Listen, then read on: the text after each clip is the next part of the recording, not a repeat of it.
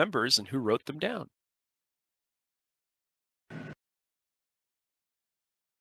Well, or things that certain characters wanted to keep an eye on. That would be Vivian, and that would be Mr. Jag, specifically. Yep. Who remembers and who wrote them down? I don't remember. I planned on going back and rewatching and taking my notes, and I didn't. Yeah. Shit. Fuck. Unlike your teachers in school, I love it when you don't take notes. Well, I can't take notes and play at the same time. I can't pay attention. I've got 8:30 Friday family event, Saturday beers with Vincent, and I'm currently following this man to that bitch's house. That's what I remember. You say that bitch with such conviction. Okay. That bitch. Good. Sin, do you have anything? No, I have 0 notes. I have been following Tommy and watching him do his little thing with his people. Yes, you have. Dude was dead. And a ditch. Oh, it was so sad. Here's how we're going to start the game, and I'm going to try to make this a habit so everybody gets an idea for where the other characters are at. Bear in mind that henceforth, there will be moments where I will spend a small amount of time with each player character individually at significant moments where the rest of you will not be privy to information. I will purposely hide that from you. I will go into a private call with them for anywhere from 5 to 10 minutes. We'll be back. And then if for whatever reason you have some sort of incentive to look into what they're doing or some sort of suspicion, then you can begin doing so. But there will be some things that will be kept from you, and well, how you deal with that will be up to you guys. That being said, for the most part, most of the game will be reasonably transparent. Okay, so let's start. Is everybody ready? You got your energy drinks, your antidepressants, all the good stuff we need? Antidepressants. Fresh out of the antidepressants, my guy. Sorry. No antidepressants. Good. I have a Coke and a sweet tea beside me, so I should be set. Close enough. I have a Diet Coke and my vape. I'm good too. Okay. So, first thing we're going to do is we will start with everybody's favorite ambassador of diversity, equity, and inclusion, Vivian. How do you feel about what's going on? You basically just watched your man talk to what sounds like another woman and then a friend and start making plans. And while you didn't hear the other end of the conversation with regard to his mother, you know that whatever it was fairly serious and she was pressing him to do something, but you have no idea what it could possibly be. How does Vivian feel about this situation? Well, currently, at the moment, she has a lot of feelings. Right now, she's very proud that he's got a friend like Vincent to tell him that he shouldn't be fucking with this bitch. But she's also extremely livid because there is a bitch. Emotional, damn it. Very apt. So she's definitely in a state right now and is not entirely sure how to react. Correct. Okay. Right. You see.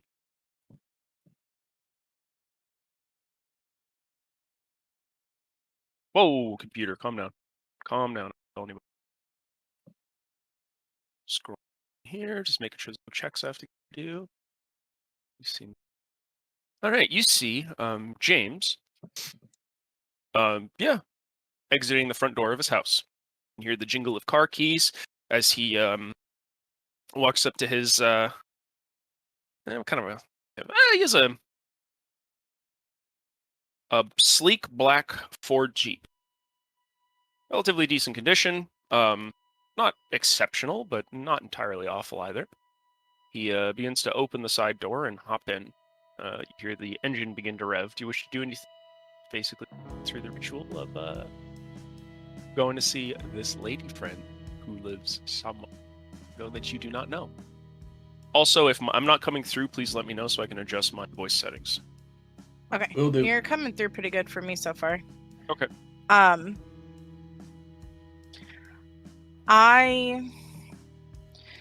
Is there like a bicycle or something around? Because I don't move quickly, do I? Well, In relation to a car, anyway. right. Even with celerity, it would be difficult for you to keep up if he drove at any pace beyond like the normal. But right now, you can't see anything completely obvious that you can sort of just snag and try to keep up with. Bear in mind that you would have enough common sense to know that trailing somebody in a car on a bike is not only difficult, but it definitely looks funny. And is suspicious if that person pays attention in any small capacity to the route. Which, if you're a decent driver, you tend to, right? Right. At the moment, you don't see anything. But you can give me a wits and awareness check to kind of just maybe see if you can find something that you could maybe get on and attempt to tail him on. Okay. I'm getting... I was also going to say, just so you know, there are plenty of vehicles in this suburb that you could temporarily borrow. Have the skills and the know-how. That I would ever encourage such lawless, slovenly behavior, but that is an option. Yeah, we might look at that. Okay, wits and awareness. Correct. Yeah. And then, God, what was the thing I was doing? If I, obviously this isn't going to be possible right now, but for future, if I'm in like, say an Uber, and they look at me in the rear view, am I able to use my compel then? Or does it have to be eye to eye? It's not like a reverse Medusa thing. Well, let us go and read what it says so that you get the most value out of your power. I believe it requires them not only to be able to hear you, but it also requires eye contact. So it usually, without further advancements, requires both. But let's see. You want to use compel? Not right now, but if I were like in an Uber and they looked at me in the rear view and I made eye contact that way, would it be possible? Okay, so just a question for the future, not necessarily the moment. Right. Well, let's see. 250. What we got here? Compel. With eye contact, so it does require eye contact. The vampire can issue the victim a single action no longer than a short sentence to be obeyed to the letter. It must be possible to complete the command in a single turn. The storyteller decides whether to interpret ambiguous commands in unexpected or... Oh, yeah. Alternatively, the command simply confuses the victim and fails. So yeah, you do require eye contact, and most of the domination powers require them to be able to hear you. So if you have perfect eye contact, let's say the person is deaf, you're fucked. But I mean, what are the odds, right? So yeah. I would have to be face to face, not rear view mirror eye contact. Yeah, so what you could do is oh, you're asking about mirrors? Ooh. Yeah. I'll say that's legit. If you can make eye contact through a mirror and yeah, I'd say that could work. Actually, no, wait. Because that would have to apply to cameras. No, that won't apply. You would need to... I will treat that as one of the higher level versions, which basically allows you to use your power through things like cameras, reflective surfaces, that kind of stuff. So for now, no, but you can definitely get that in the future. Unfortunately. It's not hard, just tap on the shoulder, be like, hey, and then it turns around, makes eye contact, boom, right? Okay, awesome. So there is a way to do it. It's just the sneakier ways are locked off until later, as it were. Gotcha. Long story short, spend XP, haha. Okay. There you go. I have rolled my wits and awareness. Let us see what you've managed to get. So you've rolled 1 hunger die success. You've rolled 2 successes, so 3. Yeah. It's more than enough. 3 successes. Yeah, you kind of look around, and outside of the obvious pairing or singular suburban vehicles, what's more easily accessible to you, at least in your immediate area, although unfortunately it's likely more comical and would draw more attention than you probably want, is a tricycle made for probably like a 5-year-old. Now, it would likely be slower than just tailing it on foot, for sure, and would draw attention to you.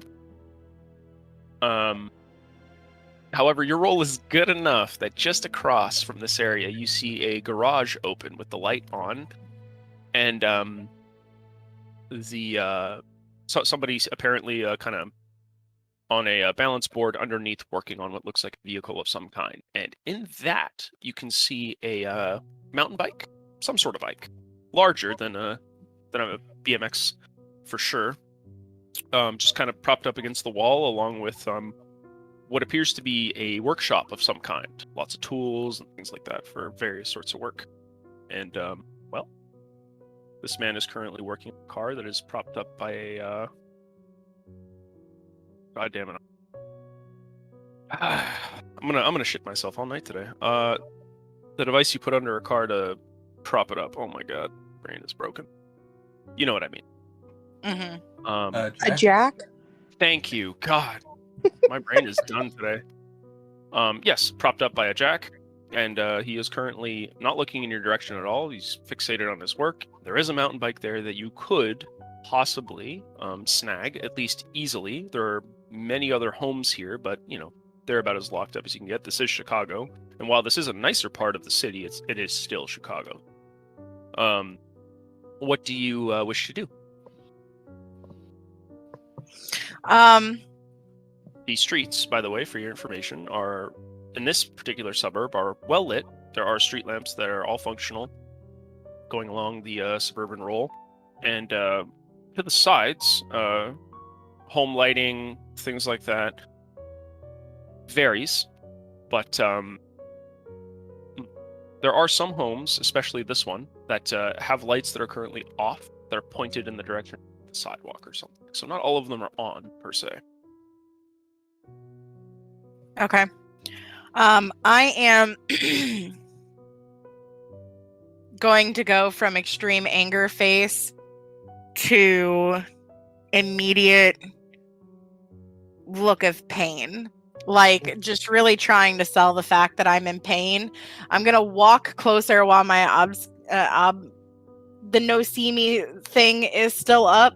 I'm going to get close enough. And then once I get to the driveway, I'm going to start to pretend to limp. And then just kind of like walk up to the garage and be like, excuse me. Excuse me.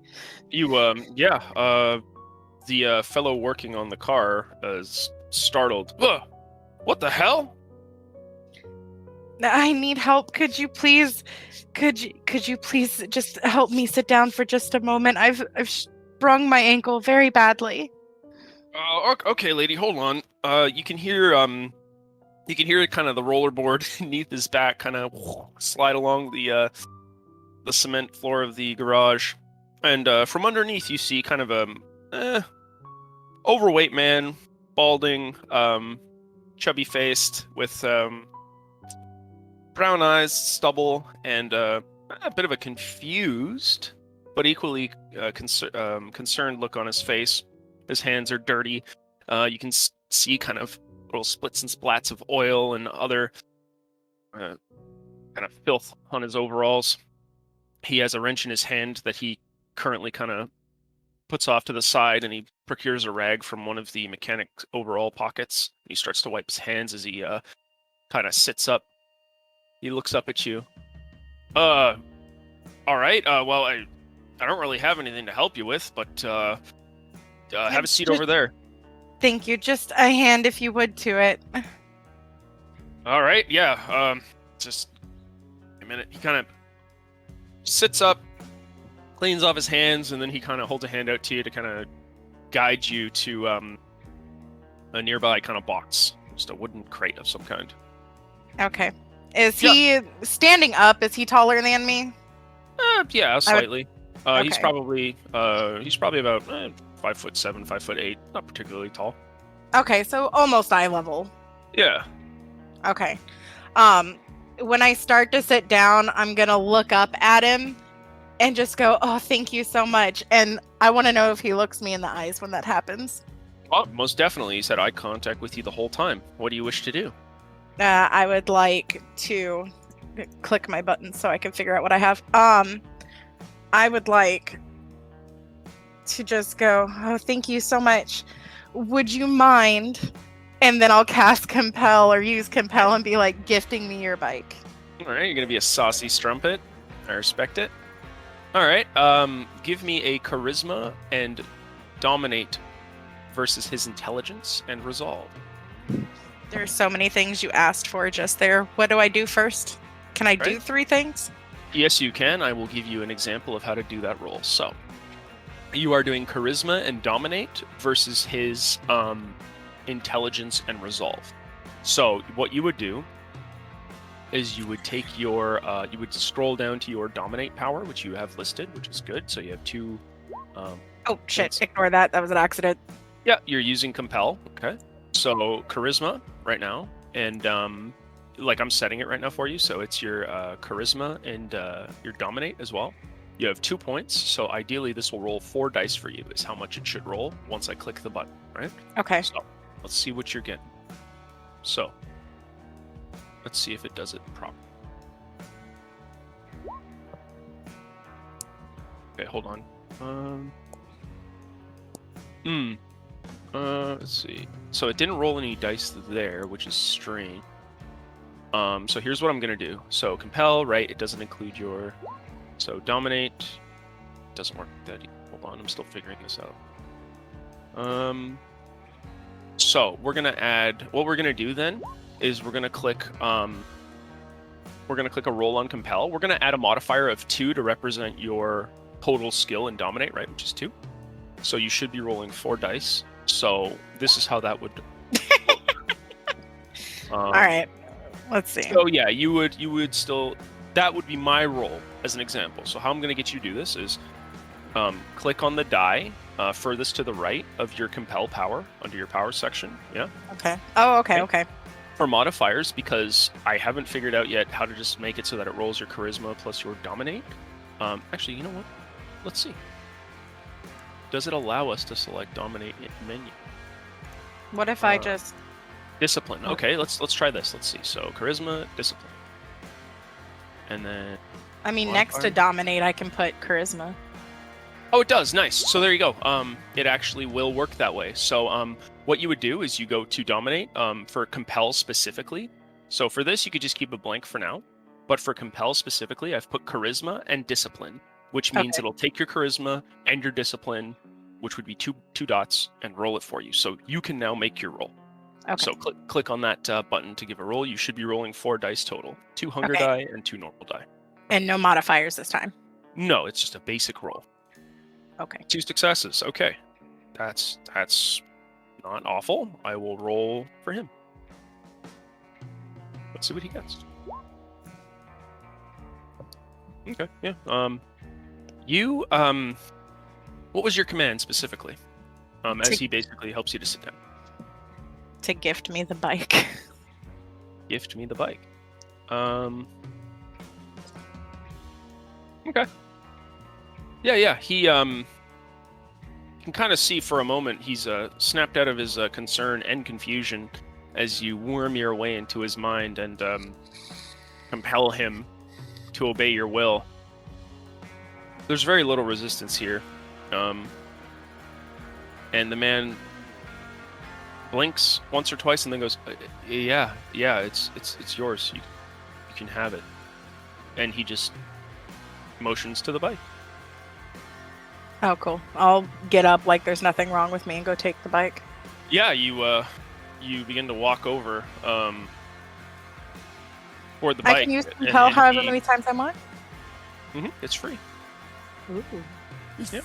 Now to be fair, critically failing against a target means you can never use it against them again the rest of the story. So keep that in mind. Well, I don't imagine that I'll see Billy Bob Joe anytime after this, so. That'd be fair. Typically, I would just let you automatically succeed against an unprepared human being, but I wanted to test the roll. So for the future, assuming there's no extenuating circumstances, you'll usually succeed against unprepared humans. But for the case of like getting familiar with that kind of little power menu and getting our modifiers right, I had you do a roll. Which, by the way, there was no way you could fail. Oh, well, awesome. So the duration will be about for the rest of the scene. So you'll take the bike and you'll ride off. Wait, before I ride off, I want to tell him to forget about this. Do you have mesmerize? Oh, I thought I could do. Oh, wait, I guess you can't technically forget about something willingly, huh? Oh, Bubby. Right. Nope. Unless you have mesmerize, that is not something you can command. If you have mesmerize, I don't believe. Let me double check what this one has. No, I don't. well, that would definitely have been the more humane of your options. If you're very concerned with consequences, you may have other options. I will let you figure that out. Let me see.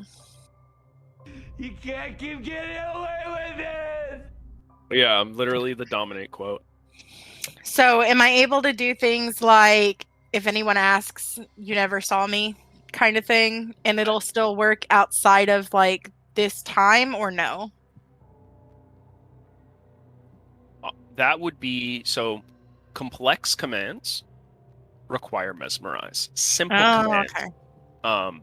At GM's discretion, of course, would require something higher. So if you wanted him to forget about this or never talk about this, that's mesmerize. Okay. Something simple like give me the bike. Okay. Stop. Do you have Or, cloud memory? You have cloud memory?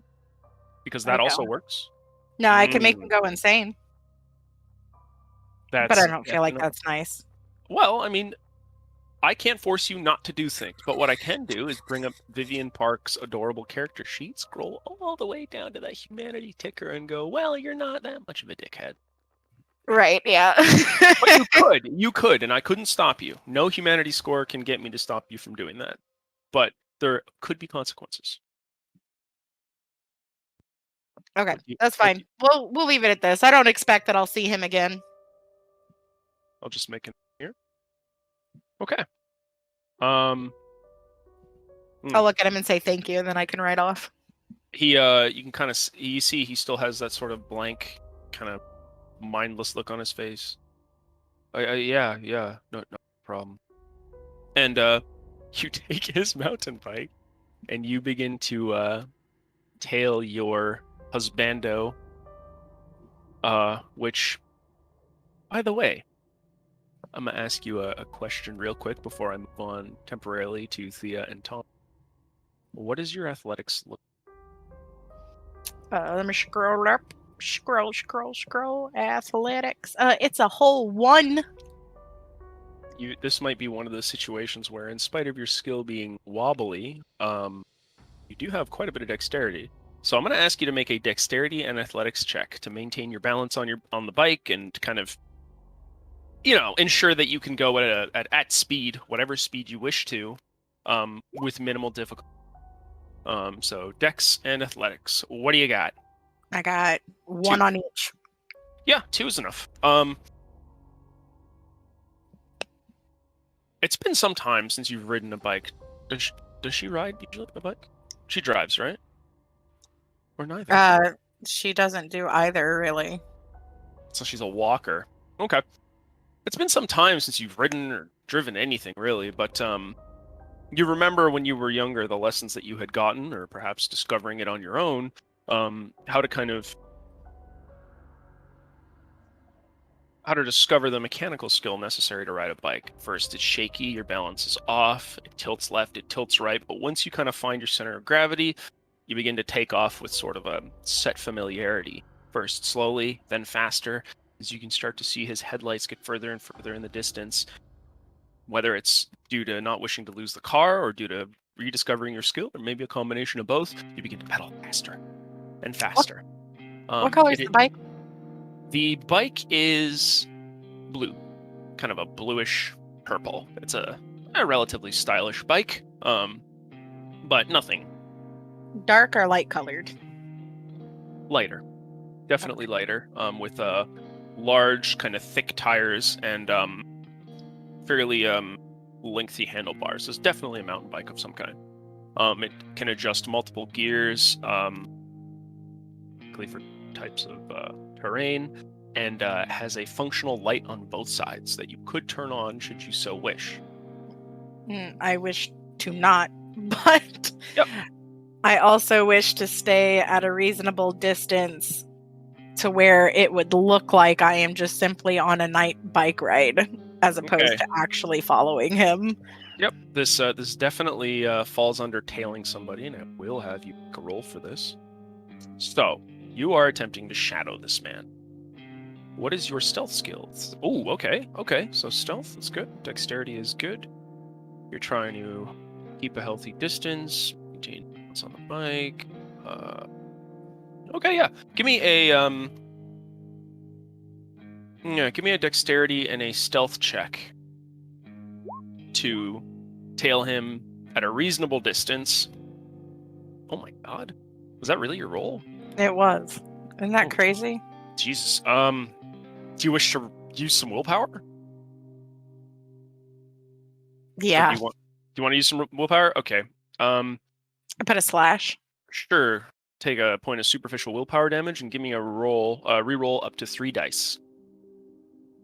So you have 1 success. How many are you adding on to that? I'll just do the whole 3. And it's a slash, and then where it says max WP, I put 3, or I leave that at 4. Yeah, you could do slash roll 3d10, or I think there's an option. Like that? You could go to WP reroll, and then you could just type in reroll 3 dice and roll that way.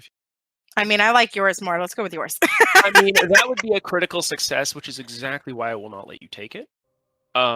What was your roll? Not the bullshit rig GM roll. The one above it, the 2 of 3. So, still acceptable. Okay, so you had 3 successes. That's more than enough. You can comfortably tail him at a reasonable distance. It gets more difficult as you get closer to the city. Chicago, in spite of being relatively modern, doesn't really do bike lanes. There are lots of areas in the city that could definitely use with some infrastructure upgrades, some more modernized sidewalks, that kind of stuff. There's also a lot of people on the sidewalks throughout pretty much all hours of the night. It doesn't really get much better as people come home from work. The young crowd go out to clubs. I think you can kind of get a good idea for what this looks like. It will become more difficult to keep up with him at pace as he begins to drive into the city. But right now you're currently in the suburbs tailing him, and you are having no difficulty at the moment. Okay. So this is where we'll leave you for now. Mr. Jag and Sin, you have, this is your scene. You have recently just discovered that, of course, the man face down in the gutter, who Lauren directed you toward, has been dead for some time. Yep. Likely a mixture of causes, but unfortunately you are incapable of saving. There has been a lot that has gone on in this area, and what you do know, based on what has been said, is these people generally, if Lauren was telling the truth, and you have no reason to doubt him, especially given your history, you saved his life after all. They are in constant fear of being abducted for bizarre, arbitrary reasons, and the only reason that they've taken note of why they're being abducted specifically is just because it's strange for gang members to abduct for such reasons. Typically, if a gang abducts people... Actually, no. Give me a streetwise check, both of you. And I will give you information based on what you get. So streetwise and intelligence is what I'm going to call for.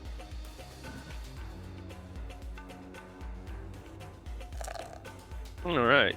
Ms. Thea, that's 2 successes. Mr. Spoon, you're going to have to start... Okay. Whew, I thought that was 0 at first. It's a critical success for Mr. Spoon. Okay. Oh, wait, was that a critical success? No, that's just 2 successes. Unlucky. Okay, 2 successes across the board. Here's what you both know. Typically, when gang members, especially from less organized gangs, abduct people, it could be for many reasons, but typically they're not the most highbrow of reasons. They don't really look at things like color of your hair, what shape you're in, that kind of stuff. It's definitely not in the MO of either gang or gangs in general.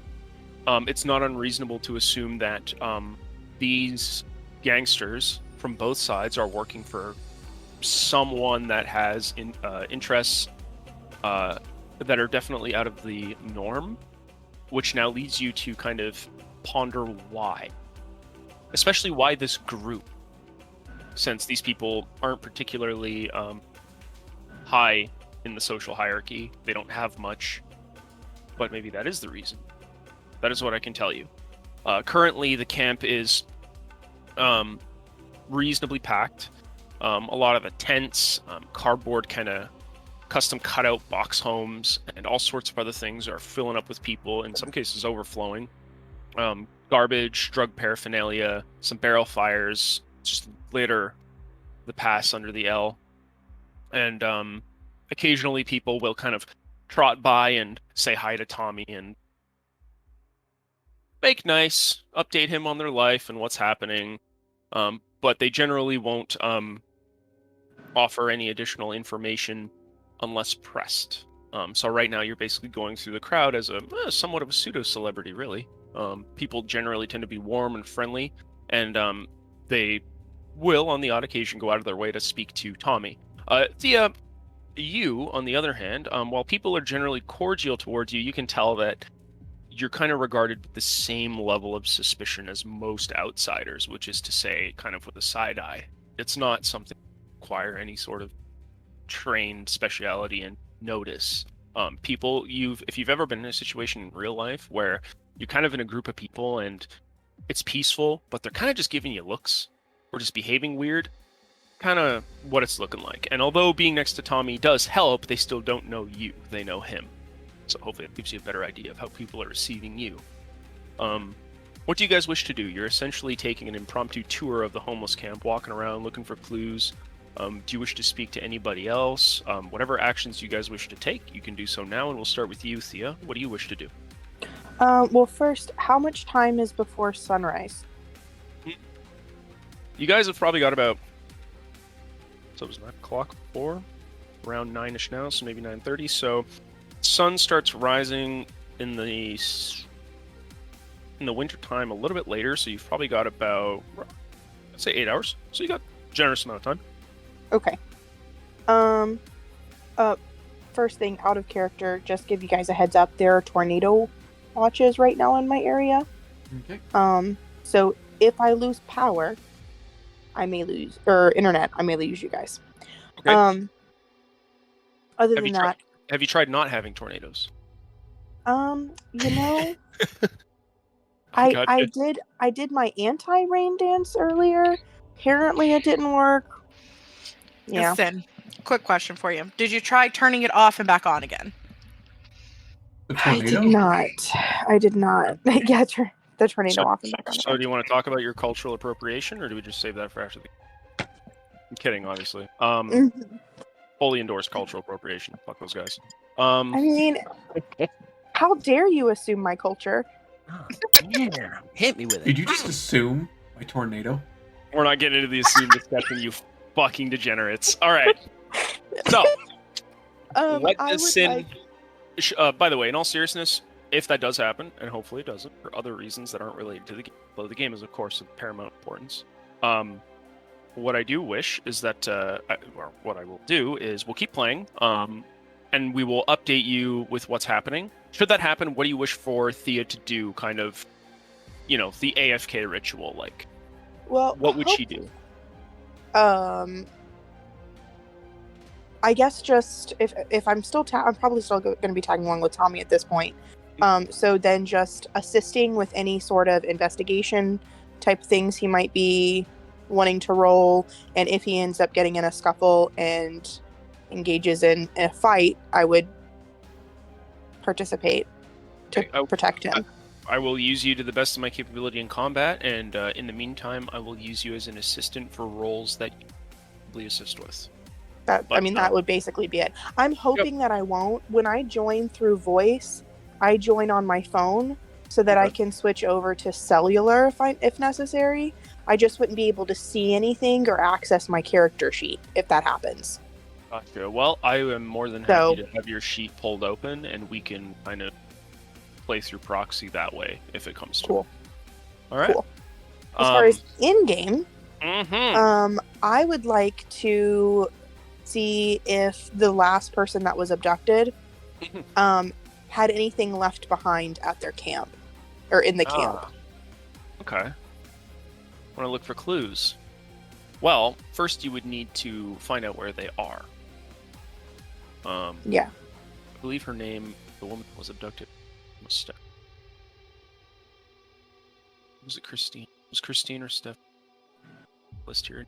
Okay. Regardless, you do not know where that person resided, but you do know that this person was kidnapped. Bad idea. You are currently with Tommy, which makes it easier for you to interact with these people, but you can go off on your own and just start poking around if you want. If you need to start role-playing to convey information, you can do so now. Just let me know when you're done. Tommy, you think maybe the last person that got taken might have left something behind? Give us an idea on what sets them apart, maybe who they've been dealing with. I mean, I know people around here don't have a whole lot. Not a bad idea. Probably not going to be much left, given that, well, once you're gone, most of your stuff's up for grabs, but we can ask around. True. Yeah, I know. They're not going to trust me much. If I start asking questions, I have a feeling I'm just going to get a lot of blank stares and shushed mouths, but it might not be a bad idea. Yeah, that's generally how these folks stay alive. I'll go see what I can dig up. Okay. Mr. Jag, we'll move on to you. What do you wish to do now with that information? Currently, you guys are basically sort of idly walking about, occasionally loitering in a spot, making niceties with others, but for the most part, you're not actively advancing the investigation yet. What do you wish to do?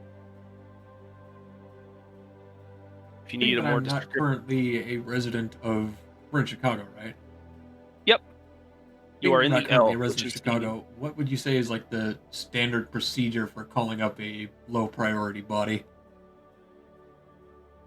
The department. I would imagine you just make a 911 call. You detail where the body is, that they're very obviously dead, and that they should send emergency services immediately. They usually do. The second you call, they'll usually have somebody on the. But it's basically the same as most people would do. Especially like you'd likely, again, I assume competence. So whatever your situation was in life, I'm assuming you don't want to basically blow your cover and go, "I'm Tommy Jag, the paramedic. Here's how I know exactly what what codes to use and all this other stuff." It's just like, nah, we just need help here. This person's dead, so on and so forth. Whatever. Yeah, I would have basically put in an anonymous tip. Sure. You can do that. If he starts going for his cell phone, I'm gonna stop him. Okay. Yeah. You see him kind of reach into his pocket to grab his flip phone, and I guess you just kind of reach a hand out temporarily to kind of put your fingers on his palm and just, hey, on the top of his hand, rather. Sorry, not his palm. Kind of stop him briefly. Listen, honey. Listen, honey. I know I'm new to this life, but I don't know that it's such a great idea to be using your phone to call in a dead body. You know, we seem to be surrounded by dead, undead things all the time, and there might be a payphone around here.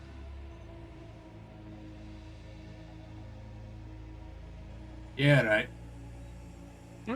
Okay. And just to kind of convince you to maybe hold off on the personal phone use for now, and maybe use a payphone to kind of call it in. Now, in spite of the fact that Chicago's a relatively modern city, anybody that lives in a lot of modern American cities knows that oftentimes updating to more conventional infrastructure takes far more time than it generally should. There's lots of bureaucracy, red tape, and all this other stuff. So it's still believable that there's still some payphones around. A lot of the transport and a lot of the roads and stuff, years, decades even behind in their upkeep.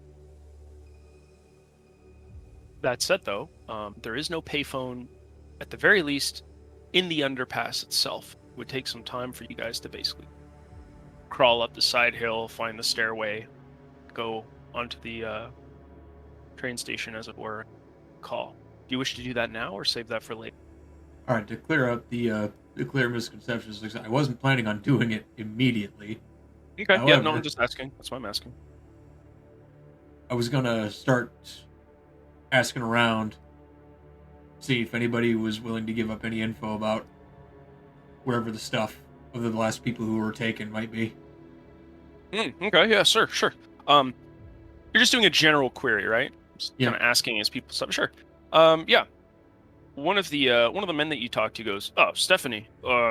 Yeah. She's she had a 10 over there. I don't know if she has much left in it. Maybe that tomato plant she was growing is still kind of around, but you know how things go around here. Somebody disappears for too long, everything they have is up for grabs. Go have a look. See that little corner over there? Take the bend. Hers is the first kind of green tent. If it's still even there." Yeah, thanks. Sure. I'm guessing you're making a beeline right there? I'll probably stop to chat with that guy for a couple seconds. Okay, what do you wish to say to him? You know this man's name is Henry. Situation notwithstanding, how you been? Well, Henry's always had kind of a strange sense of humor given his situation, but he's generally friendly. Well, Tommy, I'm homeless, which makes life interesting. So, safe to say that things couldn't be any better. He kind of smiles at you, and you can see several of his kind of yellowish, ill-maintained teeth kind of not really glinting in the firelight, but just highlighted by it. He's got several missing patches of teeth. He's older, definitely in his late 40s, kind of shaggy, kind of unkempt hair, balding, very thin, lanky and tall, but not imposing. Not broadly built or anything of the sort. He's got kind of whatever he could afford to throw on, sort of patched up pants, ripped up trench coat, and sort of old, almost like shirt from the 40s with some suspenders, but like one of them is broken. Old, rusted up belt, and a little bag of bagged whiskey in his right hand that he occasionally takes a small swig from. Well, what about you, Tommy? Given that stuff changed with you. Yeah, well, certainly is getting me out of bed in the evening. If I'm gonna level with you, Tommy. I still you sure you don't need this is gonna sound rich, but you sure you don't need like help with your head? I was just about to ask you the same thing, but more south of the neck. He grins, looks between you and Thea, giving her kind of a slight stink eye before raising the whiskey to his lips. Nah, I got no problems. All right. Hang in there, Henry. Oh, we're hanging, Tommy. As long as we got a bit of whiskey, we can use that kind of warmth to get through the night.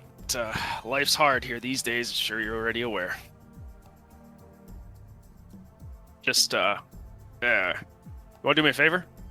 What you need? Hey, if you're going to Stephanie's tent, hey, she was growing some tomatoes, or at least trying to. If you see some, can you just bring one back? My character shrugs. Look, most people here are.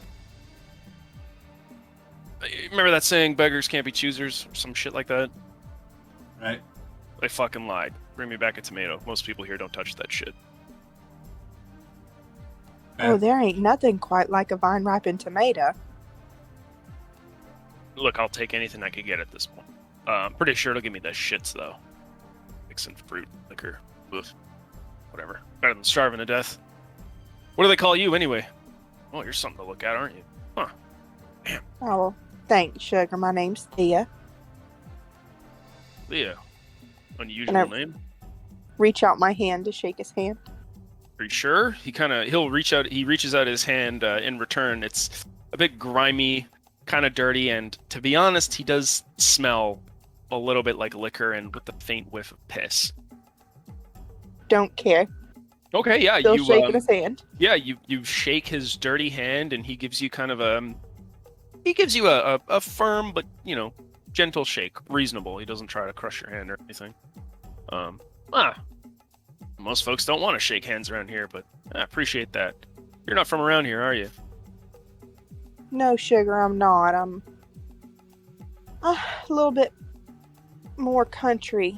Yeah, I can than tell. Chicago. Yeah, you got it. You got it real bad. We can tell. We listen. You got the. He leans forward slightly, kind of presenting a knee, wincing a bit, kind of putting a hand on his back, and he kind of does the knee slap hayuk motion. He goes, "Yeah, we get it. You got that country twang. It's not so bad on women, you know." Oh, well, thanks, sugar. I understand. I know where you're coming from. We all been down on our luck sometimes. Yeah, I want somebody to treat me the way they treat me in any other time, whether I'm down on my luck or not. You ever need somebody to shake your hand, I'm gonna be here for you, honey. That's the sweetest thing I've ever heard. Now, if only those government types would shake my hand sometimes, maybe I'd be in a better spot. Well, I can't do nothing about that. Well, yeah. You ever got in a position where you could? I mean, I'm sure you'd forget about little old Henry, but words of compassion are appreciated. They're in short supply around here. Now, if you'll excuse me, little lady, Thomas, I got a date with Mr. Daniels, and I ain't talking about a man. I think Henry. He takes a swig from his whiskey and begins kind of semi-perilously kind of walking away with a bit of a distinctive gait, and he struggles to kind of maintain his balance, but it's clearly practiced. He knows where to grab and who to use his balance and what groups to kind of lean on for support. At the very least, to stay upright, not to say of anything else. What do you guys wish to do? I'll approach the tent now. You go to the tent? Sure. I'm going with him. I want to get a look at this tomato plant. Yeah.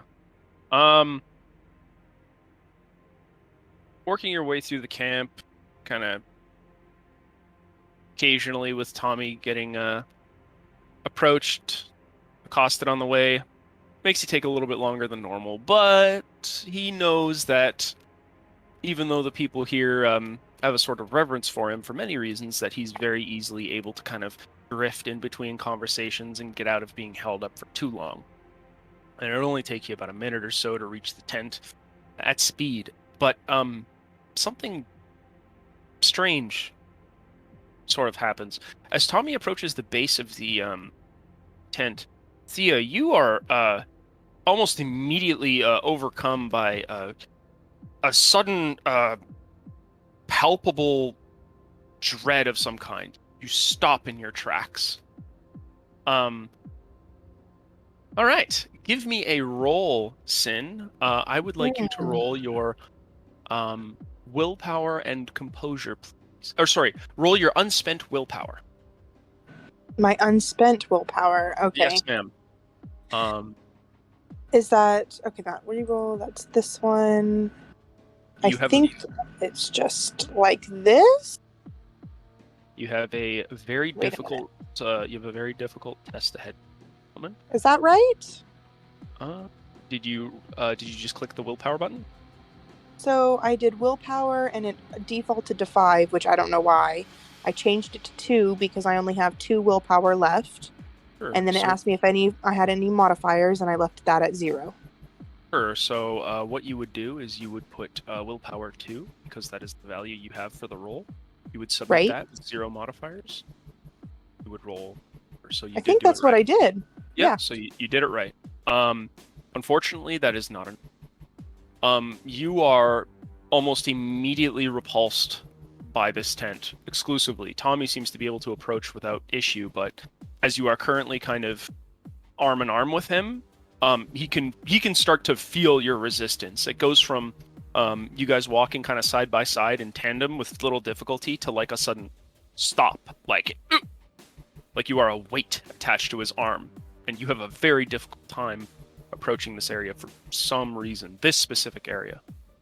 Tommy, you feel this. Suddenly, Thea stops dead in her tracks, and you feel kind of a sudden tug at your arm. Is Do you it wish? is it fear, or is it like revulsion, like It's because not really. something's dead? It's not really fear so much as it's like you're having a difficult time just moving forward. You're not really scared, as it were. It's just it's uncomfortable. It's like you're walking into a wall, but there's no wall ahead of you. Okay. You don't know why. Give me a wits and awareness check, Thea. Do you say anything, Tommy? You're feeling this. It's sudden. It's quick. Yeah, I assume the weight is like very abrupt. Yeah, like she and like just, the different. my character like what the, looks at her face to see like what he would expect, like disgust, Ooh. smell, or Wow. Nice roll, you spicy harlot. Okay. Damn, what a roll. 2, 4, 5, 6 successes. That is way in excess of what I called. You got it. Your eyes narrow at the area surrounding the tent, especially at the baseline, and you can see ever so slightly, in spite of the muck and dirt and garbage, several tiny little seeds everywhere. You motherfucker. Scattered throughout this whole area. You motherfucker. For some reason, you just... What? That is so strange. Yeah, you just... You feel like maybe with some effort you could overcome this. Translation to mechanical terms. oh no. Yeah. Do you wish to spend more of your sexually oppressed willpower? Oh, so the only thing I'm not able to do is go check out the tent. You cannot get anywhere near this place. There are just seeds of all sorts scattered here, and it is making you basically almost pretend as though there were a brick wall here that you could not bypass. You are stopped in your tracks. I'm going to Experienced this once before. Coming from a rural background, there were other situations where you'd be on a farm or in some sort of shop somewhere, and you'd just be moving around, and suddenly you would just freeze in place. And when you looked around, for some reason, there were always just seeds, typically scattered haphazardly everywhere.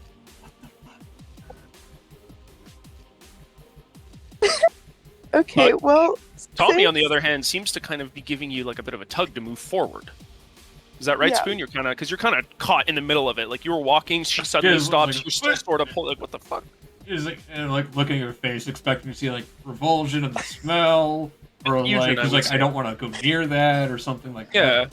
definitely confusion. I'm gonna try and play it off. Be like, Are you familiar, Sin, with FAFO? FAF. Around, find out. Walk around and find out. Oh yeah. Well, unfortunately, these things come up. Go ahead, God sorry. damn it. They do. I was very excited to see when it would. Was not expecting that in this moment. That was great. Okay. So yeah, I'm gonna try and play it off. Be like, you know what? I don't think this is gonna take two of us. Why don't you go ahead and check that out? I'm gonna see if I'm gonna check and see if there's any cameras anywhere around here. maybe close enough that we might not be able to see anything, back here where everybody is, but maybe there's like a camera somewhere that'll show people coming and going, give us a little bit of an idea of what we're working with. I mean, these guys around here, they don't want to talk to me anyhow, and I don't want them to shut down with you because they don't want to say something in front of me. And I'm just going to back up. Are you lying to Tommy? No, I'm going to go check the cameras. No. Are you lying in terms of your motivations were very clear at one moment, you were going with him, suddenly something happens, you recognize why, and you're not telling him everything. Are you lying to Mr. Jag? Define lie. No, we're not getting into relativism. We're not getting into any of that. Are you omitting information that would allow him to determine why you suddenly had a change of heart? Suddenly. Yes, I am omitting okay. why Roll I am going backwards. Manipulation and subterfuge to get him to kind of not only believe you, but to kind of go about the plan as normal without any suspicion. Do you have any reason? Oh, well, Tommy, roll me an insight and a... I'm going to call for insight and wits versus Thea's subterfuge and manipulation. Oh, Thea. Oh, girl. Did you spend will... Oh, so you didn't spend willpower. I didn't. Mr. Jag. Oh, well. Both of you can choose to spend willpower at any point in this to re-roll something. Thea, you wish to spend willpower. Fuck it. Let's do it. Come home to Papa. Cross off a willpower. Okay, so you've re-rolled, let's see. Basically, all your dice. Two. Let's see, is that a critical success? That is a crit. Wow, nice. 2, 4. Mr. Jag, do you wish to gamble on some willpower reroll or take it as it is? Heavens no. Okay. Well, although it was a bit strange, maybe it was because she had just thought of the plan at the last second, but Thea has an entirely different plan now than she had initially, and well, she seems genuine. She tells you that she's going to do a bit more scouting in the area, maybe kind of check the upper part of the L near the train station to make sure there's no cameras watching them, some general reconnaissance type stuff. And I'm going to go and check on my food. If I do not come back quickly, it means I'm eating. I will be 10 minutes. Let's take a quick break, and you can all lament Thea's one willpower, as is the will of God. I will be right back. All right, I'll just pause the recording here.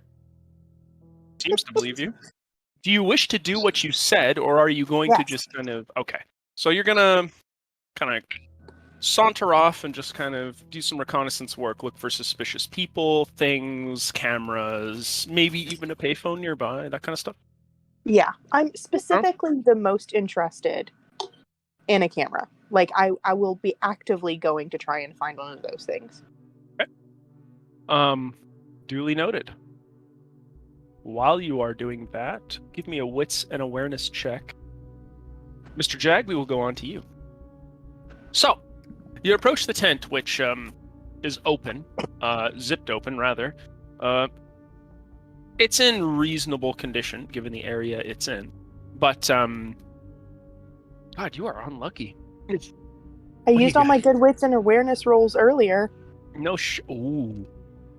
That... Oh, yeah. Oh, yeah. That is a total failure. All right. Put your 12 inches away. Do you wish to use willpower? My last willpower? Mm-hmm. Okay, well, explain something to me. Critical failure. How bad is a critical failure, really? I want you to say the words you just said out loud one more time and then use your imagination. I'm afraid to do that. I know, that's why you asked. Embrace Please, GM. Don't say it ain't so, GM. It's not as bad as I'm thinking, right? Oh, honey. Fuck it. I'll use the willpower. Who gives a shit? Last willpower. Last willpower. I have no willpower. I want left. you to know, however, before you spend that willpower, that God. Once that track is completely filled, that's right, I want to see the green real quick. I want you to make informed decisions. Mm-hmm. Once that track is completely filled, you will basically be spiritually exhausted, which means you will suffer a -2 penalty on everything you do until you get willpower. Oh, fuck no. No, I don't want to do that. Oh, shit. No, I'm bracing myself for impact. We play the long game here. Okay. So you will take your failure. I'm taking it. Okay. I will describe it to you once I am done with Mr. Jag. So enjoy the cliffhanger in the meantime. But even before Wonderful. that, we're going to go back to Vivian before we get to you. So buckle in. Mr. Jag, you approach the tent. Reasonable condition, given what it is. It's open, and you can see inside of it. There's very little in it. It's relatively spacious, large, but outside of some makeshift kind of, you want to call them stools, chairs, and little tables, but that would be very generous.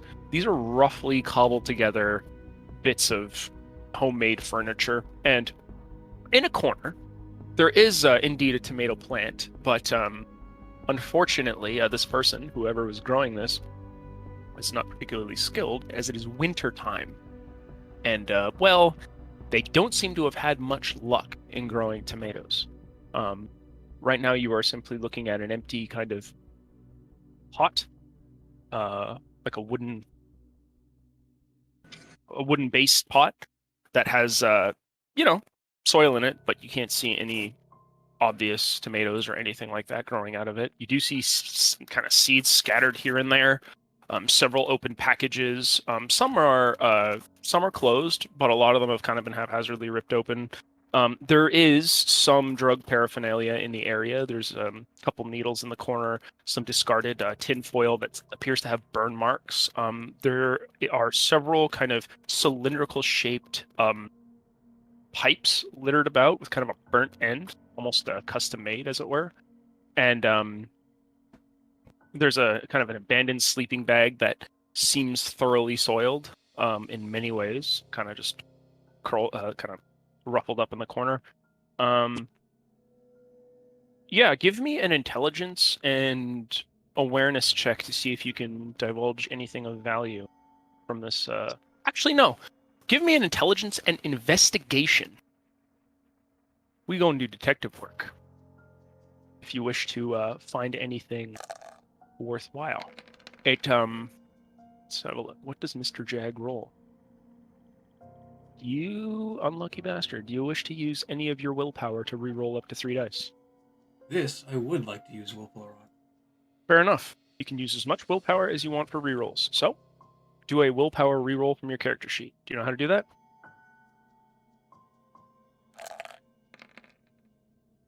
Oh, nice. Ooh. Nice. Yeah, okay. 3 successes.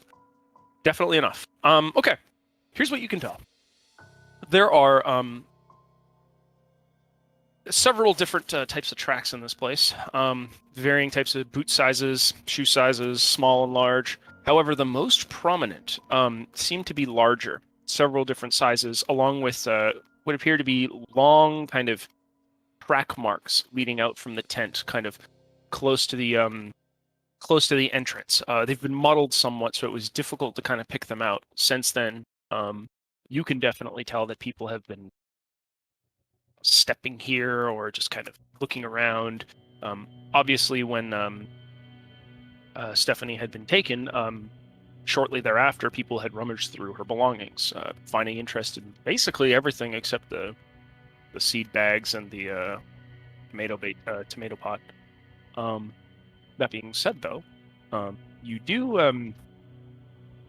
happen to find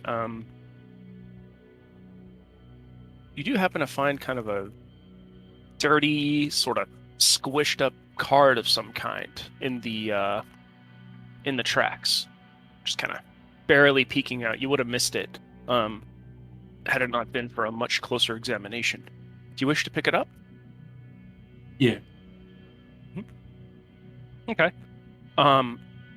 This, based on what you can see, this horribly kind of soggy, dirty card, one part of it has survived, although the number to call has been thoroughly tarnished.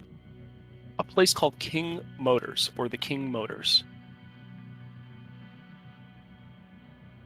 That is what you find with your current roll of nothing else in here really seems to have been of particular interest. Unless you're a gardener. Are you a gardener? I'm not a gardener. However, you stated that the person who is using that small cylindrical wooden pot is decidedly unskilled and is planting in winter. Now that may be the Well, case. However, Mhm. I have suspicions. I would like to rummage through the pot. Sure. Okay. Yeah. You're just gonna kind of dig with your hands. I have gloves on. Sure. Slap some gloves on and begin digging through the pot. You don't feel anything solid or that has been growing in here. Rummage around a little bit. Oh, you have something. Something metal, something L-shaped. You kind of grab it and pull it up, and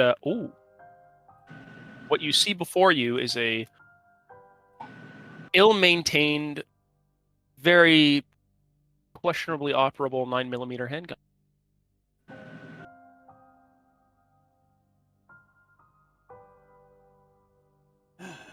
My character size.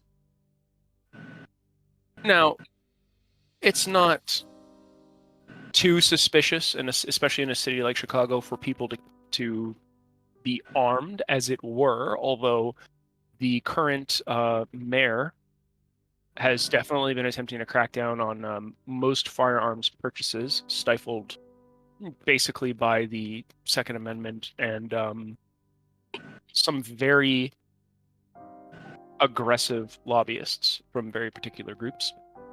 That being said, this is strange given the fact that usually in these sorts of encampments, bladed weapons and more makeshift tools are more common. That being said, this could just be the exception. Bear in mind that you remember Stephanie was very slight of build. She was sick with something that she never disclosed. And, well, she is one of the very few women in this camp surrounded by men. So having a firearm is handy on the off chance things get out of hand, right? Mm-hmm.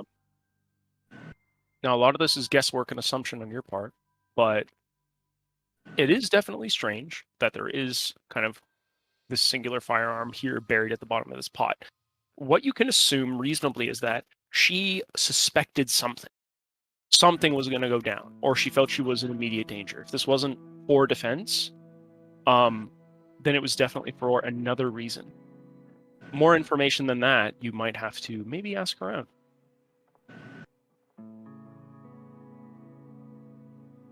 All right. Do you wish to do anything else?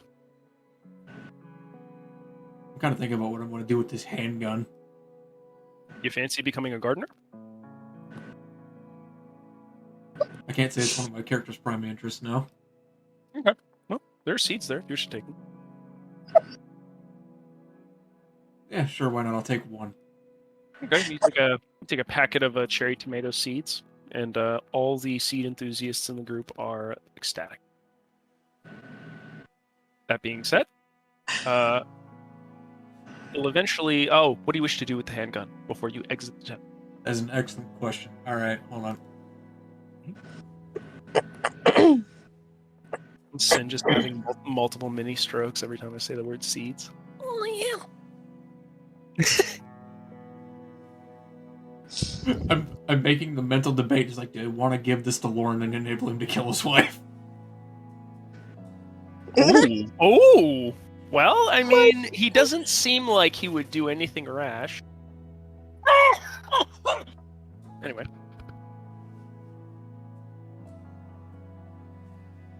That was a loud, sarcastic cough, by the way. But, Right. do whatever you want to do. You want me to give you some time to think about it? We move on to Vivian? Sure. All right. Vivian, you have thus far successfully managed to tail. Thankfully for you, and fortunately for you, he doesn't seem to have gone into the city proper, but definitely reared off into more of a rural area. You've been tracking him for about 15 minutes or so, and you're also fortunate enough in that there's a bit of a small bike trail nearby to kind of dissuade somebody more attentive from pointing you out as being unusually suspicious. That being said, though, he does eventually pull up to a house with a single car, and begin to turn off the motor and exit the vehicle slowly. He leaves with something in his hand, a package of some kind, very tiny, crimson in color, kind of green bow, and can't really make out the rest, but maybe there's like a note or something on top of it. Can't really tell. In any case, you are across the street near a public transportation bench, and you've kind of leaned the bike up against it, and you can see most of this. And he doesn't seem to be paying attention to you at all. He's on his phone currently, as he had exited the vehicle, and he seems to be speaking to, I guess, a work colleague. Nothing important, mostly mundane based on what little you can hear. Something about having trouble filling shifts and looking for more workers, things like that. Very like mundane kind of exchanges. What do you wish to do? At the moment, you are currently on the bike across the street. He is not paying attention to you. However, you are in a bit of a rural neighborhood. It's definitely a middle class kind of area. Do you have Streetwise? Because I'm going to ask you to make a wits and Streetwise check.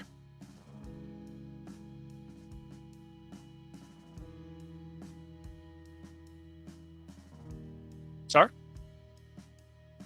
Team? Sorry. Me? Oh, okay. Yeah. Did you hear any of that? I will be 100% honest with you. I heard the tail end. Somebody has paper. I did not realize we were talking to me at all, though, because I got up to get more food and then my kids distracted me. Fair enough. I can repeat that. The long and short of it is that you have followed him successfully through his own suburb into a bit more of a rural area for about 15 minutes. Okay. There's a nearby bike trail which helps kind of pull suspicion away from the fact that you've been following this person for some time. Not only that, there is one thing that I would also tell you. You're across the street from him.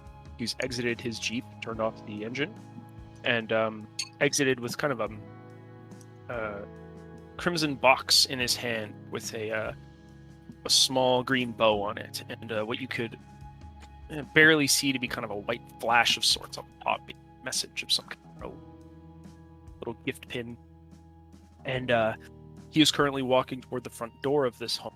Do you wish... and currently he's not paying attention to you. He's on the phone discussing relatively mundane work-sounding things. Filling shifts, hiring new people. Nothing particularly interesting at the moment.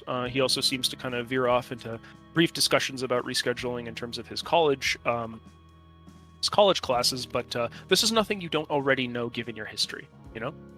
Okay. That being said, though, he, at the moment, even though you are kind of leaned up against a transit bench, you are not in his line of sight, but I'm going to ask you to make an intelligence and... a wits and a streetwise check. Okay. So give me a roll and I can maybe give you some additional info. The neighborhood you are currently in is definitely closer to the countryside, so more rural than not, but middle class for sure. These tend to be more tightly knit. Two successes? Okay. So there is a bike trail nearby. A lot of people from the city and even from this area do come out here quite a bit to, hike or ride their bikes or whatever. So it's not too unusual for somebody to be out here looking to use the bike trail. That being said, there is one suspicious element, and it's that it's almost 10. Actually, I would say it's probably about 10:30, and you are out on your own, on your bike, in Chicago at 10:30, and you're one of the very few people in this rural street. Now, given that this is... Yep.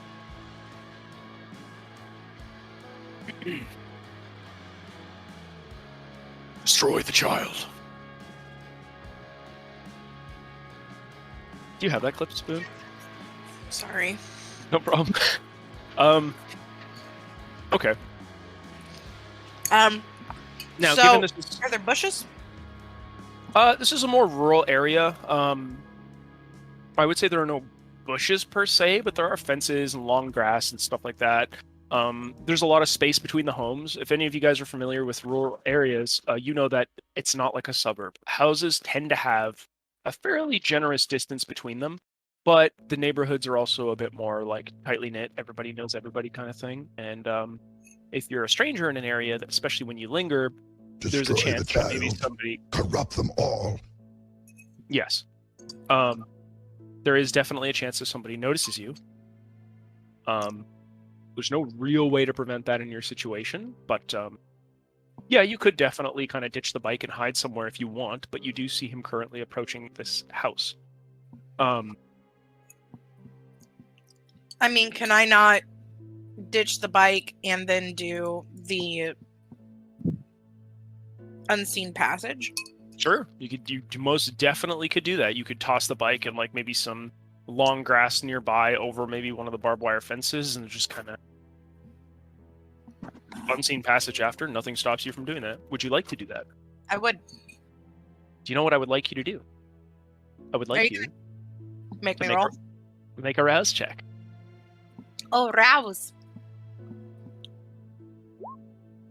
Ha! Nice. Okay. So, increase your hunger by 1. You were at 3. Awesome. You can kind of feel that familiar sensation. You've got almost like a grumble, and you hear that voice again in your head. Ooh, calling upon my help again, we? No, Vivi.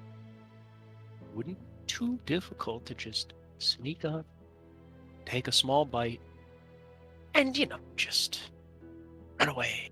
Come back later. It's not like you weren't going to do this in the future anyway. But he doesn't need all that blood, does he? I mean, if you ask me, he's very selfish. Just go take a small nip. I'm just gonna grit my teeth and like whisper in between my gritted teeth, not this one. You do vanish from sight. However, you can still hear the voice in the back of your head, occasionally trying to prod you forward into more unspeakable acts against this one person that you have drawn a very clear line against. Eventually, you make it known that at the moment you still retain your control over the situation, especially over your beast, but you can't help but feel like something needs to happen to abate this hunger, or it's going to get overwhelmed. So as far as scene goes, is this like a townhouse, an apartment? Is this Yeah, a it's it's like a mid-sized kind of middle-class home out in the country. single family? Yeah, well, it seems to be like a single person at the moment. The vehicle in the driveway that isn't belonging to James obviously belongs to whoever this is. There are a couple of vehicles actually, and what you can tell about this place is that there definitely is enough land for animals and perhaps agriculture, probably around the back somewhere. In spite of being in the country, the home is relatively well maintained. It doesn't be kind of down and shabby at all. The lights are on in the house, and you see James walk up to the doorway and give it a ding dong. And the door opens, and you see an older woman answer the door. She, if you had to guess, she appears to be about maybe in her mid-late 60s. She's short, kind of hunched over, has a little cane, and she has a sweet little face with some kind of short curly hair and some spectacles that are a couple decades out of fashion. She wears kind of a cute little dress with a couple tiny sunflowers just kind of scattered across, and she's very happy to see James. She opens her arms wide and gives him a big affectionate hug, and he returns it with equal level of enthusiasm. You can hear them exchanging pleasantries until she says one thing in particular that catches your ears more than anything else. She says, yes, Christine wishes to see you. She's inside. And James goes, yeah, is she, Is she ready for tonight, or does she need more time? And the older woman goes, oh no, dear, she's most definitely ready. She's looking quite remarkable. She even bought a new dress for the occasion. And he goes, oh, nice. That's great. When are we eating? And the older woman kind of laughs and goes, dinner won't be ready for at least another hour, but I've prepared the table, and the husband has chopped the wood, and he has brought it in, so we'll have fire, and perhaps we can watch something on TV that's a bit more family-oriented. All right. And eventually she lets him into the home, and that is where your information is for now, unless you should wish to do any. Do you wish to do anything while this exchange is going on, or before it happens? I'm peeping the windows. Well, unfortunately for you, it appears as though the windows are curtained. Most of the windows on the bottom floor that are open are definitely curtained. There are some windows on the top floor, one of which is not, and there is a light on. However, without the ability to scale sheer surfaces, it would be incredibly difficult to reach that window.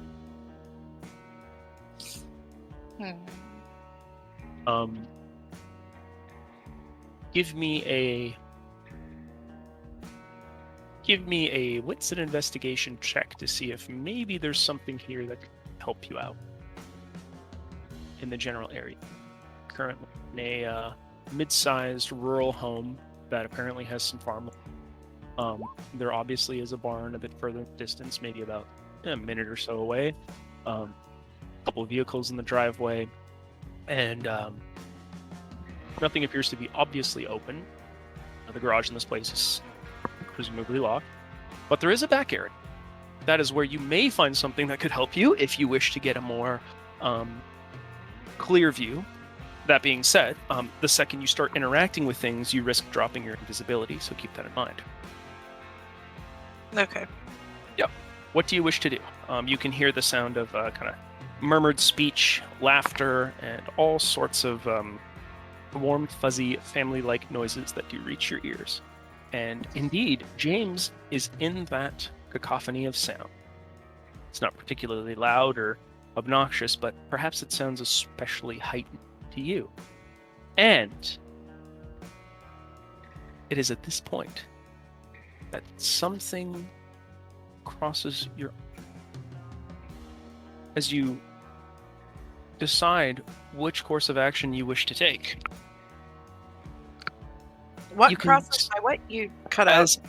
As you basically are in that moment where you're trying to make a decision as to like how you're going to approach the situation, suddenly your eyes lilt backward and you begin to experience that familiar sensation of your mind sort of hazing over as though in a sort of alcoholic fog.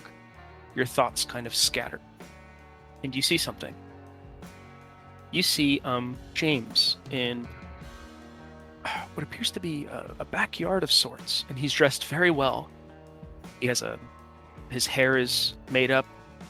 He has styled his beard to look more appropriate.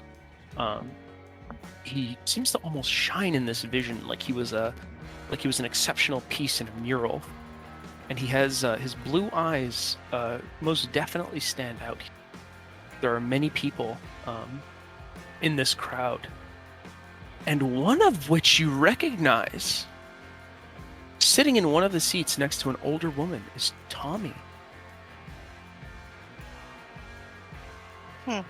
Next to him is someone else you recognize, also dressed surprisingly formal based on what you remember her to dress like normally. And it's Thea. And they are sitting beside one another, next to the older woman. The older woman being the one he just spoke to? No, she's different. You would definitely recognize her as James's mother. Now, odd. You don't recognize too many of the other people. This is a large gathering. There are lots of seats laid out in a backyard with lots of space. Presumably this one, actually. It looks very similar to the place you're currently in. there is kind of a red carpet of sorts furled out in a line toward James, and there is but you can only assume to be a priest of the Christian faith standing beside him, speaking to him of some matter, but voices are difficult to discern. There What is time of day is it in this? daytime, afternoon, perhaps, maybe late morning. So the sun's up. The sun is definitely up, or at least it appears to be up. It's hard to tell. And what strikes you as particularly odd is that both James and Sia are there in the sunlight. So something is not right. There is a figure, though, that draws your attention away from this query. A woman whose features are blurred, indistinguishable. Your vision almost purposely obstructs any fine details. You can see her hands, her small, dainty fingers, elegant, her nails manicured, well made up, and the beautiful dress she wears with the shawl pulled over. She walks down the aisle. And you know almost at once that this woman is a bit too tall to be you and a bit too light-skinned. As she turns to address James, and as the priest's mouth opens, you are passed from your vision.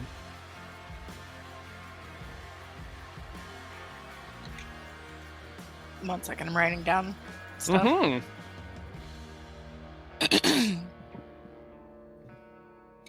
The Dwarven Book of Grudges. First to kill list. Tommy. Thea. Bring it. That's the To-do kind of list. That's the kind of teamwork that I encourage, endorse, promote, and would most definitely invest in.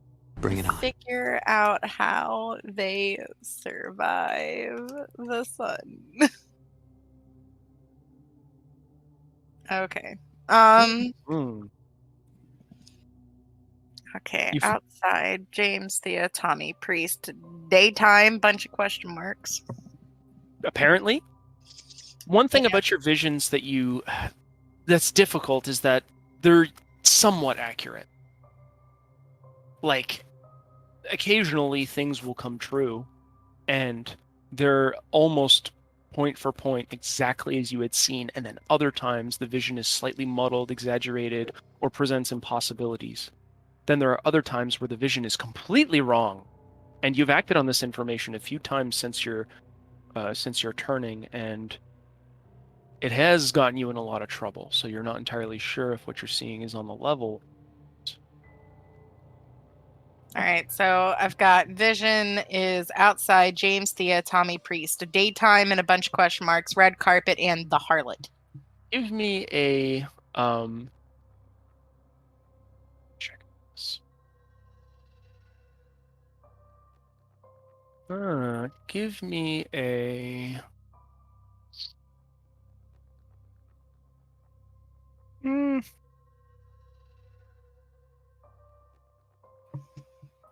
I'll give it to you.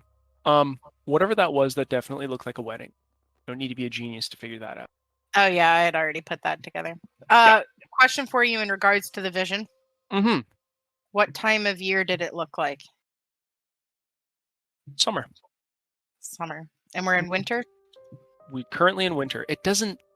It's difficult to discern season, but I mean, it felt like summer. You know. Okay. That is all I can give you with regard to the vision. That being said, though, the sun did look somewhat strange. It wasn't as bright as normal, and for some reason, there were torches, some sort of stylish torches and lanterns in this particular setting that were lit, and more importantly, people were. A few of the people were actually they appeared to be sleeping. So either this is very early in the morning, earlier than you had assumed, or something else is definitely going on. You said the girl's name was Christine? That is what was said. Yes. Okay. Hmm. However, unless you can somehow twist this, this is definitely one of those moments where a bit of anxiety or anxiousness would definitely spring up. Your mind, after the vision, is spiraling. Thoughts are unclear and unfocused, even if it is just for a few seconds. It takes you a bit to kind of come back to your senses, as it were, and you realize, more importantly, that you've been kind of just idling here for at least a couple minutes, and it's starting to look odd.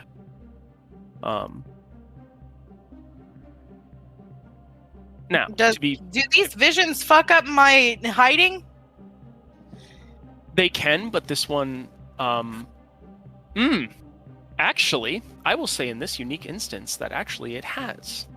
You've lost enough focus and accidentally interacted longer and more forcefully than you had intended with the bench, dropping your invisibility. Now, whether anybody has seen you or not, you have no idea. But what you do know is that you're definitely seen now. You have. Are there Typically, bushes on the side of the house? there is long grass that you can hide in. There's no real shrubbery or anything like that in this area. What I can tell you is that typically you don't know if unseen passage fails, but you'll know now because usually when you've interacted with objects even more delicately than this, it's dropped and people have seen you. And it's been very awkward to explain why you're in certain places. So it's at the very least a safe assumption. Okay. Your vision essentially yanked you out of your safe little space. That being said, though, it is nighttime still, and you are in a place that provides enough cover. Also, unless somebody is actively watching you, you're kind of alone, just sort of having a mental moment, if that makes any sense. So it's inconvenient, but definitely not the end of the world. Okay. I want to duck into the grass because I need to have a moment to myself to process everything. It's a So I'm lot. just gonna put my hands on my face and just like, not out loud. This one will all be in my head, but I'm just like, daytime, not daytime. Asleep? Tommy and Thea. Daytime, not daytime. That harlot. And then I'm going to focus on that. And I just want to like scream in my head, what is she? Give me a wits and an investigation check to pick out something important from that vision. Something that hadn't entirely come into focus until a fraction of a second before the vision ended.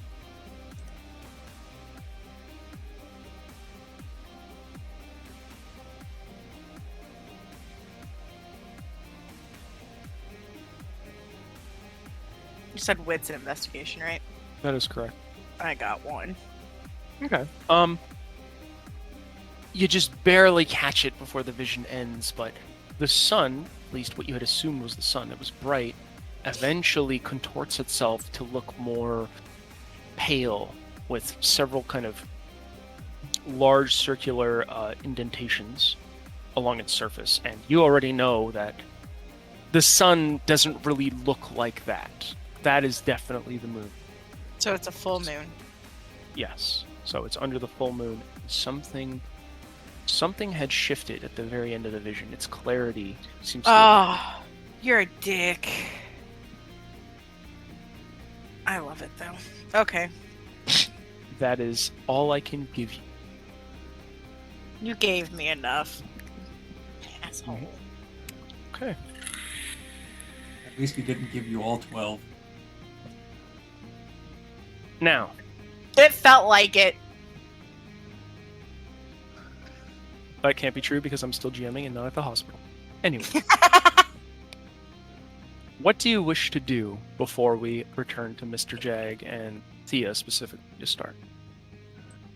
How do you wish to approach this situation? Right now you're at a family gathering outside in a ruralish area where you can assume you're not being watched too closely. There's enough space between the houses that it's more difficult to kind of just sort of peek over into your neighbor's yard, but it's still not impossible. Okay. There are a couple things that I want to do. The first one Mm. starts with a question. Sure. I can't smell other types of occult things, can I? Smell? No. No. That would be a stretch. Are there... I'm going to send you a message real quick. Sure. If you ever wish to hide integral information from other players and scheme against them, definitely encourage you to do that in secret.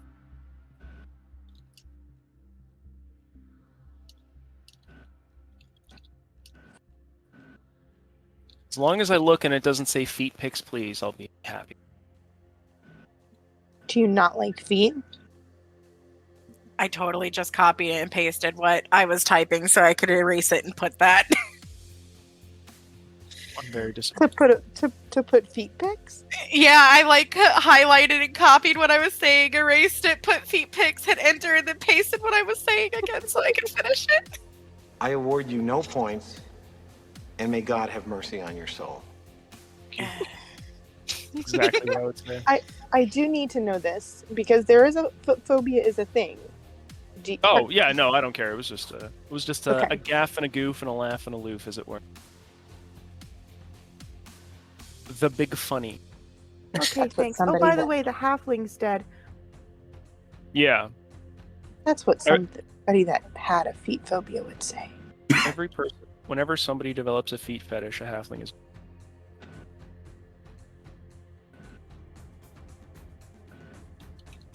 I do think it's funny that something can be a fetish and a phobia. That is odd, but typically it's female feet, not male feet. Nobody gives a shit about male feet. If I remember correctly. Let's see. Nope. Not without specific knowledge. You can definitely smell that, but I mean, in the same instance that most people can smell that, right? You ever been in a house and you're like, oh, it definitely smells like this, right? Yeah, but you wouldn't tell outside. All you would know is that it's possibly one of the things that you listed in your private message. Anything Okay. else would be a massive stretch in hyper paranoia. So then, you said, unless I know. I have 1 point in occult. Does that not, that's not for this type of question? No, that would definitely apply. Give me an intelligence and an occult roll. Let's see if I can give you anything extra. And then you ask me a question, and I will decide whether or not your roll is one success. Ask me a question. Or type it to me, whichever you...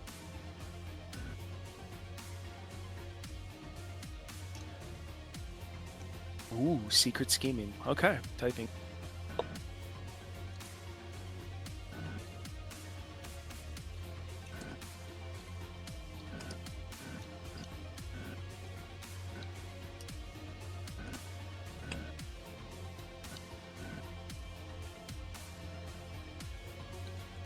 There is no way for you to know that with the roll you got. That would be a massive stretch. Not only that, to even jump to that conclusion is I feel fits. is definitely bordering paranoia, but I of course let it slide because of the kind of character. Okay. It's not unreasonable, but it is definitely a stretch. Before we switch over to Dearest Sin, you hear something that might make you jump. A familiar voice. In my head? No. Oh, God. Near you. Hey, rat. You know I could see you the whole time. I am going to And jump that's up. where we go No. to Sin. Where'd you go? Yeah, Bubby. Yeah, I'm gonna fuck. choke the life out of this ugly motherfucker. All right. Sin. Yes. Give me a wits and investigation check to see. Oh no, did you already make that check? You did, and you failed I miserably. had a critical failure. Okay. Well, I mean, there was a 10 in there. I did roll a 10. unfortunately, due to the way the new system works, that 10 will not help you against failure. You mean a 110 doesn't overrule 2 1s and a 2? No, ma'am. 2 ones That is was sarcasm. That was one sarcasm. one is enough for a failure. You got Okay. 2. 2 critical failures. Yes. So an omega lol failure. But yeah, you do your best. You look around. You kind of check behind some pillars. You look up. Check under the underpass. You very briefly kind of make your way onto the somewhat abandoned but not completely train platform and just sort of look around. It doesn't seem like there's anything here of note. I mean, this is Chicago, and this is kind of a sketchy area. It's unlikely that most people give a shit about what happens here. You don't find any cameras or anything too out of place. That being said, if something was amiss, you would have missed it completely. And not only would you have missed it completely, you'd believe that you've done a decent job. So roleplay it. Now, what do you wish to do? I mean, I think that I've seen everything. I'm like, ooh, all right, and I'm just gonna start walking back. Yep, you start strolling on back to Tommy, who has just exited the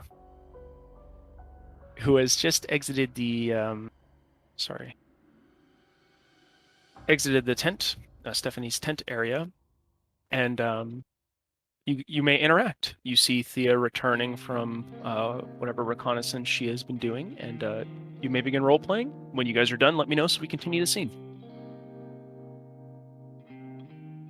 My character gives a shake of his head.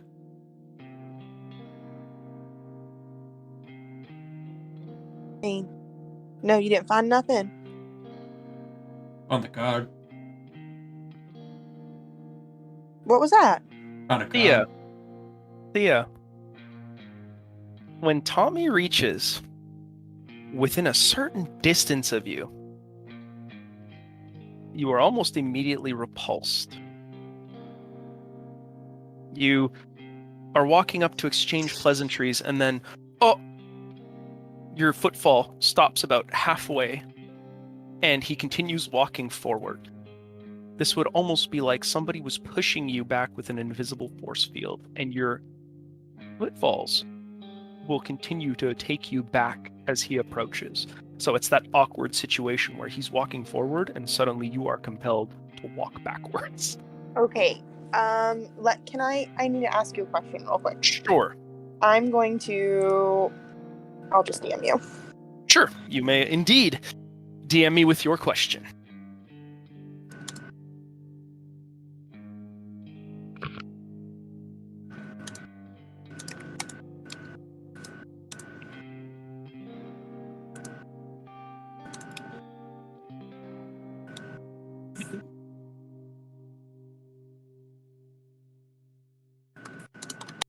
You do have an option here, by the way, Thea. Mm-hmm. Just so you know. Hold on, let me check. I don't want to bullshit you here. You do.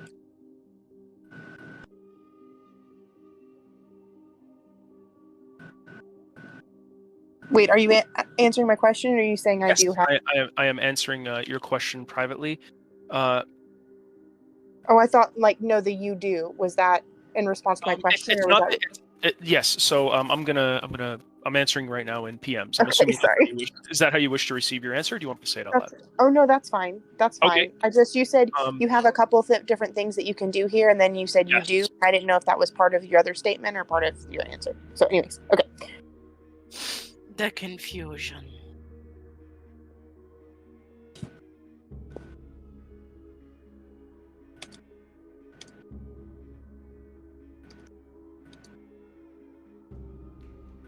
That is currently the situation. If that does not explain it sufficiently, please ask for. So that is your option, and it will kind of. So it doesn't matter if it's me that has done the thing. Yes. So it's both situations that you have mentioned. Either or kind of applies. Okay. All right. Situation. So I'm just gonna start backing up then. Okay. Yeah. You start When backing away from Tommy as he approaches, almost immediately within a set distance, like almost as if he had a cross or something, and he notices this. This is very difficult to conceal. I'm gonna try and conceal it anyways. Okay. And play it off like I'm so- just, So you're gonna try to pull some I'm an eccentric personality actor type stuff. just like we're walking back a different direction. I'm no longer coming to him. I'm just happening to go the same direction he's going now, backwards, as he's Okay. walking forwards. Kind of like no, it's cool. And while I'm doing that, I'm gonna ask him, what you find? What you got there, Tommy? I would like you one more time to explain exactly what you're doing so I can set the image in my head and see if this doesn't look stupid as hell. So continue. So we were like walking towards each other, right? I was Yes, just and- standing there. All right.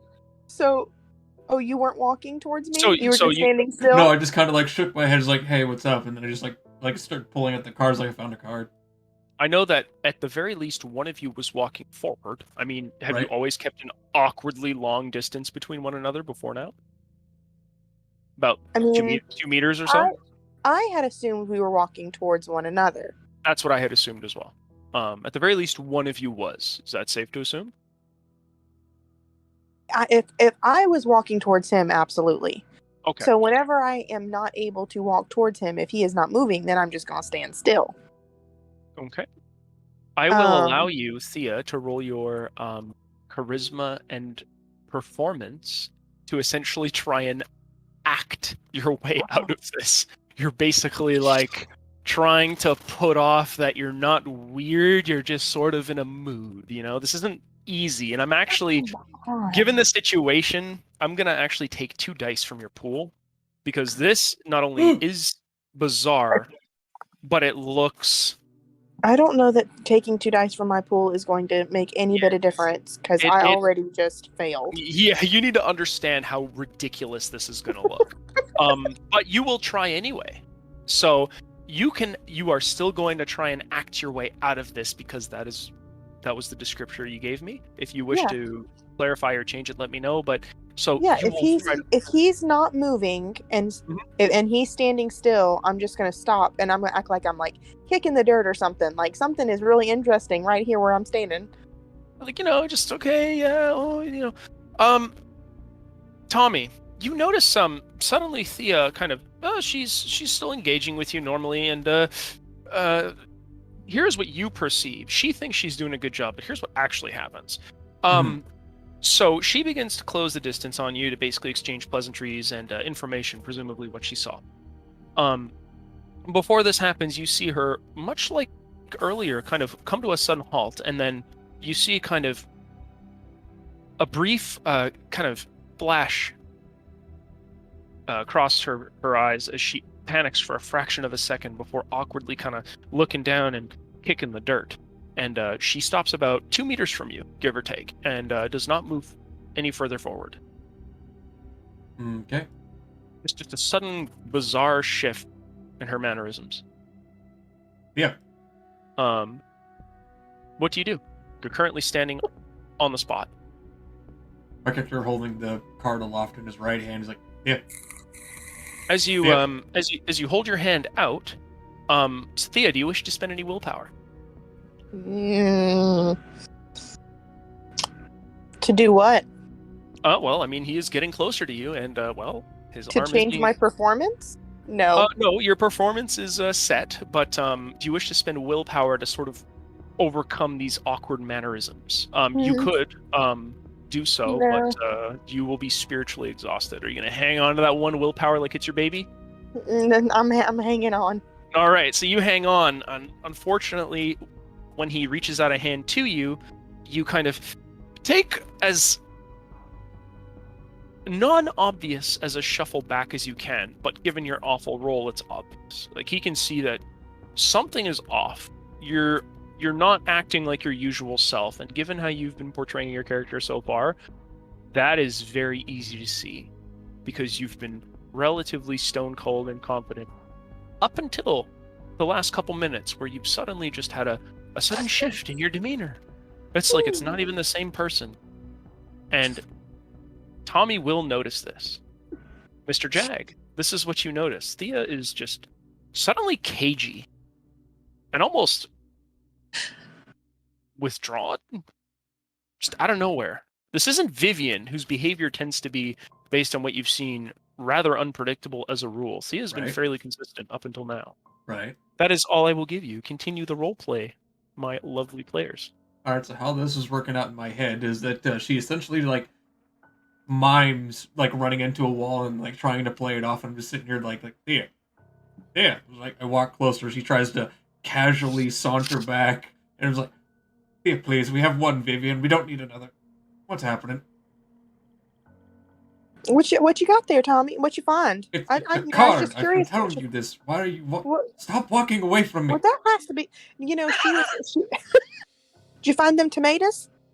Any tomatoes? I found the world's most metal tomato. What?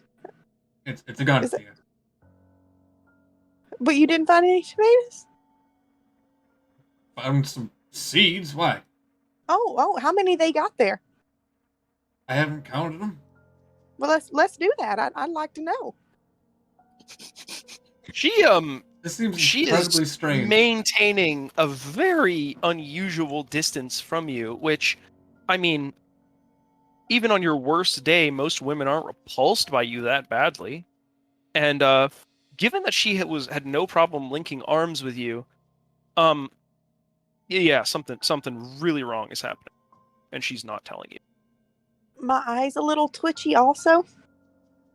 She is attempting to kind of play this off, but is not doing a great job. It's not a total failure, by the way, Sin. It's just you didn't succeed. It's something that he can see through without a particularly great amount of effort. Okay. Just saying. Cool. What do you do, Tommy? Why would you want to look through seats? Look, we have a lead. It looks like some kind of auto shop. I don't know the number, but we can look it up. That's a great idea. But I'd really like to know your friend over there. There's a lot of hungry people here, and I'd like to know if there's enough seeds that everybody could grow their own tomato plant. I think that'd be something real nice for them people to do around here. And I think it'd just be really something nice for us to look into. And if you don't want to count them, I'll count them. I don't mind counting them. If you just It's the open them dead up of and let me winter. look. Where are they gonna go? To a greenhouse? Well, seeds will hold, It'd just be nice to know. Just open up the seed packet, Tommy. Why is it bothering you so much? I thought you liked these people. Don't you want to help feed them? This is a highly unusual specification that you're going for. Why do you want to count the seeds? Because I just told you I want to count the seed. I want to see, You're divvy them up. bullshitting me. I want to divvy them up equally between everybody so they can all grow their own tomato plants and feed themselves. Tommy, do you have any occult? No. Okay. Yeah, she seems bizarrely and suddenly fixated on way too many things that she hadn't mentioned once up until now. Yeah, you can just roleplay it at this point because this is like borderline mental breakdown type stuff. Sure. So my character will continue just like, look, there, you're acting like you met one of the fucking Chicago Crips that are looking at you from across the way and you're trying to get behind cover or something. Like what is this? Why are you... Look, we're already here. I don't want to go off chasing one of these leads until we get these people their own tomato Speaking plants. of chasing, stop walking away from me. Well, stop coming at me, bro. I am literally 2 meters from you. What is this? I'm so gutted. Holy shit. Well, you just sit still a minute. Just hold your horses and just stop. How Just fortunate. stay I don't right have a horse. Look, are we going to leave or... Tommy, What? listen to me right now. I've been listening to you this whole time. What can I Yeah, do? stop walking. Just listen. Just stay right there and listen. Are you listening? I'm not going to lie. This is just becoming fun at this point because there's something you're not telling me. Both you and Tommy, without a roll, will notice that you guys are drawing attention from the locals. Right. A couple of them are looking over from their barrel fires. Some of them are kind of unzipping the tent and looking nearby. And they're definitely curious as to what the hell is going on, because you both went from being relatively quiet, amiable and fun, to just sudden anxiousness and causing a bit of a scene that only seems to be growing with time. Aren't we all? And since there are no stabbings or overdoses or other arguments happening at this moment, their attention is slowly shifting to you in this dark night. Well, I'm holding my hand up and trying to get Tommy to stop walking. Do you stop walking? Are you listening to me? I will stop walking, and my character will hold his hands out at either side. It's like, what? Look, you don't have to understand me, but I just care very deeply about these people.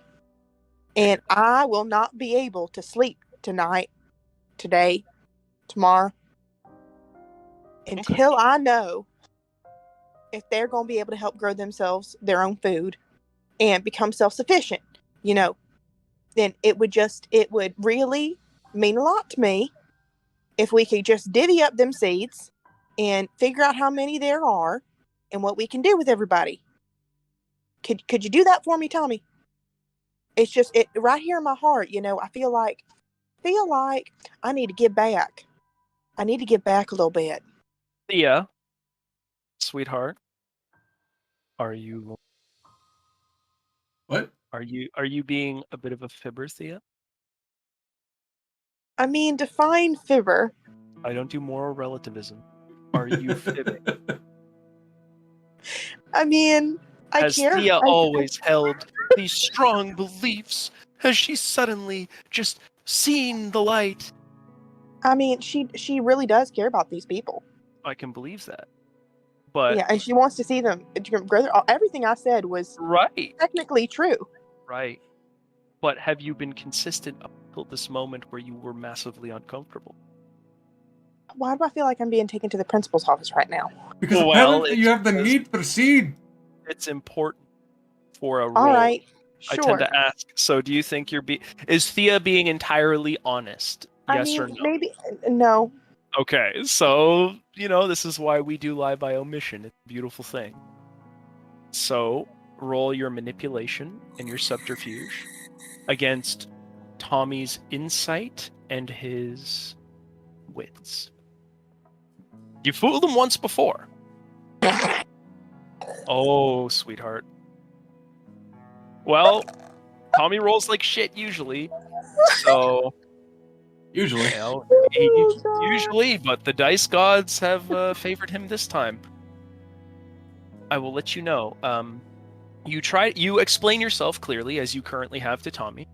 However, Mr. Jag, she's not only hiding something, but she's not telling the whole truth. Which is another way of saying she's lying about something. Not all of it, but you can definitely tell based on her mannerisms, like her speech becoming kind of quick, maybe a bit panicked, how her eyes are a bit wider than normal, and how they occasionally look away from you. She definitely is giving you some signs that if she's not lying about everything, then she's lying about something important, but you don't know what. You guys make a roleplay. Thank you, Thea, for being honest. To me. Perhaps not to Thomas. Tommy scoffs and rolls his eyes like, alright, fine. Since you're clearly someone in the market for the need for a seed, here. My character will reach into his pocket, and just take out the packet of seeds, and he'll underhanded toss it towards her direction. Okay. He takes out the packet of seeds and throws them at you. Wait a minute. Yes. Wait. He's already taken his action. Yes, I know, but as he's doing that, can I jump to catch him? Am I able to catch them? Well, I'm gonna finish the descriptor, and then we can then so that you can make the best and most informed decision. That's what I'm afraid of. Now, Tommy had taken a package, didn't state which one. This particular package was the first one he could grab at the edge of the table, which also happened open. Yep, that's what I'm afraid of. When he throws it in your direction, well, the seeds kind of just start spraying everywhere.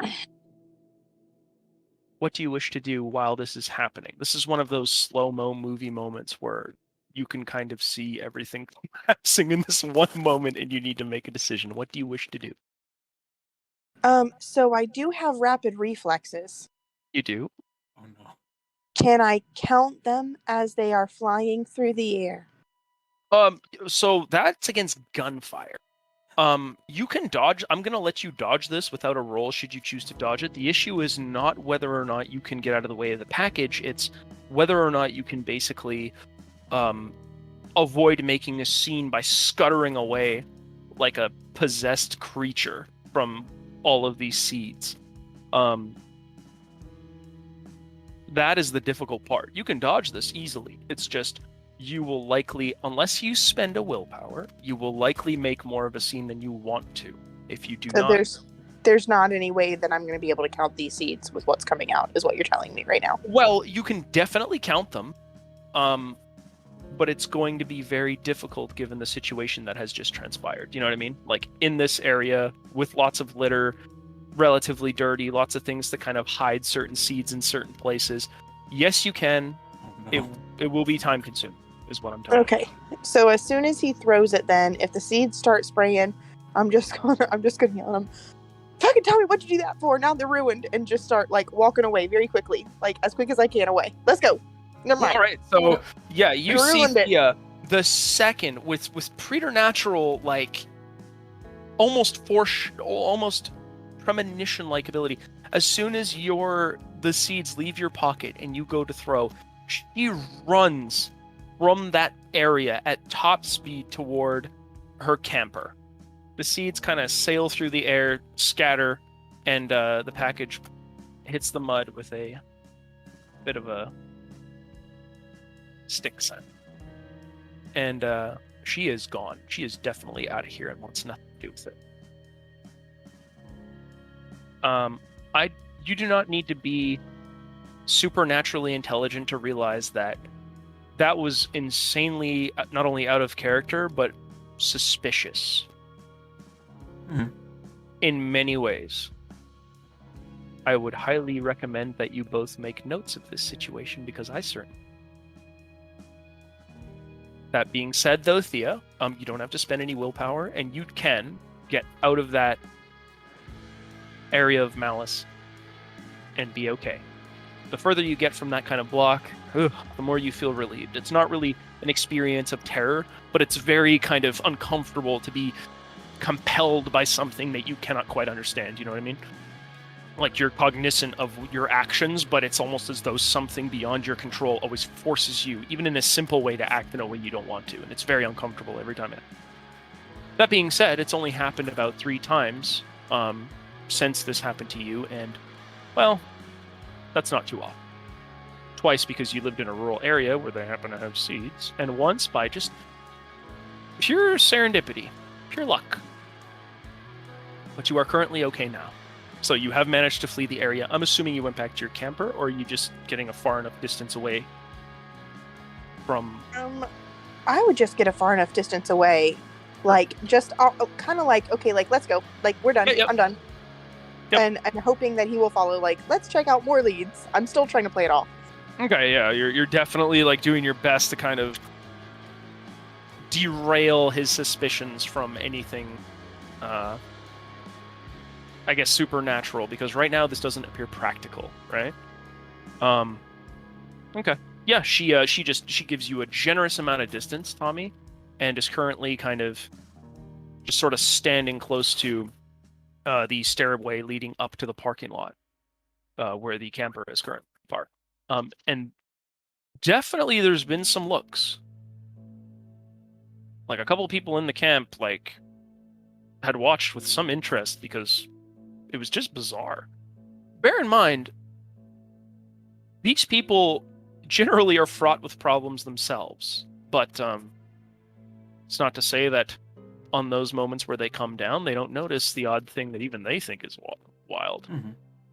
So, yeah, the seeds are currently embedded in the mud, just sort of sticking up. The packages, rather. The seeds are scattered everywhere. Do you wish to follow her or do anything?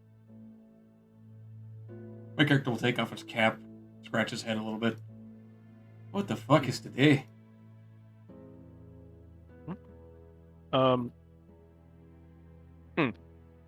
So. Okay. Yeah, eventually you begin, once again, I'm assuming walking toward Thea? Or do you wish to do something else, Tom? Still debating about whether or not I want to have a talk with Lauren. Maybe tomorrow. Okay, so tomorrow. You'll put that off till tomorrow. What is the action in the meeting? I'll start walking towards Thea. Thea, the second time Tommy begins to close the distance toward you, assuming you haven't gone further away from him, you no longer feel that kind of irresistible force just pushing at you, kind of edging you away from him. The air is clear, as it were, and you have freedom of movement once again as he walks up to you.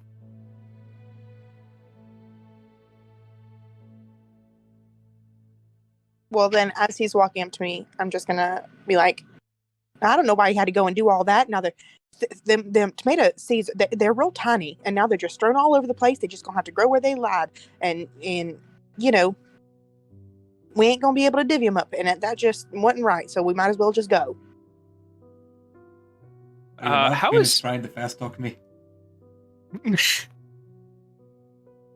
A what? Are you about finished trying to fast talk me? Well, yes. Let's go. All right. Where are we going? Question: where would you like to drive to? Also,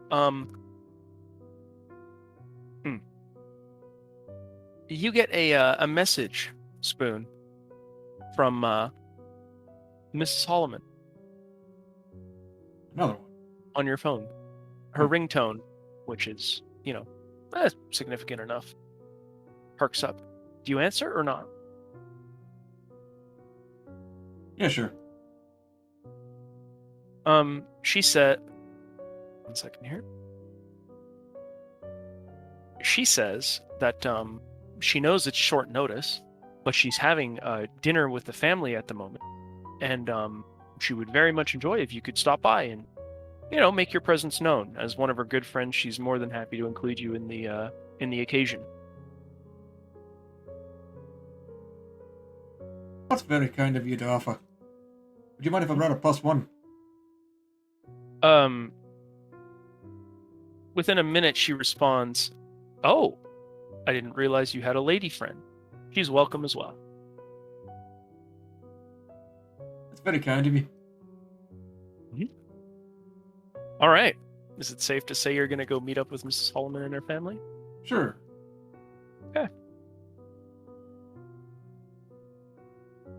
You may speak to Thea before we, A, I get my coffee, and B, move on to Vivian.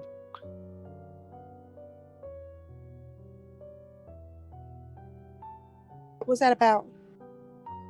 I've been invited to dinner. Dinner. Aye. Like dinner? Like a powwow. Yeah, but with food. Aye. Like with living people. The character looks left, looks right. Yes. Can you eat? We can keep it down. Yeah, but does it still taste good? For you? The character squints. Spoon, you know the answer is No. it tastes awful, and you can only eat if you will false life into your body once again.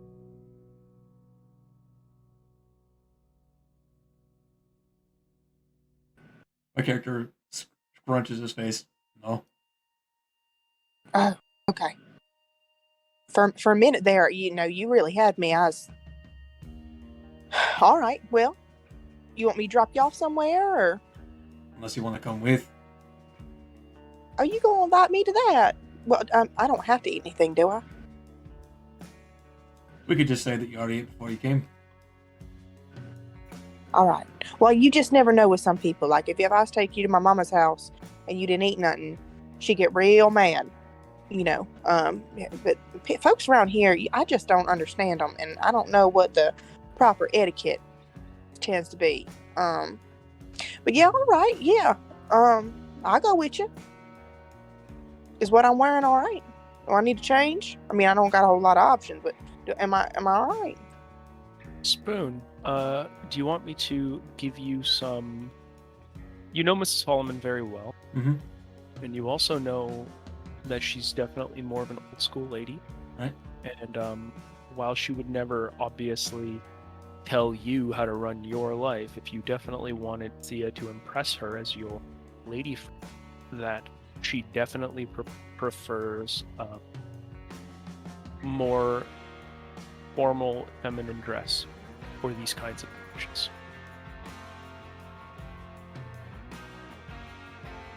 That depends on whether or not you wish to continue to ingratiate yourself in her good graces.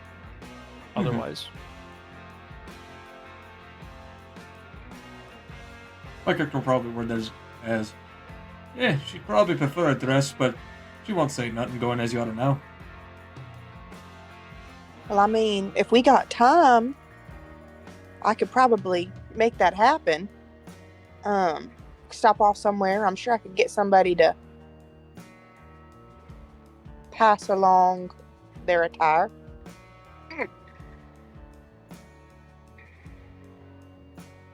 Look, you'd be doing me a favor, so I could probably spot you a couple hundred. Oh, honey, I wasn't talking about buying nothing. I figured I could get me a bite and get some clothes at the same time. There's a couple. There's some clubs around here, right? Yeah, in Chicago. You're close enough to the city that you could feasibly get into a club and work your magic and perhaps convince some young woman to part with some garments.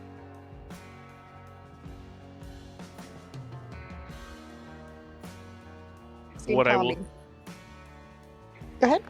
No, what I will say is, should you choose to do this, we will do a roll in the background while we're doing Vivian's scene. Makes sense once we converge together. What? Once, if you choose to go the club route to find yourself some more appropriate digs, what we'll do is while I get ready to move on to Vivian's scene, I'll have you do a roll in the background, which will essentially represent Tommy and Thea trying to find not only an appropriate target, but an appropriate place that'll have the dress type that Tommy thinks would best suit Miss Solomon's tastes. Sounds good. Then we'll do a roll in the background so that we can do Vivian's scene. And then I will describe to you what you look like at a specific instance when it is dramatically appropriate. That's fine by me. Right on. So, is that the route you wish to take? Unless Tommy is strongly opposed. Okay. You're basically going to use... Tommy will simply state that he feels that this is several degrees of effort more to go through buying or acquiring a dress, but he won't say that he won't do it. I'll be like, oh no, honey, it's way more fun. And then start the car. Hobby, I suppose. Thea, give me a how do you wish to do this? A robbery? Maybe seduction? No. Seduction. Seduction. I would like to go to a club somewhere. I would like to find somebody with the body type that matches mine so that I would fit in their clothing with clothing that I think looks decent. If they are intoxicated, all the better. And I want to take them into the bathroom, seduce them, and convince them to give me their clothes. Cool. And possibly use my lingering kiss. Cool. We are going to go down the seduction route, which means I'm going to require you to use... give me... so there's going to be a couple rolls here before I get some coffee, but give me charisma and I would say for seduction, persuasion. Charisma and persuasion? For the first roll, that's right. Okay. Let me know what you get.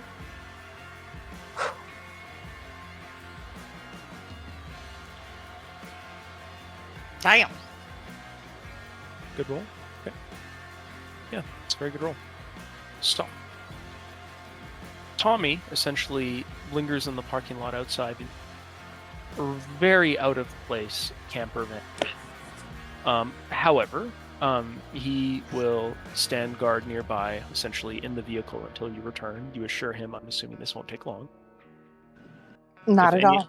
If any of you wish to do anything more than this, you just let me know. But here's how this plays out. Thankfully, most women on the planet like men. And you have a specific bonus, I believe, in your specialties against women that are heterosexual. So, you managed to find a woman that you specifically pick out because she appears to have some sort of temporary, I guess, disagreement with a man that looks to be her boyfriend. She kind of walks off in a bit of a sad state, leaving her vulnerable to your predations, which is perfect. She has very good fashion sense. She's slim, a bit tall, but not too tall, wearing a long black dress with a nice kind of golden necklace and a bracelet of some kind around her wrist that is almost like a golden bangle. She has olive-colored skin, dark hair, full red lips, and kind of these wide, innocent brown eyes with a cute, pert little nose. She's rather flat-chested, and however, she has wide hips and a rather pronounced buttocks. She is wearing high-heeled shoes, and she walks with some level of grace, which means she's accustomed to it. Now, whether Thea's used to such shoes is a whole other ball game, but she definitely fits not only your situation, but the dress type that you would like. Given your role, you are able to kind of slide on in as she kind of sobs quietly in a corner. You begin with casual talk and eventually sort of use your vampiric wiles to sort of escalate a bit quicker than would normally be appropriate. She, given her state, which is to say mostly intoxicated and, emotionally vulnerable, sad as she is at whatever unfortunate either breakup or dispute she had with her boyfriend, she melts like putty in your hands and immediately kind of goes from sobbing into your chest as you kind of, console her to being very receptive to your more romantic advances. However, she is still by nature relatively meek and shy, so it requires some force, but this isn't something that's too outside of your purview. Again, this isn't lethal force, this is just, being a bit forceful with your personality. And then, once she is modestly placated, you can sink your fangs in for a lingering kiss. Is that what you wish to do? I mean, if I already have the dress, that's not necessary. You can. Well, I mean, I'm asking you if after you get what is required from her, the lingering kiss would definitely make it easier to not only do so, but to benefit you in the future. If you do not wish to do that, you just let me know. You can get her clothes from her with some effort, but your role is good enough that you can finagle your way around her objections. She thinks that you guys are... Sorry, go ahead. Yeah, it's very obvious she thinks you two are going to go somewhere private and do some exploring, as it were. So let me ask you, I cannot get below 1 hunger unless I drain her dry. You would have to kill her, yes, but you can get to 1. Well, I'm already at 1. Mm-hmm. So this would be either a murder or you would just sort of let it. One thing I'm going to look up really quickly is if lingering kiss, costs you. I think it does. Is free. Spoiled. Yeah. You can use it for free if you should so wish. I'm going to. Poor lady. Does she have on undergarments? She does. Okay. She is. Because I would hate for her to be naked. Oh no. Well, I mean, she's obviously in the mood, or at the very least has been manipulated to be such, and she has already dropped her clothes. She's under the impression that you guys are going to get it on, but obviously you have other plans tonight. So what you can do is use the lingering kiss on her during the foreplay, and while she's kind of absorbed by the ecstasy of the moment, you can basically take her shit and leave. I'm gonna leave her my button-down shirt. Mm-hmm. She can't have anything else, but she can have the shirt. Okay. You leave her your button-down shirt, so that she can retain some amount of honesty as she is taken to the bathroom by a stranger during an emotionally vulnerable moment. That being said, I'm taking her jewelry too. okay, so now we're just going to full-on robbery for value. You can do Well, that. no, it's part of the aesthetic. Right. No, I understand. You never want to wear an outfit I'm not where it doesn't taking. match. No, I'm not taking her Right. purse, but I'm taking Right. the necklace. Right, which has no intrinsic value whatsoever. I understand. That's fine. You take the entirety of the outfit, including the jewelry, including her necklace. Okay. You get a little bit of a taste of her blood, which is, it has a bite of melancholy, sadness, but also some sanguine flavor as you kind of have riled her desires and gotten her away from feeling entirely sorrowful and more toward lust. As you kind of give her a sample, you can still just hear the faintest whisper in the back of your head, nearly muted, but still there, always. Ooh, this is a good one. Shit, this would be hard for me to resist. Sure you don't want to... Come on. Just take a little bit. Tastes real. Oh. Wait a second. Hey. I know that you ain't my biggest fan, but I knew I picked you for a reason. You even picked her out of the group because she was in a bad place. Now, ain't that familiar? You're more like Daddy than you think. Just take a little bit more of a bite. You can hear the sound of fangs clicking back in your mind. You, of course, are not compelled to do this, but you do hear it as the voice of the beast mocks you in the voice of someone you do not know, but who you may dislike or hate. Do you go further? Do you reduce your hunger to 0 to silence the voice? At 1 hunger, I am not tempted. Okay. You exercise control. Yes. And I Okay. will say I'm probably still not talking back to the thing at this point. I may crack my neck again just out of aggravation. I do have a question though. You may. Did I hear what her and her man were talking about that caused her to be upset? So it's a club setting. You don't have any heightened senses nor ability to filter out specifics, especially since when you arrived, it seemed to be at the tail end of whatever unfortunate kind of blowout they had. So I'm going to say no. Okay. Yeah. That being said, though, it doesn't matter that much, right? You got what you wanted. And you even borrowed some things. Have you ever done this before, Thea? Have you ever used the power of the lingering kiss on mortals before? Yes. But not often. Okay. I don't think, and not the first, probably like 3 times. The first time was not intentional. Is it,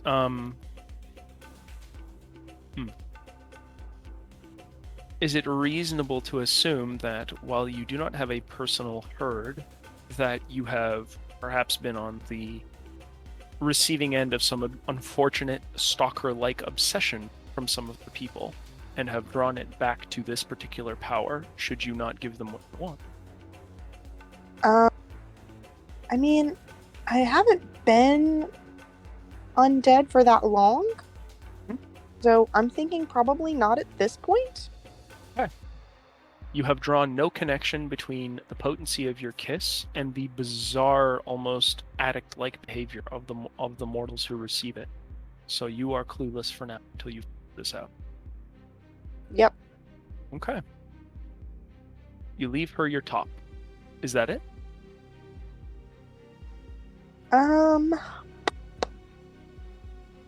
Yes. Okay. You can use this time while she is kind of enraptured by the ecstasy of the kiss to change into her clothing and then present yourself to Tommy to see if this is more to Miss Holloman's tastes.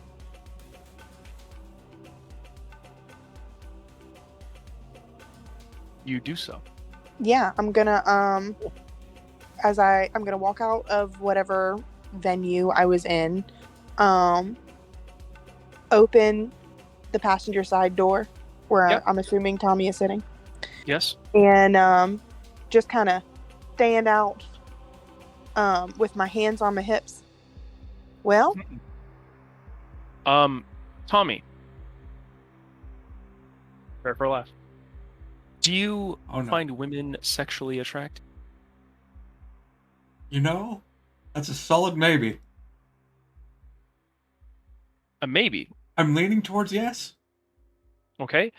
Are you hella gay every day, not even for pay? Would be the other Probably question. not. Okay.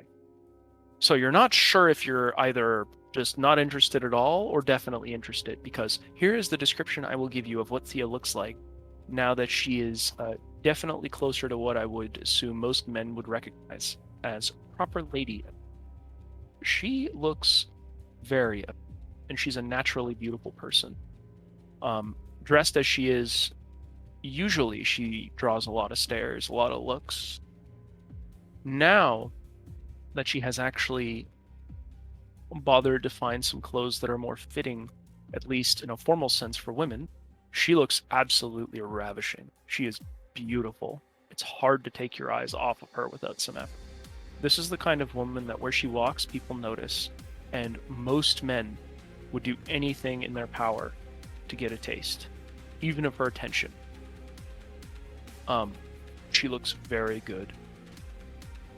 Sin, as you were walking back to the car, how often does Theo wear heels? I'd say she's probably used to wearing heels because she wears cowboy boots quite a bit, and she goes Heels? out dancing. Okay. And there's quite a bit of a heel on a good boot. I don't think it's the same as Oh no, it's not. Are we fashion talking? heels. What are we talking about? Because So it's a very different Stilettos? feeling. But is it? Are we? Yeah. Is this like Yes, like stilettos. pin stilettos? Yes, ma'am. Okay. These are definitely thin stiletto heels. There's- Is she? She could maneuver in them. Okay. But it's definitely not a runway walk kind of a situation. She's not twisting any ankles, but it ain't a Okay. runway walk. So she's not. She doesn't have it perfected, but it's not. It'll require concentration, but it's not a struggle. Is that fair to say? Yes. Cool. I will leave you guys with that thought, and then when I return with my beautiful cup of coffee, we will move on to Vivian. But if you wish to roleplay before I leave a little bit, Mr. Jag, that is what you see. An absolute... Thea has gone from beautiful to a step below stunning. Just a bit of effort. It's borderline sorcery what most women can do with a change of clothes, especially if you include makeup. Oh yeah. There isn't any makeup that I'm aware of, but her fashion has changed and she looks very... So, now, this is an important question. Are you attracted to women, yes or no? Yes. Act accordingly, is all I will say. My character will probably drag his eyes from scalp to foot and back up, all the way back up. Well, for a dress like that, hope you gave aftercare. Honey, I take that to mean you approve. Well, the dress certainly isn't winning you. Oh, well, thank you very much. And I'm just going to kind of like adjust a little bit because I haven't been in one of these in quite a while. Yeah, you know, you kind of just cinch a couple ends, kind of wiggle your thighs a bit, kind of get the top right. Question. This is the kind of top that if you're a part of the itty bitty titty committee isn't really that scandalous, right? If you are generously endowed in the chest area, it would feasibly show maybe a bit more than would be considered ladylike. Is Thea generously endowed or a bit more on the smaller side? She's probably like a C. So So not large. like- So that's large. D would be about I average. mean, D is D is big. C is larger. B is like Okay. in the middle, and A is just So a bit larger, but it's not like outrageous, right? When you get into D's and double D's, it's like, oh fucking damn, ain't none of your kids going hungry kind of thing, right? I mean, It's up to you. That is Sure. not a feature I control. However you wish. It's just for NPC reactions, but also so the people around you know what they're looking at, kind of thing. So you'd say a C, right? I would, but I also wouldn't consider a C large. Okay. So Lar- maybe based off of your descriptions, it would be you would see that more as a B. B works. B is, just in the middle, average. So nothing too scandalous. All right. Like, this is not a Jessica Rabbit situation, you know. Oh my god. Please though. All right. I have a good idea of how people will react. That being said, I mean, we're I can get you a photo. Sure, send me a photo. I'm gonna get some coffee, He's like, and then boobs. Send and me then- boobs. I will never object to titty pictures. Unfortunately, that is a disadvantage I took at character creation for free. Vivian, Star, are you with us? I am. Girl, I hope you're ready to party, because when I get back, it is your turn. I'll be right Okay. back.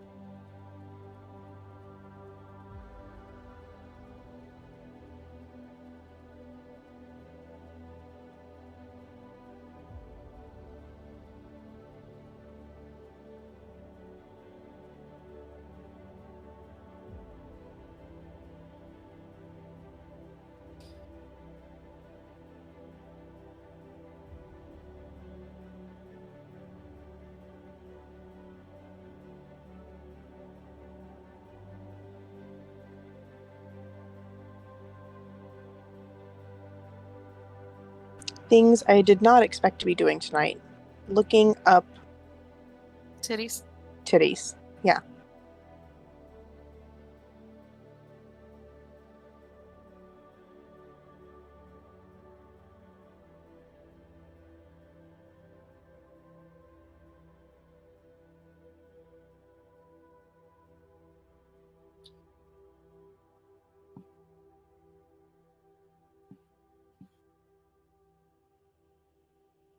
Hmm.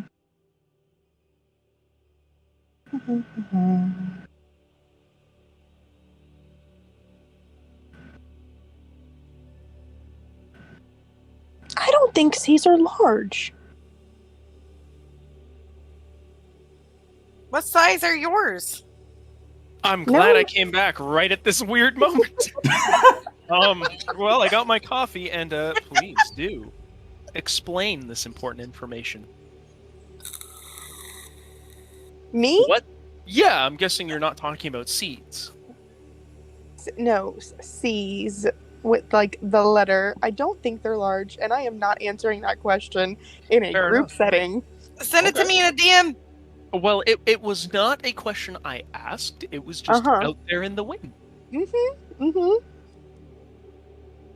It was a question I asked though. Send me in a DM. No, he's over here like, well, I mean, I told you that I got a 12-inch dick, so turn around fair play. Well, I mean, tournament is fair play and all that, and exchanges and so on and so forth, Anyway, I would say, okay. Spoken like someone who goes to the Stack Shack.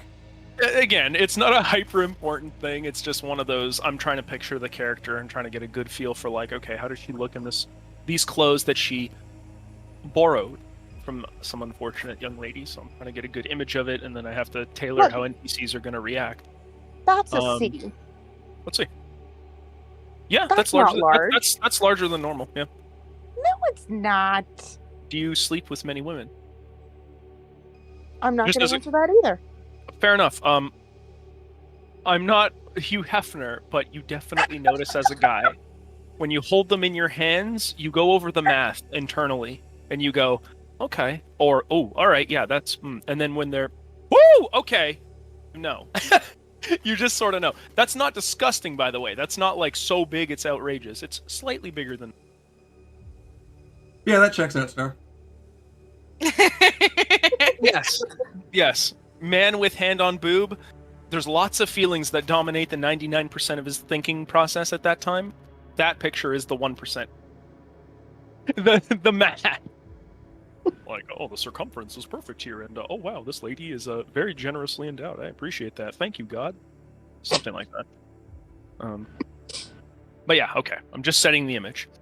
And if it happens to make everybody else happy, that's a double bonus. You're welcome. Now then, oh, much appreciated. Now then, Vivian. I want to jump up so quickly and put my hand on his mouth. That is the first thing I want to do before you say any other words. The mouth you Sure. can't see. Whose mouth? Mine? Not yours, obviously. The Nosferatu's. Right. Okay. Yes, you hear a very familiar voice from behind you that you can't help but recognize. And of course, before you turn around, the second you hear the word rat, you can see from the shadows the form of Peter, the Nosferatu that you had perhaps unintentionally slighted. He kind of leans back casually against the interior of kind of the long, I don't know, undershed. It's a weird storage area. Not quite a shed, but it has a couple things in it. Pitchfork, a little bit of hay on the side, a few drums of some sort of pesticide. He just kind of leans there casually with what you can only describe to be a horrifying shit-eating grin on his face. He's not speaking loudly, but he is speaking loud enough that whatever power hid him from your sight has definitely dropped. Okay. Is he close enough for me to quickly put my hand on him, or is he far enough away that I would have to actually move? He's about 3 meters away, give or take. Not too far. He's got a look in his eyes that is unmistakably of, like, triumph.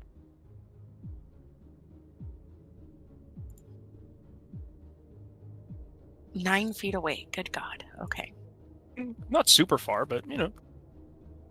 It's far enough that I can't just, like, jump up and shut him the fuck up. Unless you are Slender Woman, that'd be a stretch. Literally. Okay. Right. How do you react?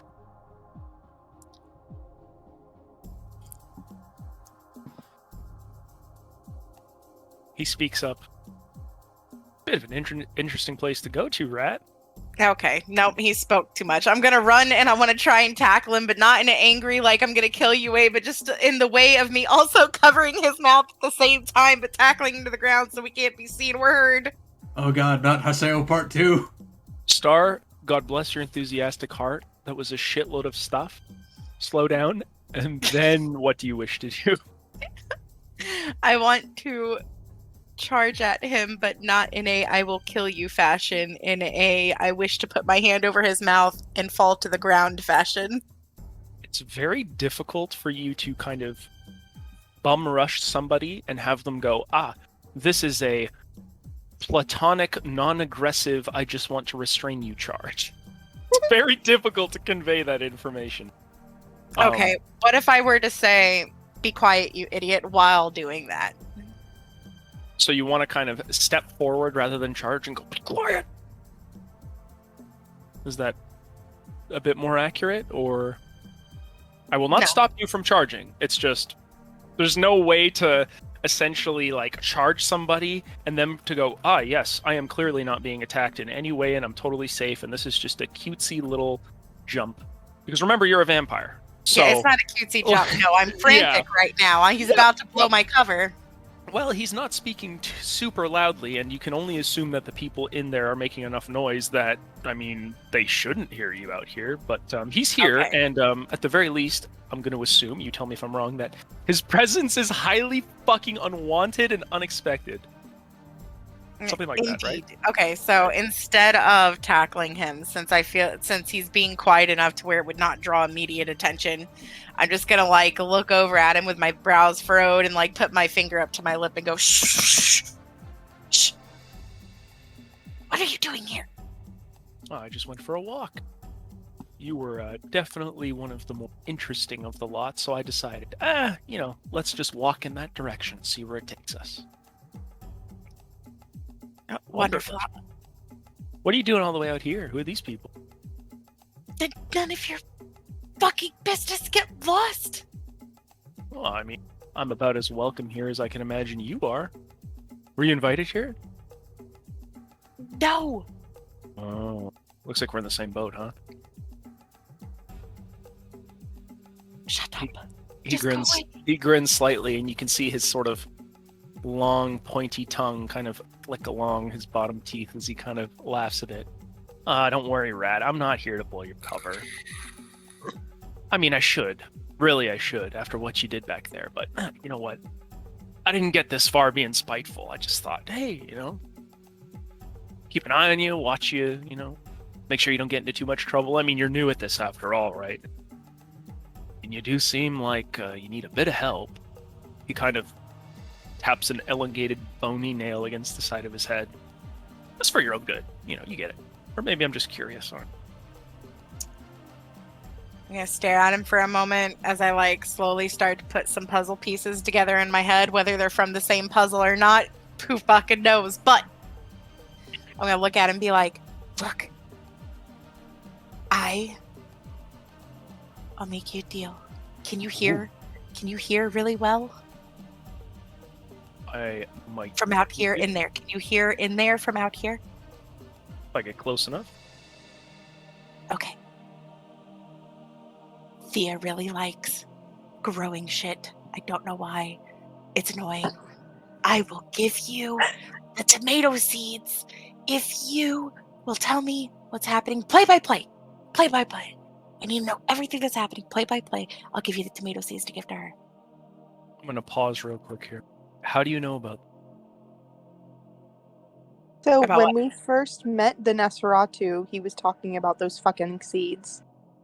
And I had What? told her, and he was offering to like give her a tomato or something. And I was like, you know what? Or for a favor or something in return. And I said, you know what? I'll just get you a tomato or get you tomato seeds from back in the house when we first Okay. met him.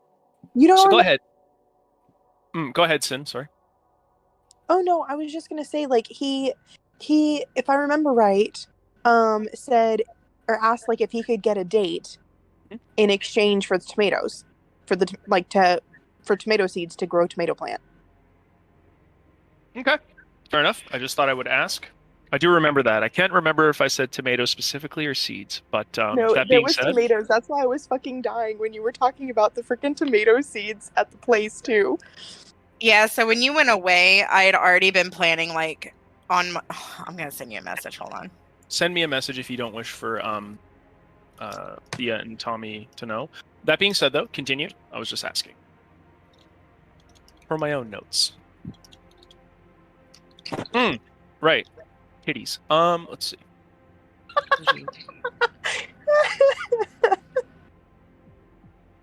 The finest and most applicable of topics. All right.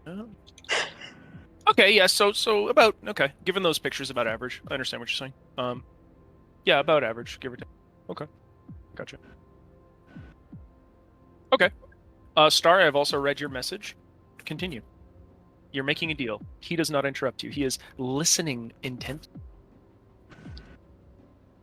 Okay, so if you give me the play-by-play from in there out here without blowing our cover, I will give you tomato seeds to give to Thea. Do we have a deal? Oh, well, I'm going to be honest with you. Thea's nice and all, and she's nice to look at, but I don't really feel like you're in a bargaining position here. Sounds like you went to making deals real quick. If I knew any better, I'd say that there's something or someone in there that's awful important to you. So we might have to make a deal with my terms if deals are going to be made. You understand, it's a professional courtesy kind of. What do you fucking want? And why are you talking so loud? Shh. Okay. This is more for humor than for actual in-game, but if you've ever seen South Park when they go to switch the cable company, if he had the kind of clothing that would allow him to have custom nipple flaps that he could flip up and just start rubbing his nipples, he would. Oh my god. He doesn't. So what we'll go with instead is just a Grinch-like grin that seems to spread unnaturally and uncharacteristically the more you talk. He goes, okay, well, look, it's obvious that I'm maybe a little bit too close to something you like. Between you and me, I don't really care too much. But there is a favor that you could maybe do for me in the future. Let's say, in exchange for a minor boon, I'll leave this alone and let you do your thing, and I'll walk away. But I will be calling that favor in. And it's to your best interest that you, make good on it. You don't know what it is, but when I ask you, I'll hopefully get the answer I want. And then once you do it, I'll leave you alone.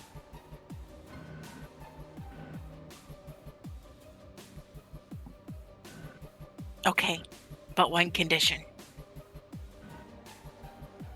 He doesn't interrupt you, so what is your... Nothing with children. He kind of he squints his eyes a bit, and the smile kind of slightly falters, or the grin rather. What kind of sick do you take me for? Have you seen you? I have. And I'll have you know that flattery is not a good thing to utilize when you're not in a bargaining position. Whatever it's going to be, it's not going to be with kids. Okay, then you've got a deal. Tell me what's going on. Shh. Oh no, you just owe me a favor. I'm not helping you here. I'm just going to leave. Then I owe you nothing. That was the deal. Well, here's where we have a bit of a conflict, see, because if you owe me nothing, if somebody pays me one day for information that's valuable and, they don't like you very much, I don't owe you anything and you don't owe me anything, so I don't have to keep it to myself. This goes, right? It gets really complicated. Especially since we broker information. That's what we do, Just saying. Okay, so what in there is important to me? I don't know yet, but I'll then you find have out. no information. Here's the real question. Do you want me to keep looking?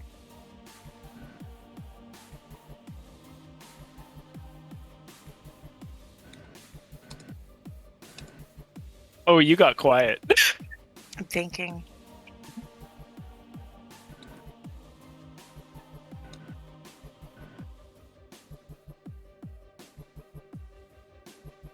I'm gonna tell him about my vision, but because I asked the question I asked you earlier that you said would not be too far off from my character because of how she's played. Go on. I am going to tell him what I think.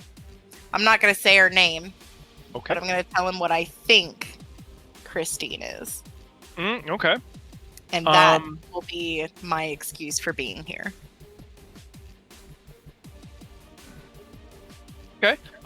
Role play it. He listens. All right. Well, what's the story?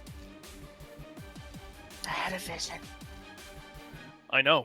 Your lot often does. The question is, are you full of shit or not?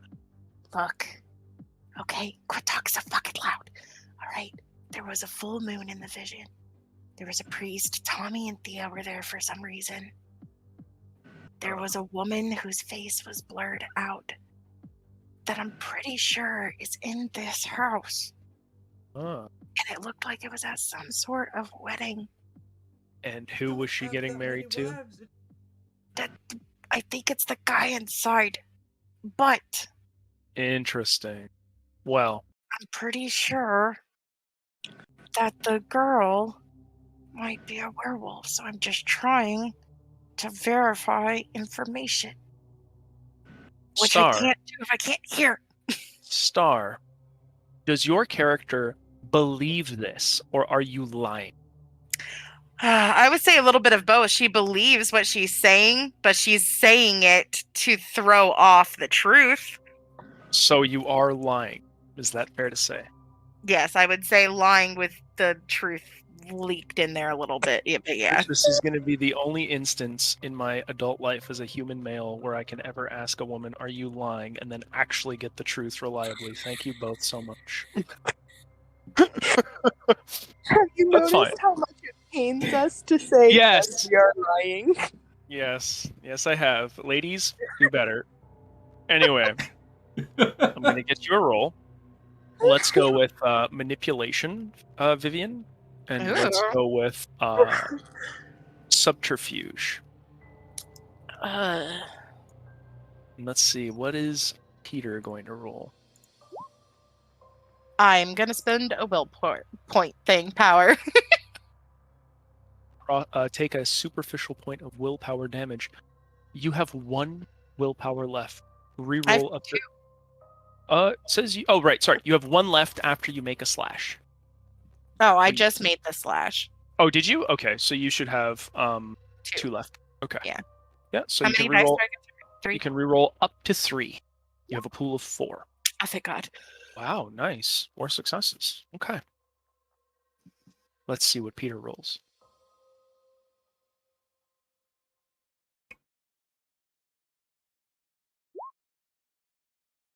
Sir. He's gonna need burn no. he's gonna burn a willpower to reroll those dice. Let's see. So I've got Peter's 4 not a total, is that human. right? Yes. You do. He has 3 at the moment. Oh wow. 3.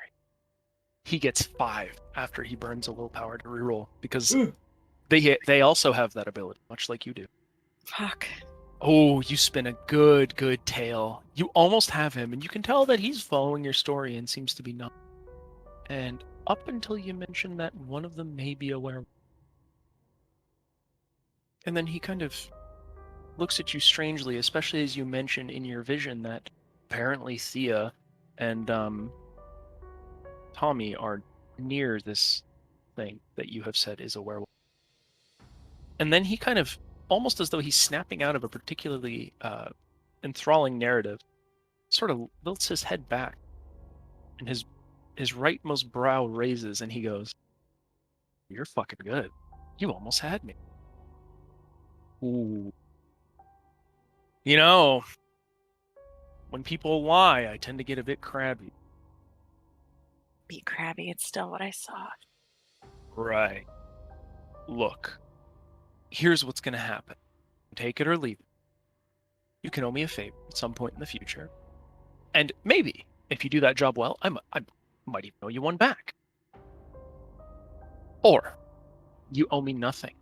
And maybe I just happen to look a little bit too hard at everybody in this house. And, well, you know, we see what happens from there down the line if somebody takes an interest in you.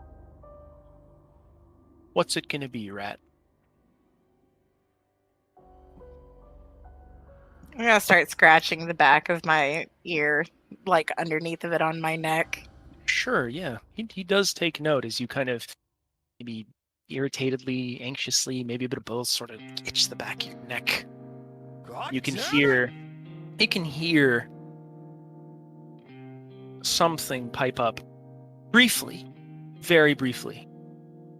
Kill him. Kill him.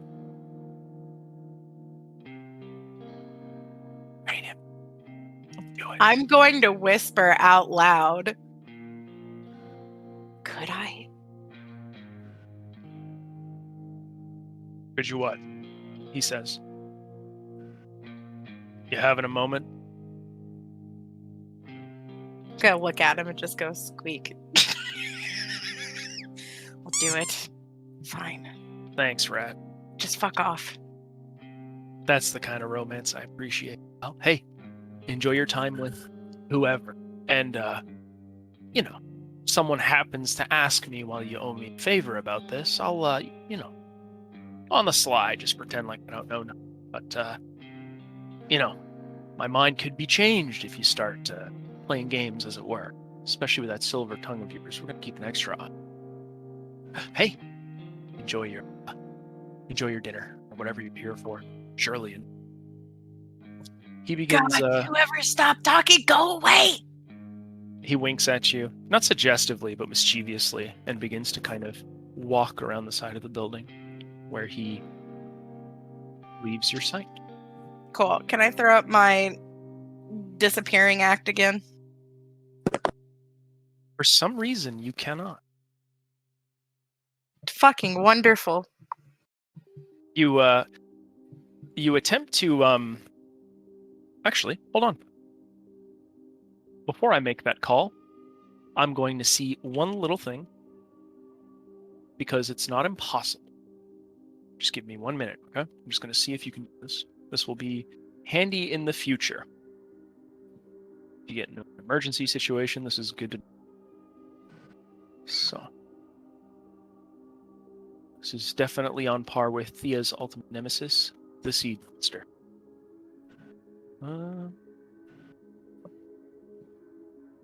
Who is the best villain in the story? I'm biased. Okay. Let's see. Unseen Passage. Yep.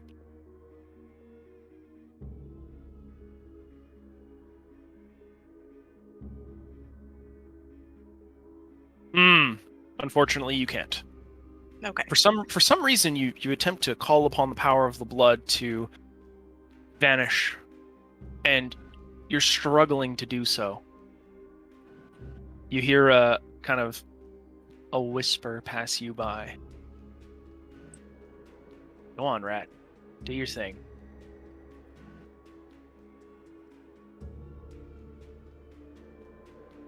If you give it some time, eventually you will be able to use Unseen Passage.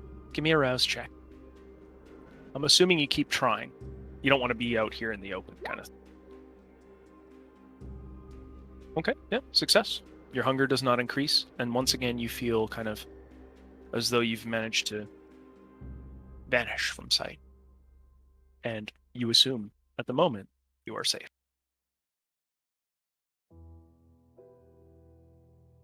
A familiar vehicle begins to pull down the road. Very distinguished, especially in this kind of area.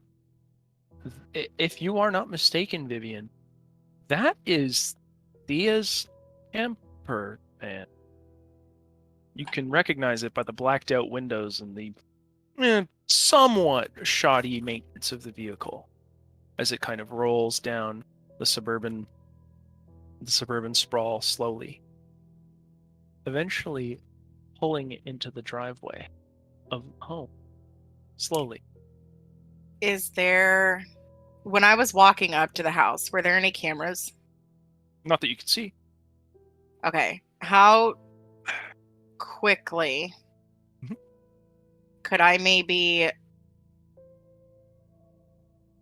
sneak without using my powers around the entire area to get to the driver's side where I know Thea would be driving Okay. without being seen by them?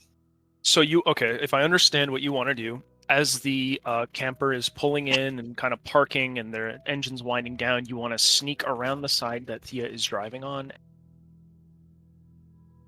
Right next to the front door. Well, no, because I guess on a camper, there's only one way to get out, and that's on the other side, right?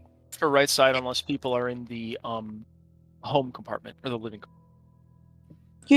You have two doors for the cab on a Yeah, camp. you've got like the two side doors, and then typically, if it's the one I'm thinking of, which was what I was thinking, you got it, is like that. You know, the one door that leads into the small living space. I'm trying to go to the driver door. Sure. Are you going to be next to it? Are you going to be obstructing it? You just need to give me a clear instruction so I know how to initiate the scene. I am going to be standing next to it, but not. How to explain? You know how when you get out of the car, you're not like facing behind you? Let's see if I can give you a hint. You want to be close enough not to obstruct it.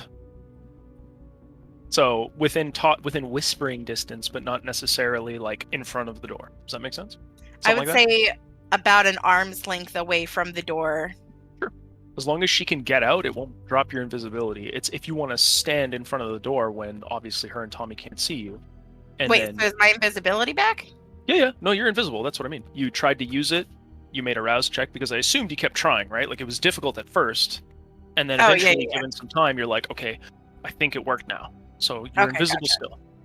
Okay, awesome. Yeah, that's what I want to do. Cool. Before you act, Thea and Tommy, Sin, I'm assuming you're still driving, or do you let Tommy drive? Oh no, I'm still driving. Nobody's driving Betty but me. Sure, just double checking. So as you pull into the driveway of a relatively good-looking middle-class farm home in the rural suburbs of Chicago, you notice that there's at least 3 distinct vehicles here. There's just enough room that you could park on the just off to the side on the sidewalk, and well, given that other people, residences and whatnot, are also doing it, you can only assume that guests are a common thing here when that does happen. A couple cars parked alongside some of the other homes as well. Or you could pull up in the driveway. Either or, the scene doesn't really change too much. Which would you prefer? I'll probably park on the street. Sure. Probably should have asked that before I advanced it, but okay. Yeah, you can park kind of on the street, just, 15, 20 seconds away from the home. And, yeah, you exit the car with Tommy. Do you wish to okay. As you are exiting the car, or you guys can kind of, synchronize what you're going to do, how you're going to present yourselves. Vivian, do you wish to do anything? Basically, both doors are open, and you can very clearly see Tommy and Thea stepping out. I sent you a message. Let us see what you...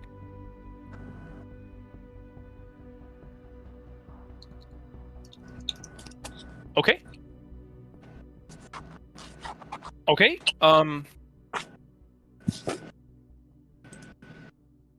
Okay. Thea, you hear kind of a click rather close to you, behind you, in fact, as you step out and close the door of the vehicle. Tommy, you are also close enough that you hear this click.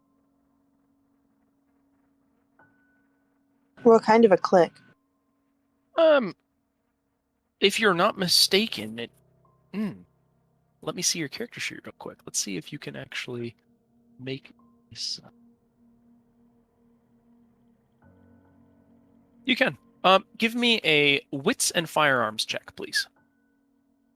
Firearms. Okay. Would that include me? That would include you as well, if you wish to make that roll, Spoon. What did you roll, Thea? I'm checking something really quick. 7, 5, 2, and a 4. Not good. Jesus, what is wrong with your rolls today? Okay, so you have good one success. You have one.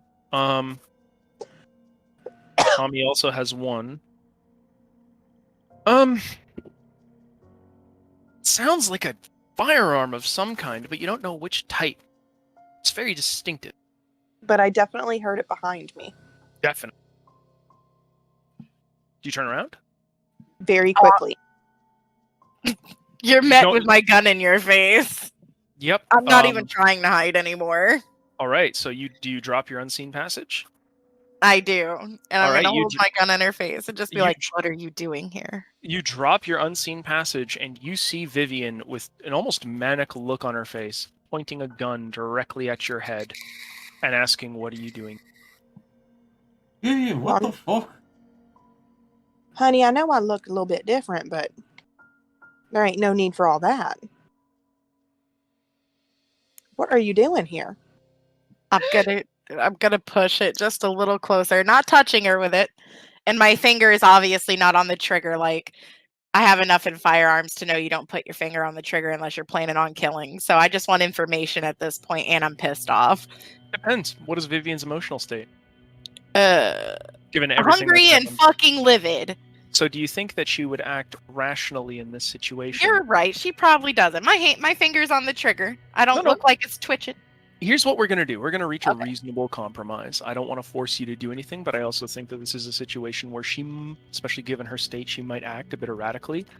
But rather than making that call, here's what we're going to do. Roll your composure and your resolve. On a success, you will be able to... Yeah, okay, let's see. Yeah, you're good. So you got 3 successes, which means you can act as you wish with the amount of reason you wish to act with, or absence of reason. I'll let you choose. Okay. Well, then in that case, my finger's not on the trigger at all. I'm still practicing gun safety. It's off the trigger and like on the side the way that you're supposed to hold a gun. Obviously the safety's off though. And I look fucking pissed. Okay. And I'm going to ask her again, what are you doing here? I was invited here. Not you. Me?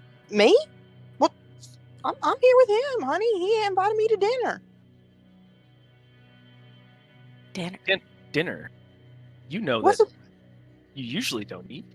I mean, you do, but... Weird.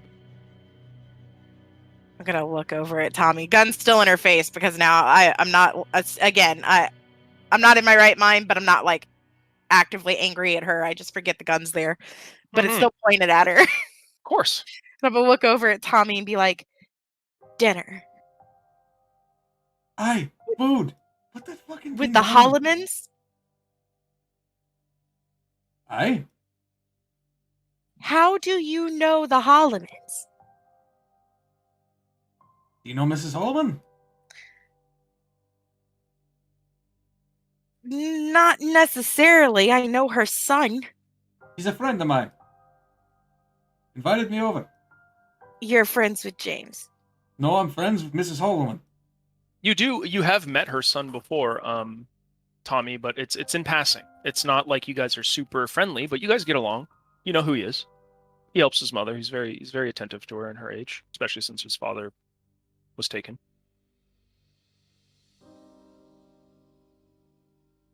Taken like kidnapped or taken like killed? You don't know. Oh, okay. Yeah, that is not something you know, but you could always ask your buddy Thomas.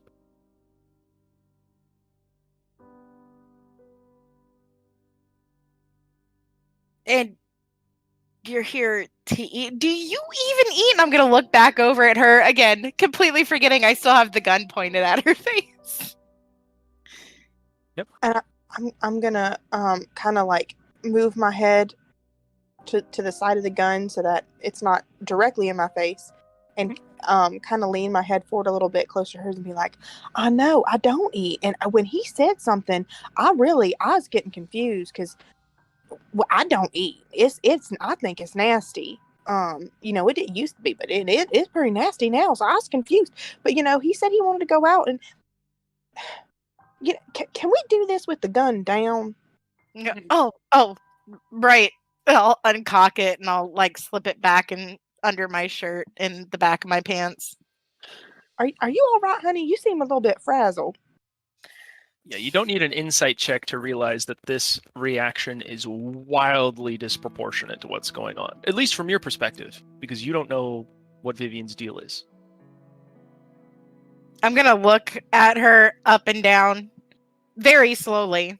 Yes, she is dressed very well, and as a beautiful person, her features stand out even more than normal. She's definitely dressed in what you would describe as a fairly ritzy fashion.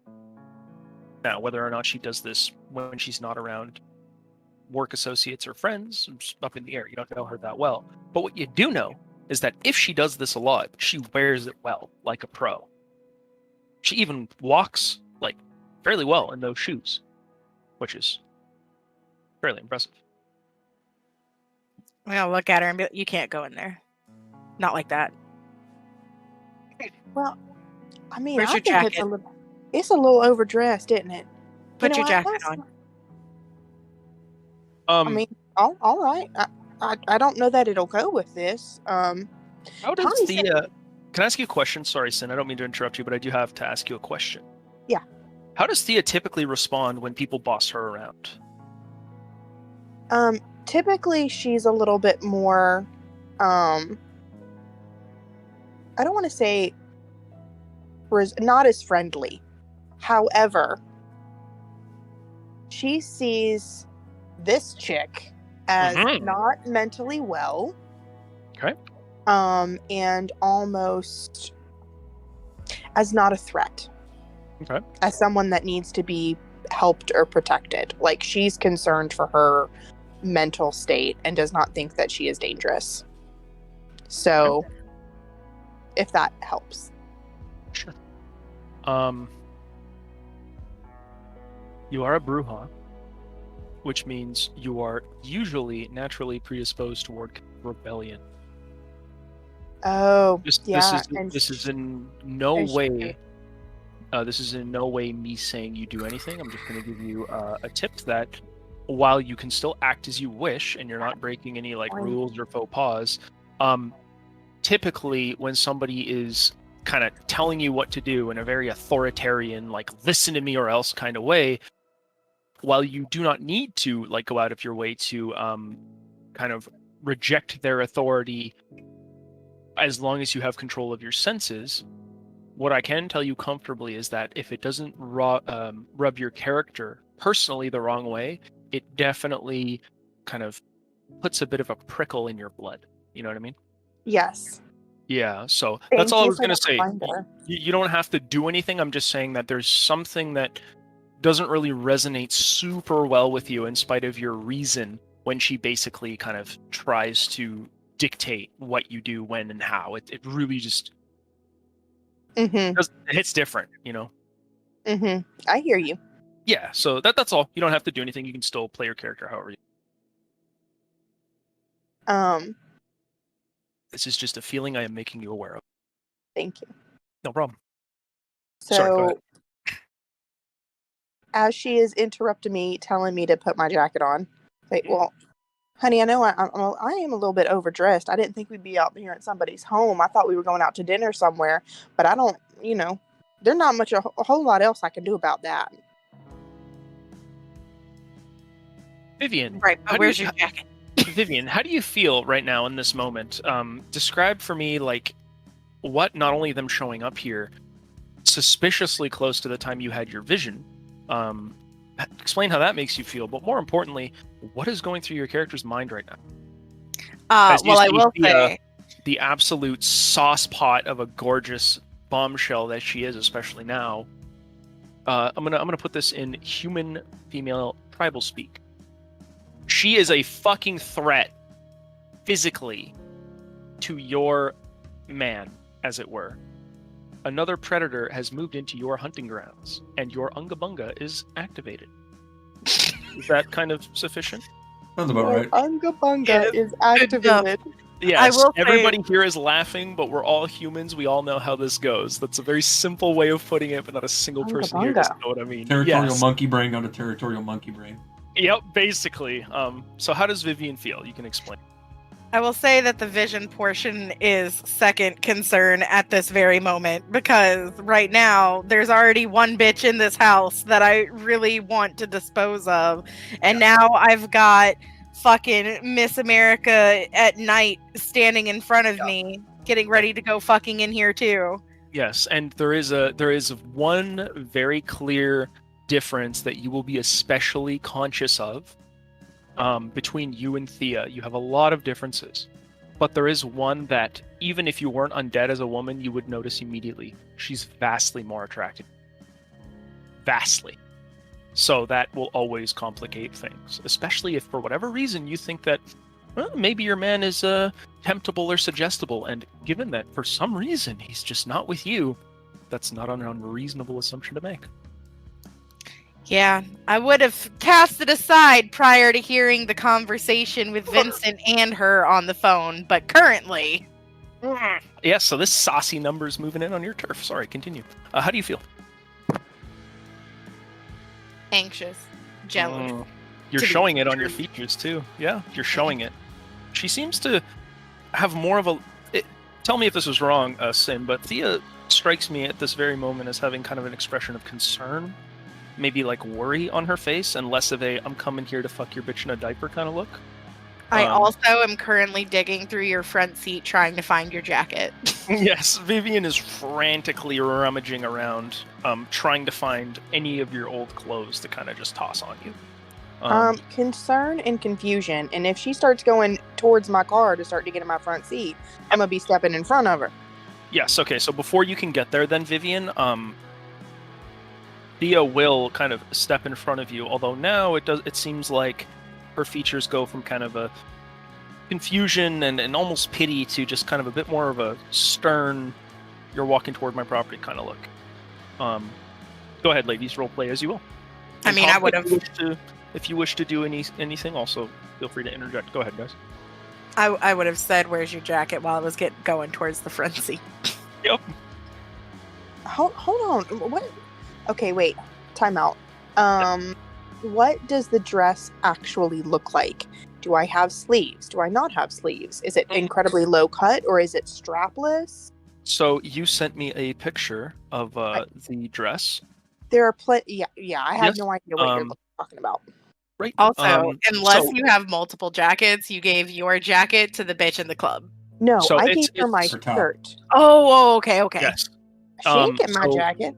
So that dress that you linked is a bit longer than the one I had in mind, but it does have kind of like the hem at the leg and all that. So very accurate.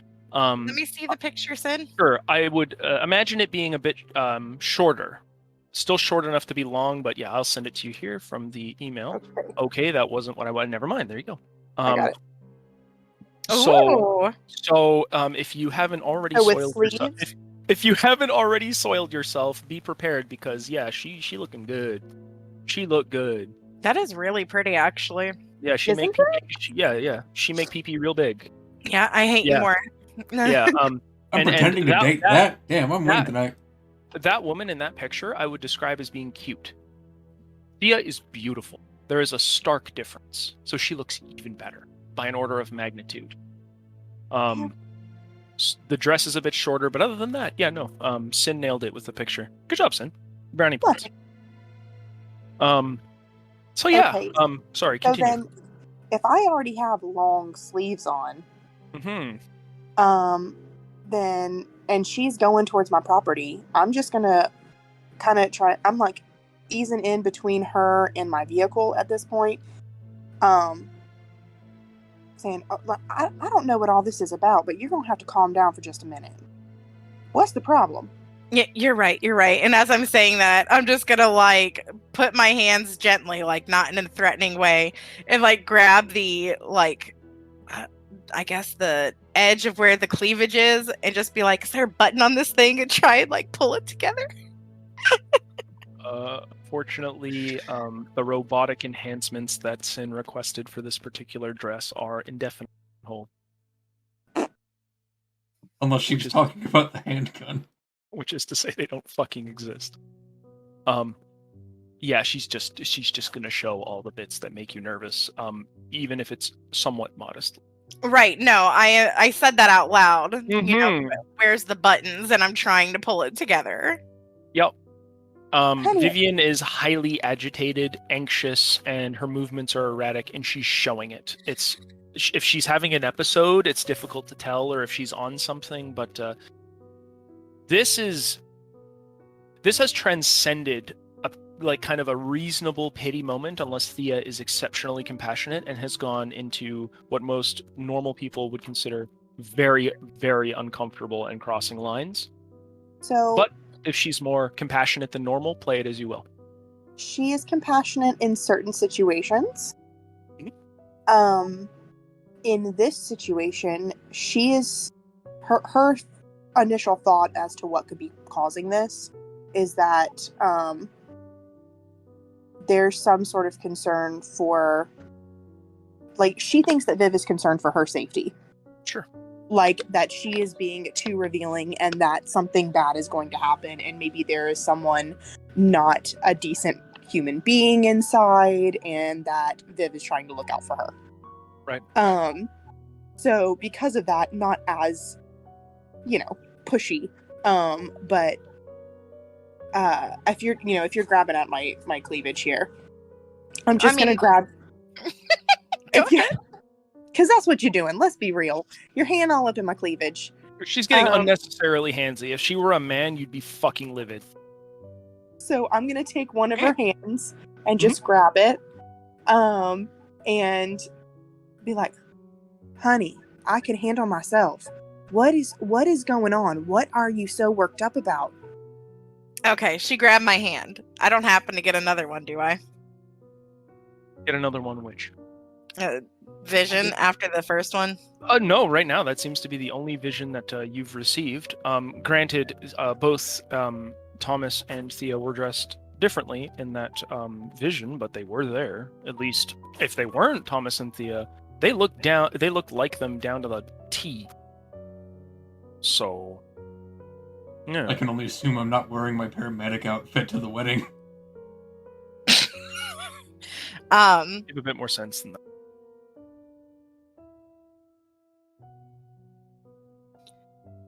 Okay, so she's holding my hand. She's asking me what's wrong, saying that she can handle herself. I'm going to clasp her hand back over mine and just look her in the eye, super doe-eyed. I am a mixture of so angry and jealous, yet hopeful that I'm like welling up a little bit. And I don't know how fucking vampires cry. Do they cry blood? Is that a thing? Blood tears. Okay, so then you start to see the little blood tears welling up in my eyes, but not fully spilling over just yet. And I'm like, you can't go in there. She's getting hyper emotional, almost at the drop of a hat, and you can start to see the blood well up in her eyes. You've only seen this once before, and it never really sits right. It's genuinely frightening. So, if you're not familiar with vampires, for you it's fine, but this is not a pleasant sight.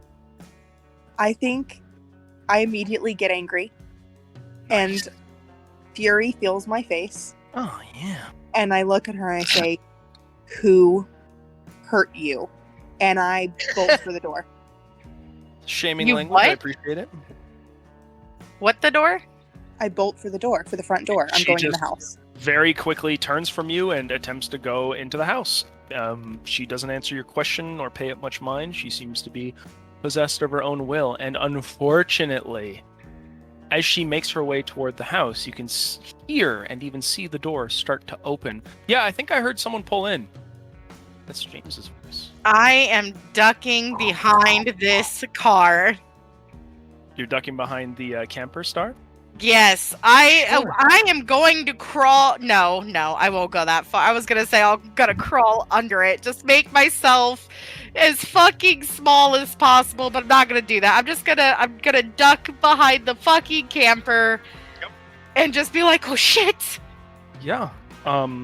You just in the nick of time managed to kind of slide on behind the camper, kind of near where Tommy is, as he, unless I'm misinterpreting this, but you've basically just sort of been watching the exchange, sort of kind of leaning back on the on the front of the camper. Just it's a ladies thing, whatever, right? Unless you. I've been waiting for her to get a word in edgewise, but it's been like all right. So like 2 seconds of dialogue followed by like 13 seconds of explanation. Okay, so before that scene happens, and believe me, Vivian, it will happen. Thomas, do you wish to, while they are basically, before Thea essentially breaks off from the encounter in a rage and decides to approach the door, do you wish to interject in any way that could change this encounter? Yes. I'll basically, like, as I see her essentially start sprinting away, I was like, yeah, stop! No. Oh, man. And then I'll start, like, slowly walking my way up the curb. All right. You start walking up the curb as you see Vivian almost immediately duck behind the camper as the door opens, and you hear the familiar voice of James. Is there, real quick, any way that while he's slowly walking away from the camper, that I can whisper without anybody at the house, but low and like quiet enough for nobody at the house to hear, but low enough for him to hear me say, "Don't let her embarrass me"? You can do that as he's basically kind of peeling around the side, and Okay. he will hear you. However, Thea, give me a wits and awareness check to see if you can overhear this. But also, let's see. Yeah, wits and awareness. You're at a whisper. There's nothing really you're rolling against this. Just let's see. You're kind of walking away. Ooh. Wow. That's a critical success. There's no real skill involved in whispering. You just sort of do it at a level you're comfortable with. Thea's close enough that she's not really suffering any penalties to her dice, but even if she was, that was a critical success. So whatever you say here, Thea hears fully and with maximum clarity. So okay. I simply said, "Don't let her embarrass me." Yep.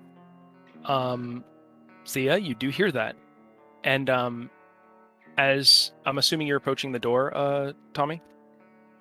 Yep. Okay.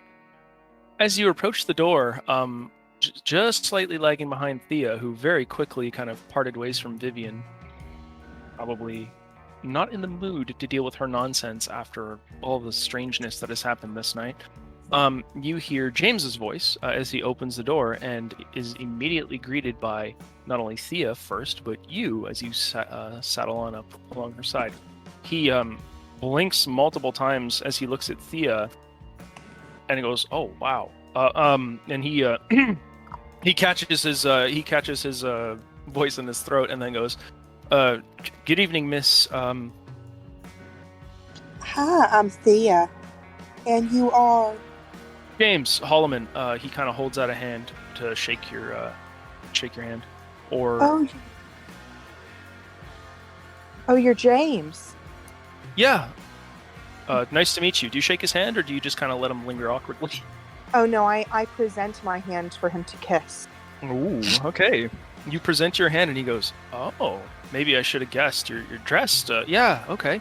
He kind of takes your hand and he gives a nice, polite, gentlemanly kiss, and then he looks over at Tommy. "Hey, Tommy. It's nice to see you again. Hey, James. Is this your girlfriend or your wife?" Do something. Wow. Yeah. No. She's Yeah. That's. Do you guys want to come in and eat? I thought you'd never ask. Yeah. Hey, Tommy. It's good to see you. Look, I wish I could have been around the house a bit more a couple weekends ago, but with all this college stuff and then working extra shifts. I mean, the economy's getting better, but it's still pretty rough in some of these spots.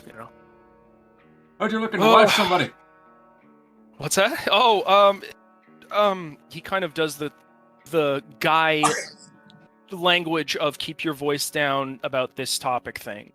He gives you the look like, yeah, we're in talks.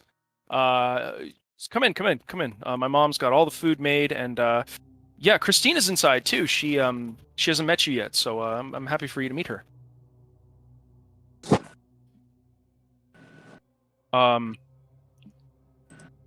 Miss Thea, obviously come in as well and enjoy the food. It's really good. My mom, she's cooked up a ham. She's got some stuffing and some cranberry sauce with some homemade bread, and she even made the dessert, a caramel custard. It's really good. She makes it. It's one of my favorites.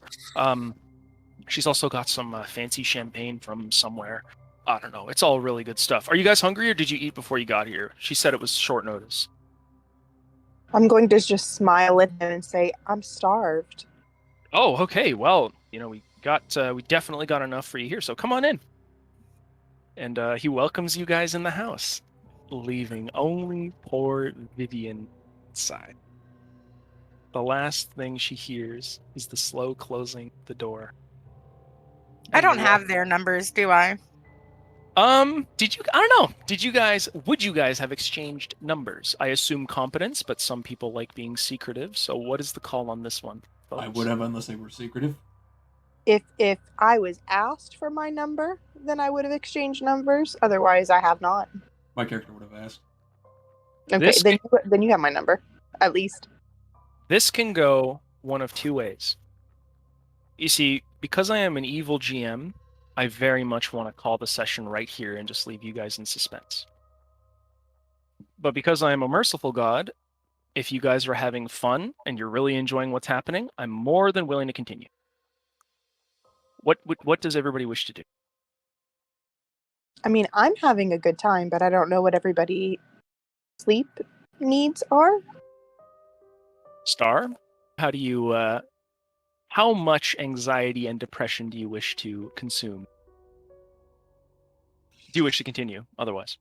Come back to me. I gotta decide because I'm having a lot of fun and I really want to do this for longer. But I also have to go to work at 9 in the morning and it's 11:30. But I only Sure. work for 4 hours tomorrow. I 4 hours. will normally not encourage people to shirk their responsibilities, but because I'm the exception, I would definitely encourage you to do so. Yeah, Do it yeah. I'm good to keep going. I appreciate you making the right decision. Boone, how about you? Are you good to go? I'm good to go. All right. Well, good news is that we can keep playing as long as everybody's having a good enough time. And assuming everybody's in spice mode, because believe me, if I canceled it right here, I'm pretty sure Star would have a heart attack. So, especially since this is definitely somewhat significant to her character. So rather than be a big meanie weenie, we'll keep going. But before we keep going, I've had to pee for like an hour. So I'm going to go sort that. And then we can come back and, give people depression IRL. We'll be right back.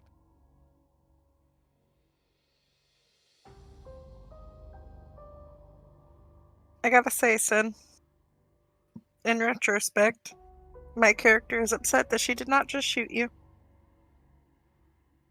Well, my character thinks that you have been abused. Why And did that you wake up tonight and just choose violence?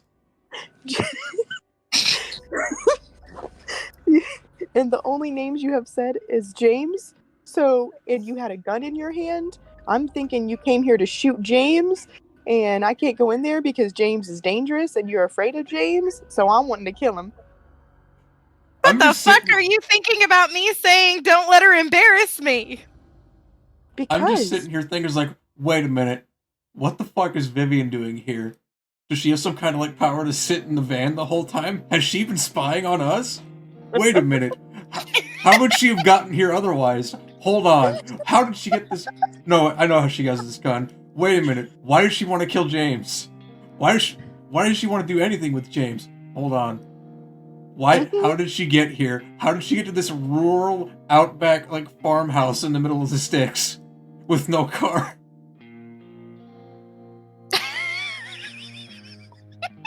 And I'm just sitting here processing this. Is like, wait a minute. These are all things my character would be thinking about. It's like, wait, what? Hold on.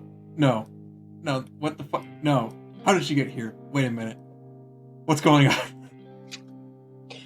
honestly, the fact that I could hear you say "Don't embarrass me" is the only reason why I haven't totally killed him yet.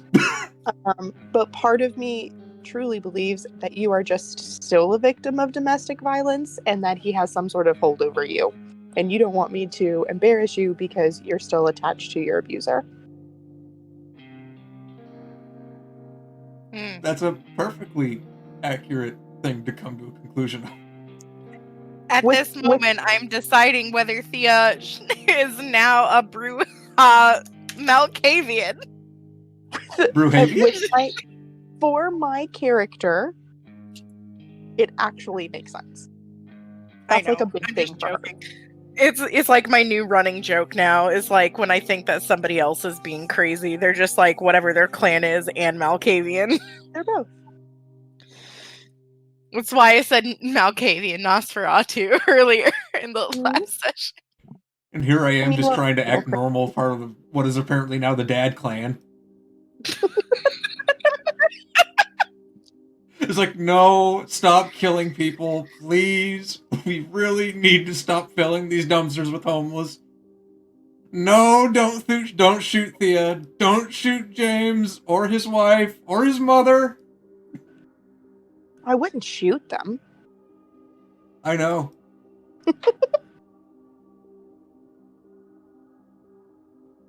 They don't have the taste of urine you're accustomed to yet. Going around scaring the pants off everybody. Oh, one second. RPGs.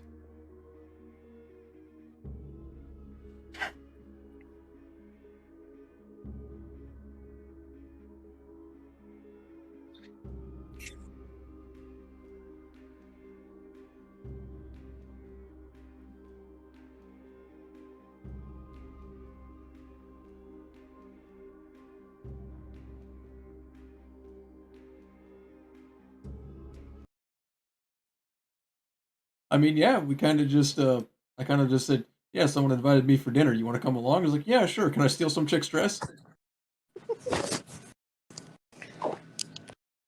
You spice farmers, I'm back. Before we start the inside scene, what would Vivian be doing right now, Star? Frantically texting Tommy. You're text bombing my boy Thomas. I Very did well. leave my camper unlocked because you Okay. were out there. Oh, well, then I would have climbed inside while frantically texting him. I also Does probably would have left my Vivian- guns inside the camper. Does Vivian care enough to explore the property further so that perhaps she could curve a bit more on the goings-on? Maybe there's a spot she missed. Maybe. Depends on what Tommy says. But I'm going to be texting him half-truths, which you can't tell because of text messages. I'm just going to be like, hey, so... No, that's not what's being included in this text message. It's gonna be like, look, Tommy, I had a vision about you guys and this family, and I would really appreciate if you could somehow get me in here. I know that I'm not dressed up all fancy smancy like fucking tall lady, but I need in here somehow. Let me in! Let me in! So dumb. As I'm sitting here, it's like, what possible reason could I just just will into existence to say, oh yeah, by the way, can I have like a +2? Because clearly I'm a polyamorous paramedic. Like, what do I say? You What do would I know, say to that? Spoon, that if Tommy considered that unironically, knowing what you know about this sweet little old lady from way back in the day, that would definitely look a certain way. I'm aware. That's All what I'm I'm going saying. to Is like, say- what could I Yeah. possibly fucking say that I am- doesn't sound I ridiculous? really feel like that needs to be a theme of the whole campaign. Tommy the Polyamorous paramedic. Tommy the Tommy fucking the polyamorous, hyper degenerate fucking ladies man. Yeah, How does this keep happening? I don't know. I mean, y'all went down a whole different path. In my head, I was like, he could say anything. He could say I'm a new person at work. He could say that I'm an assistant. He could say that I'm a childhood friend that's visiting from China. Like, he could be saying literally any fucking thing. And y'all went Polly. Yep, that's the one. y'all did. The only logical thing that I could think of was like, yeah, okay, I've been invited to dinner and I've been invited a +1, and I'm now held at gunpoint by a woman who's crying bloody tears. Is like, I didn't hold wait. you at gunpoint. I only held her at gunpoint. There was a gun involved. I love True. how your only logical thing that you could come up with is, man, I've really got a lot of chicks. Well, I mean, like, depending on the kind of guy he is, it's not impractical. Like, it's just like Not for Tommy the poly paramedic. the kind of no-nonsense fellow that Thomas is. It would be very strange for him to keep around tons of women he wasn't actively romantic with. Spoon, is that an unreasonable assumption? My character is fairly gruff and abrasive and straight-laced. Yep. So it's safe to say that he's probably got one lady, if any, who needs to exert a lot of effort to put up with his antisocial man behaviors. So, you know, yeah, well, you guys take your time. Whatever strategy you guys want to concoct throughout the roleplay, go for it. I am here for it.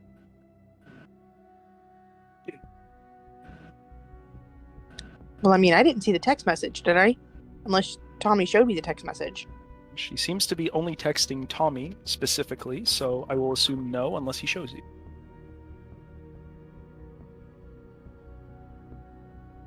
I'm gonna send another message that just says, look, the vision was really weird. You and Thea were both there with these people, and now you're here with these people.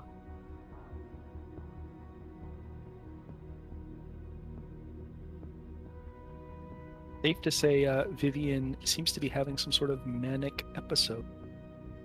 I can tell you that without a roll, because of your high intelligence and medicine skill. In fact, roll, Spoon, medicine, and intelligence based on what information and what you had seen outside and Vivian's mannerisms. Okay, medicine and what? Intelligence. Okay, I'm assuming I wouldn't add first aid to this. This is one of those roles that you would not. So you are not a therapist or a psychologist, so you get no bonus here. But you still have like 8 dice. It appeared that Vivian was definitely having some sort of manic episode, and definitely on the high end of anxious, especially given, you know, the whole crying blood tears and pointing a gun at Thea's face. Thea, who up until now she seemed to be completely fine with. Her mannerisms, some of the things she was saying, her hands were a bit shaky, her voice trembled a little bit, and she was desperately trying to clothe Thea with her jacket for some reason. Who knows? But what you do know is that is definitely behavior that would lead you to believe that that's some sort of episode. She might be having like a mental breakdown. Why is the question?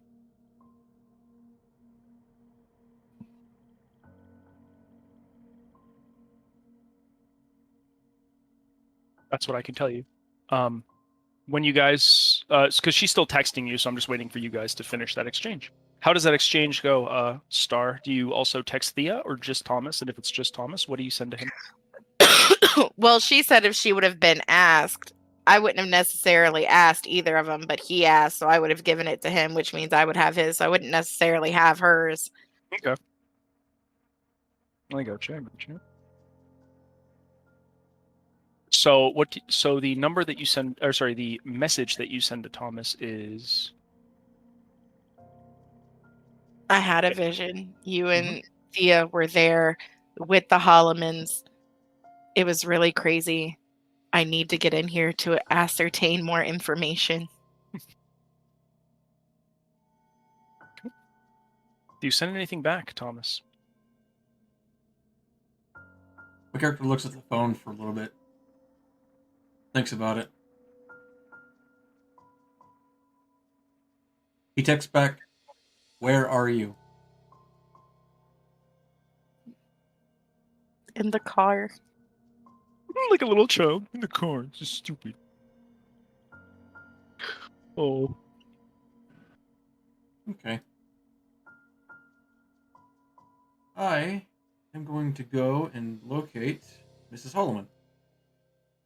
Okay.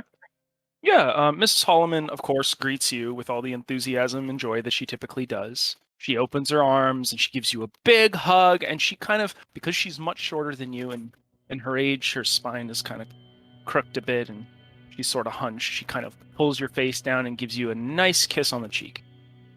And oh, Thomas, it's so good to see you. I'm always happy whenever you can come out. I know you're a busy man saving lives, but I made this dinner specifically for James and his future wife, Christine, and as one of my only friends, I'm so happy to have you here.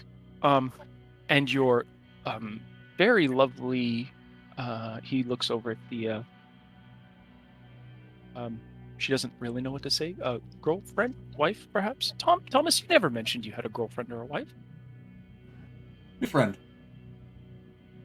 She kind of nods knowingly, and then she goes to Thea. Mrs. Holloman, Thea, is definitely in her 80s. She's older. She's showing her age quite a bit. She's short, probably about 5'3". Her spine is a bit crooked, and she needs kind of a walker to get around. But she, nonetheless, with some very uncharacteristic, almost finesse, seems to have mastered the etiquette required to make herself not only a good host, but also just a friendly face to be around. She kind of strolls over to you and goes, "Oh dear, you look absolutely lovely. I love the dress you've picked." Well, thank you, honey. I saw it and I just had to have it. Oh, I'm definitely not in keeping up with current fashion these days, but I do believe that, well, if you're looking for a man, Thomas is definitely, he's a good one. So don't let him get away, girl. Grab him when you can get him. He works as a paramedic, you know. It's a good job. He might even be a doctor one day. She's really trying to sell Tommy to you. I am clearly amused. My eyebrows are going up, and I'm just like, oh, okay, and smiling at her. Did he tell you Like, that? Oh, shaking my head. he's so humble and sweet. He's always so kind to me. He comes over and helps with the gardening, and occasionally he and James will help me move things around the house. Oh, I love this boy as if he was my own. So treat him well. Please don't break his heart. Oh, ma'am, I have no intention of doing that. Oh, bless you. Would you like to sit? She kind of offers a seat. Well, thank you, sugar. Mm-hmm. My character, As you, my go character ahead, Tom. gets a concerned look on his face and reaches for his phone. Huh. Yeah, you have been Mrs. receiving... Mrs. Holloman. She looks over to you. Yes, Thomas. It appears that I've accidentally brought some of my work with me. Are you aware of a young woman named by the name of Vivian? She shrugs. No, I've never... She looks over at James. James, you can hear him from the other room. Yeah, Mom. Do you know a young woman? What was her name? Vivian. Oh, do you know a young woman named Vivian? No, Ma. Nothing rings a bell. Huh? Well, you heard him, Thomas. He doesn't appear to know any. But what did she look like? Vaguely oriental. Dresses rather plainly most of the time. Loose clothes. It appears she's stowed away in the vehicle we came in. James kind of hears you as you begin to describe the woman as he walks into the kind of the hallway, kind of assisting his mother with moving into the next room, but also kind of offering to help you guys with your coats, jackets, anything you may have brought with you. He kind of listens intently and goes, "Oh, I don't know anybody named Vivian, and I don't think I have any friends from. Where is she from in Asia? China, maybe." Kinda sounds about right. Yeah, no, I don't know anybody from China, at least nobody that I'm friends with. Yeah, are they hungry? Like, do they need something to eat, or like, they're here, right? I'm gonna live with you. I think she's having a manic episode and she wants someone to talk to. Oh, okay, so she's, hey, Mom, can you go in the next room? What's that, honey? Sorry, Mom's hearing has been going the last couple of years. You're gonna have to forgive her. Mom, can you go and help Christine with a couple things while I speak to Thomas? Yes, I'll go. Here, I'll help you, Mom. Just get over that bump there. Okay. Yeah. All right, Mom. No, just Christine, can you help Mom, please? And finally, enigmatic Christine shows herself. Christine is a slender, generously endowed, blonde-haired woman with green eyes, very fair skin, tastefully applied red lipstick, wearing kind of a form-fitting turtleneck sweater with some casual jeans and some just regular white ankle-high socks. She walks over and with a very unique voice. It's pleasant to the ear. She looks over at James. She's got high cheekbones. She's in very good shape, and she has a cross around her neck, Christian cross. She wears a silver watch. Her nails are manicured and appear to be. They appear to have some sort of clear nail polish on them to make them really stand out, look transparent and clean. And she walks with a certain practiced elegance. She walks up to Mrs. Holloman and goes, "Excuse me, Mrs. Holloman. I'll take you from. Thank you, James." And she has a very like sultry voice, like it's pleasant, like it's older and yet not too old. She's obviously, maybe if you had to guess, like in her late 20s, but her voice is that of an adult woman with experience on her side. Her movements are fluid, graceful, very practiced. She takes James's mother very delicately with a genuine, or at least genuine appearing smile on her face, and she helps the old woman into the dining room. She looks at each of you and goes, "By the way, this woman, Christine, to give you an idea, she would have the stunning merit. She's even more attractive than Thea. There are no words to describe what somebody who looks like this naturally looks like, but what I can tell you is if Thea has the reactions that she currently has, Christine would get them twofold. However, she dresses very differently and she presents herself very differently. She looks at first you, Tommy, and she goes, 'You must be Thomas. It's very nice to meet you.' And she holds out her hand very delicately to shake yours. Do you?" My character nods. Likewise.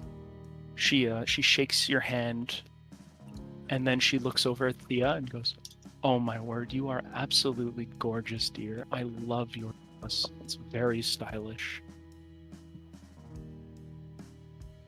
Well, thank you, honey. And once I saw her, I probably it would have clicked in my head that this was not a situation of abuse, which I was concerned about. Doesn't seem like it anyway at first glance. But more of a scorned love situation. So I'm a little taken aback and now just trying to process what I am witnessing. She is a diamond in the rough in terms of attraction. James, by the way, is not a bad-looking fellow. He's tall. He has dark brown hair, a bit of stubble, but styled. Again, very distinct blue eyes. And he's in good shape. There is visible muscle, and he does look like he visits the gym every so often. In terms of looks, she is leagues above him, and he's a good-looking guy. That being said, though, the few times you've seen them interact so far seem genuine, and they've got good chemistry. If you wish to make...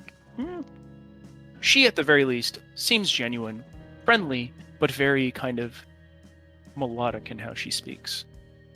And she looks over at both of you, Thomas and Thea, as she assists Mrs. Holloman over one of the steps that leads into the dining room. "I heard you have a friend outside. Do you wish to invite her in to eat? We have more than enough, and we'd be willing to share." Certainly. "Thank you, Thomas. And you said your name was Miss Thea, wasn't it?" "Yes, ma'am." And I just kind of smile, like with a closed mouth smile. She returns your smile, not showing any teeth, but showing that she too is gifted in that regard. "Thank you for coming. I'm always thrilled to meet acquaintances or friends of James. But I have to help his mother into the next room. Please, make yourselves at home. We're happy to have you here.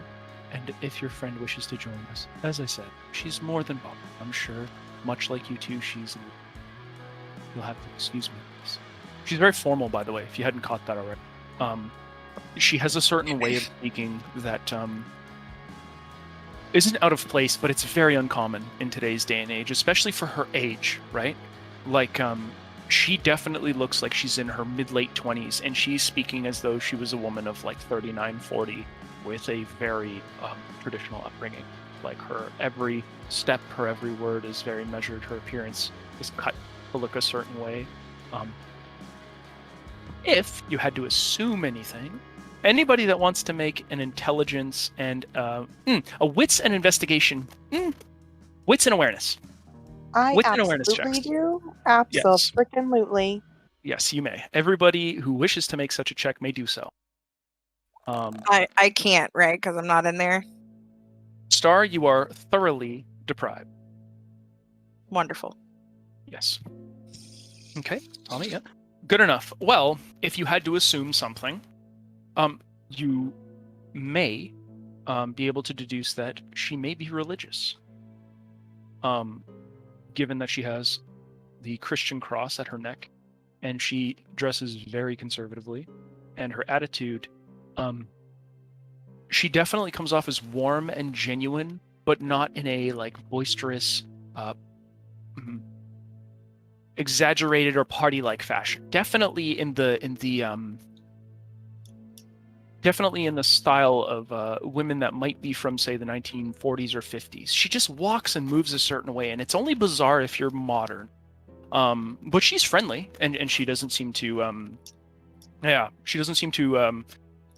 look down her nose at any of the current company in spite of some obvious little thing. That is what I will give you. Hold on, I just need to respond to Star, and I'm gonna get some tea. I will be right back. Did you break him? Whatever you sent him caused him to need to become parched immediately. What? He already had a coffee. This man likes his coffee.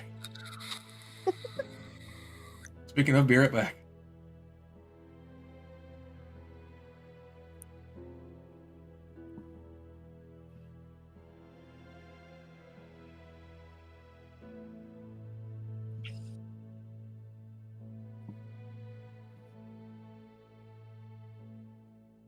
I sent you.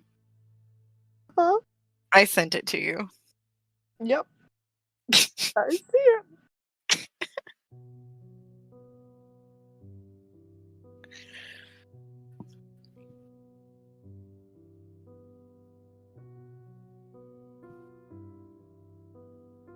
Poor Vivian. She is not having a good day. Oh, poor Tommy. He did not help.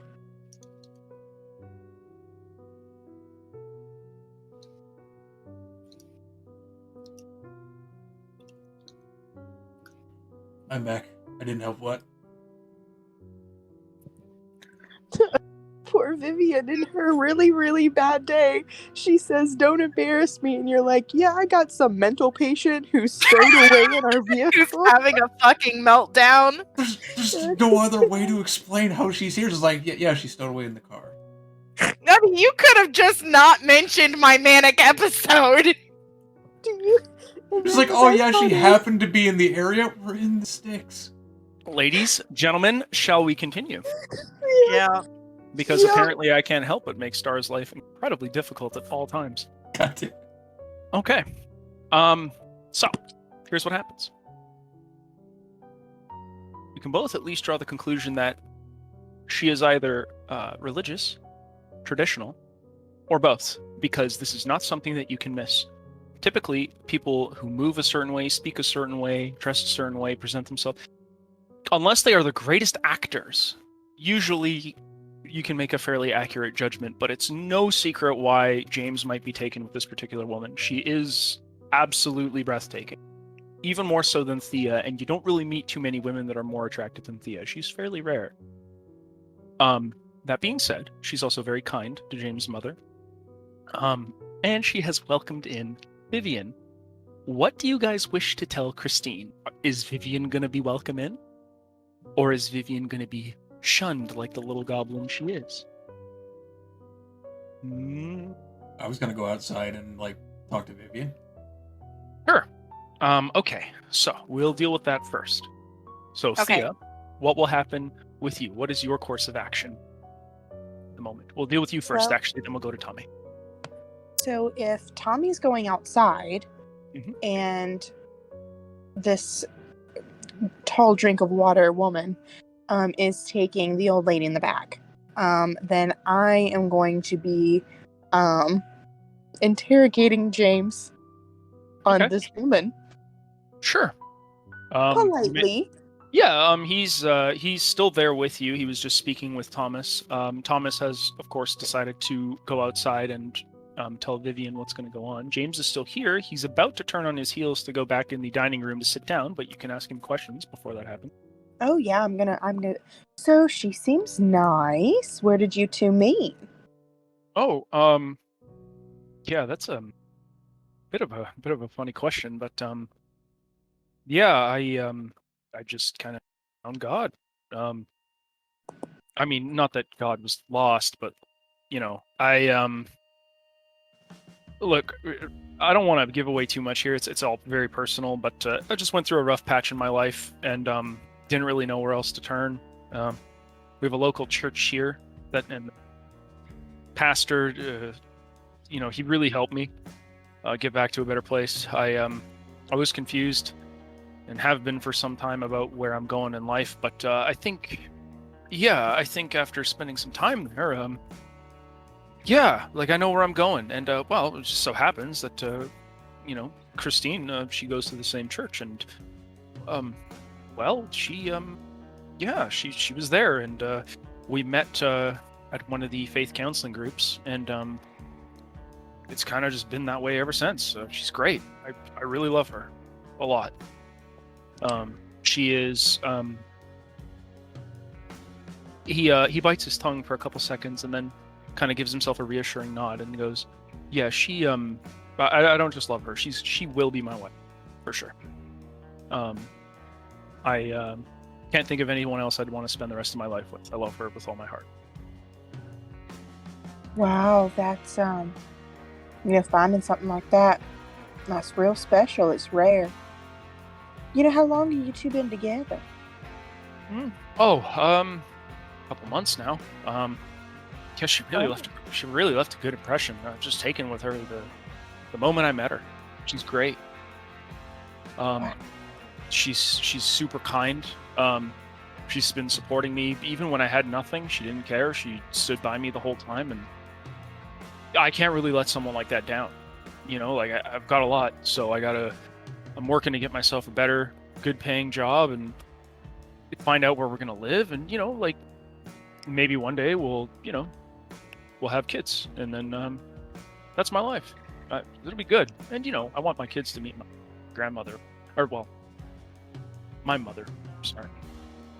Yeah. Or she passes on because she's old, right? Like she's not Mm, gonna be around forever. I want her to see her grandkids before she goes. My he kind of chokes for a couple of seconds. My dad, he won't get that chance, but hopefully my mom does. You know, because I want to give her something nice. But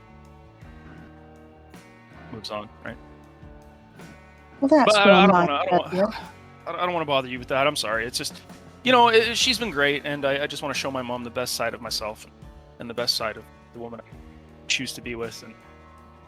And during her final days, I want her to know that, you know, we're going to be okay, and that she's got some grandkids, and you know, we're just going to keep doing our thing. And Christine, I've spoken to Christine about it, and she wants kids, a lot actually.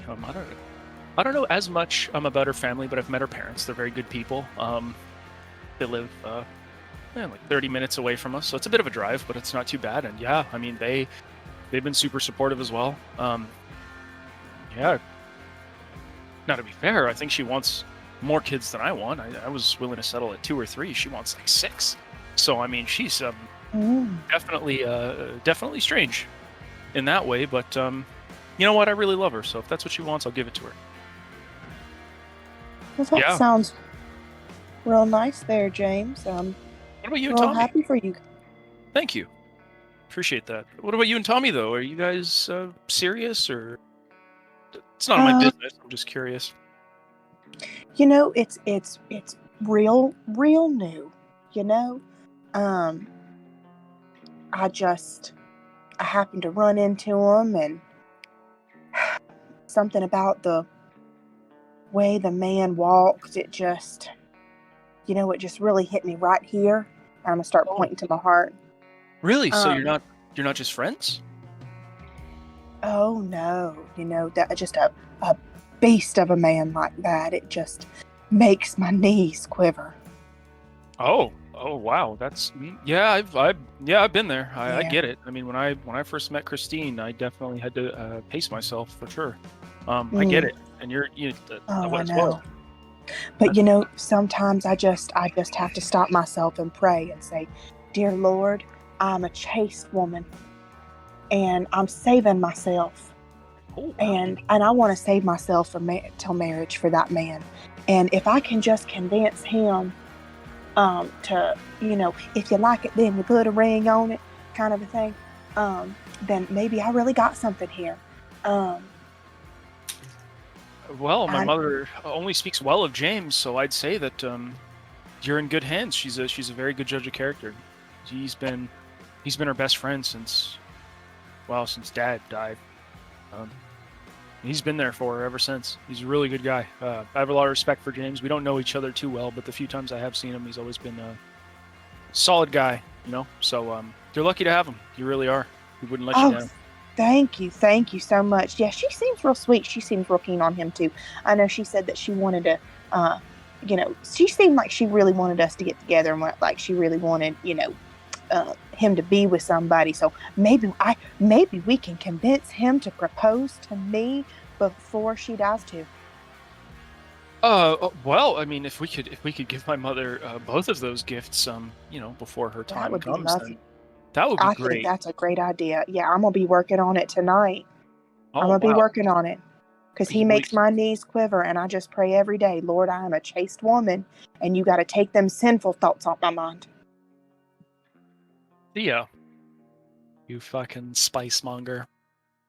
Are you lying? Of course I am lying.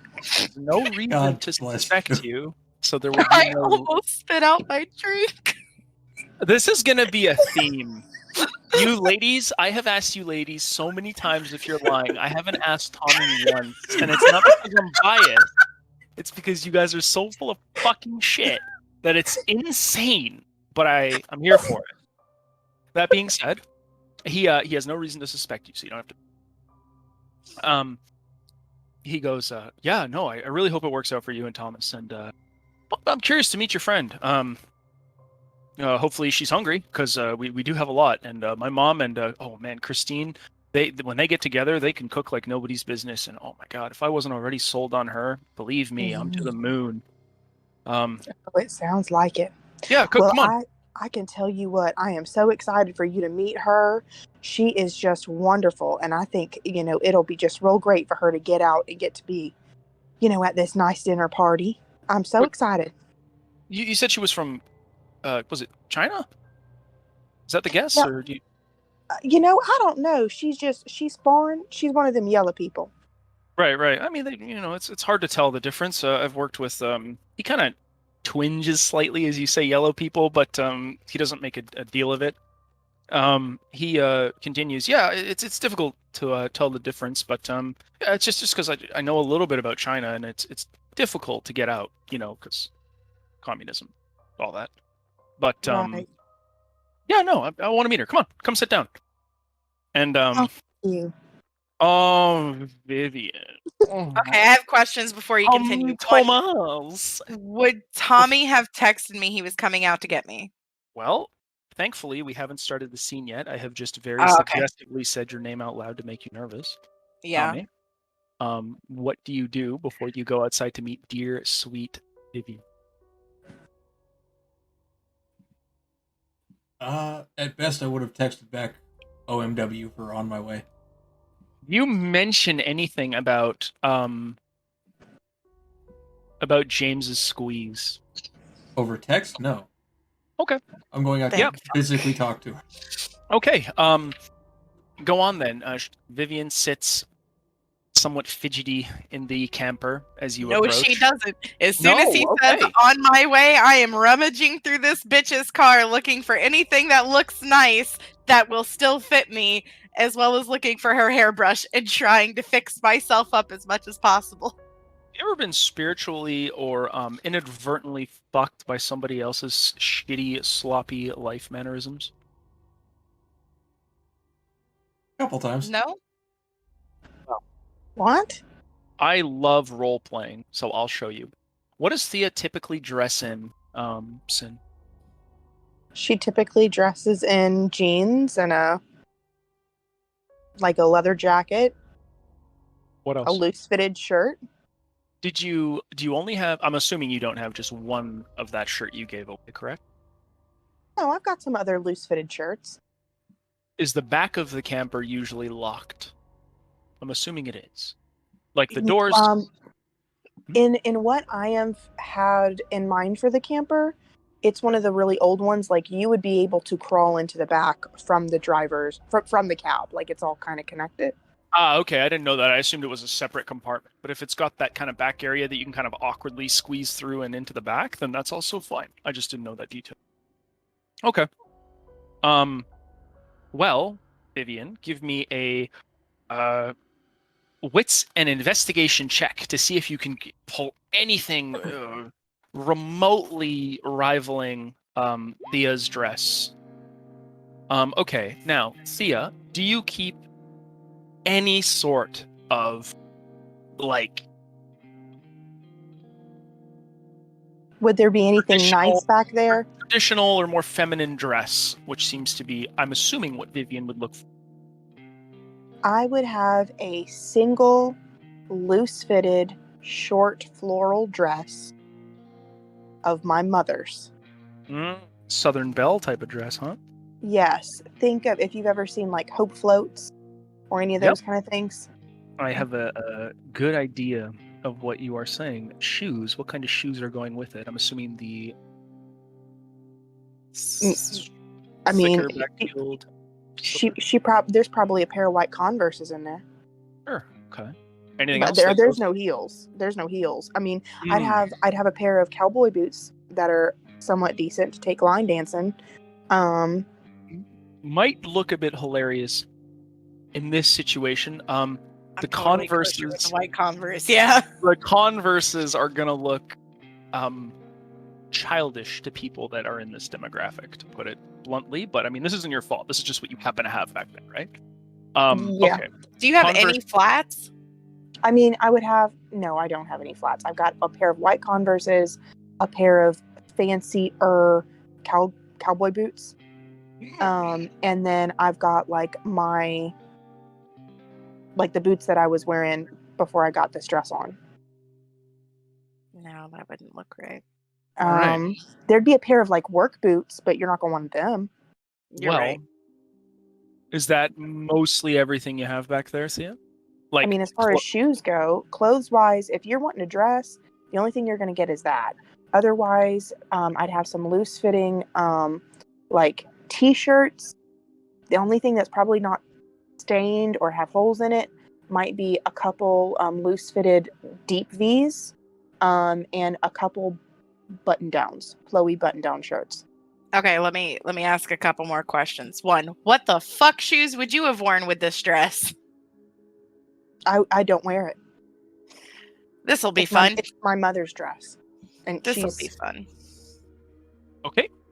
Well, that is the only dress you see. In terms of the shoes, there's nothing that really goes with that. It'll all look a bit odd. Okay. Do you keep makeup in here at all? No.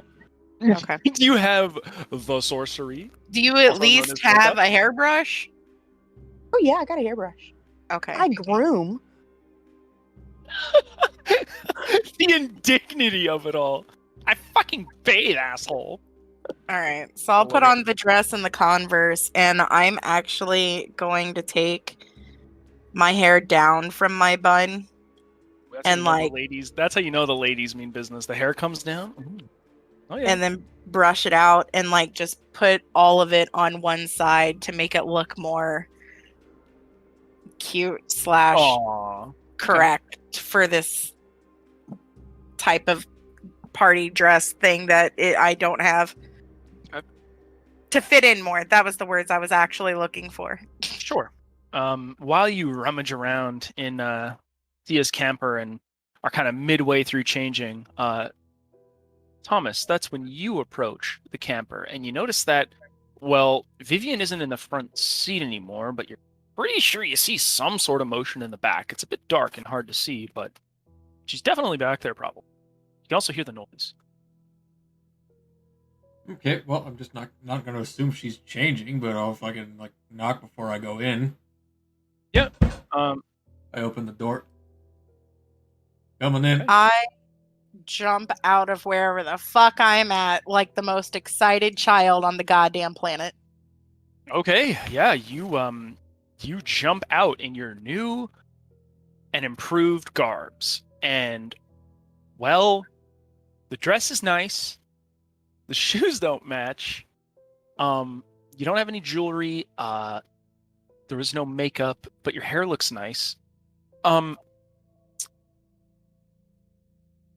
You are marginally cuter than normal.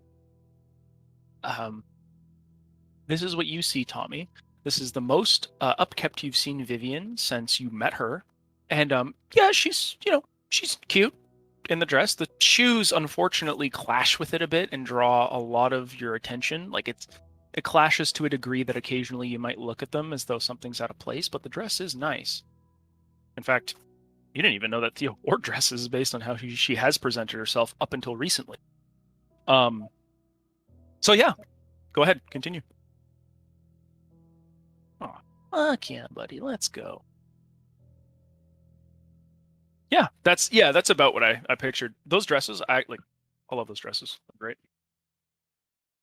So, yeah, that is what Vivian is wearing, along with the Converses, which, yeah. Go ahead, Spoon. How does Thomas react to the new and improved Vivian? Thomas gives it an appreciative look down and up. All right, you look good. I got some bad news. That's the bad news. The bad news is I'm about to tell you nothing but the truth for the next 2 minutes. Oh. Okay. I'm not going to ask you why you want to go inside of the building. I don't know why you're here, and I'm not going to ask. What I can all but virtually guarantee is the only thing you're going to enjoy from the moment that you step through that threshold is the smell of the cooked goose.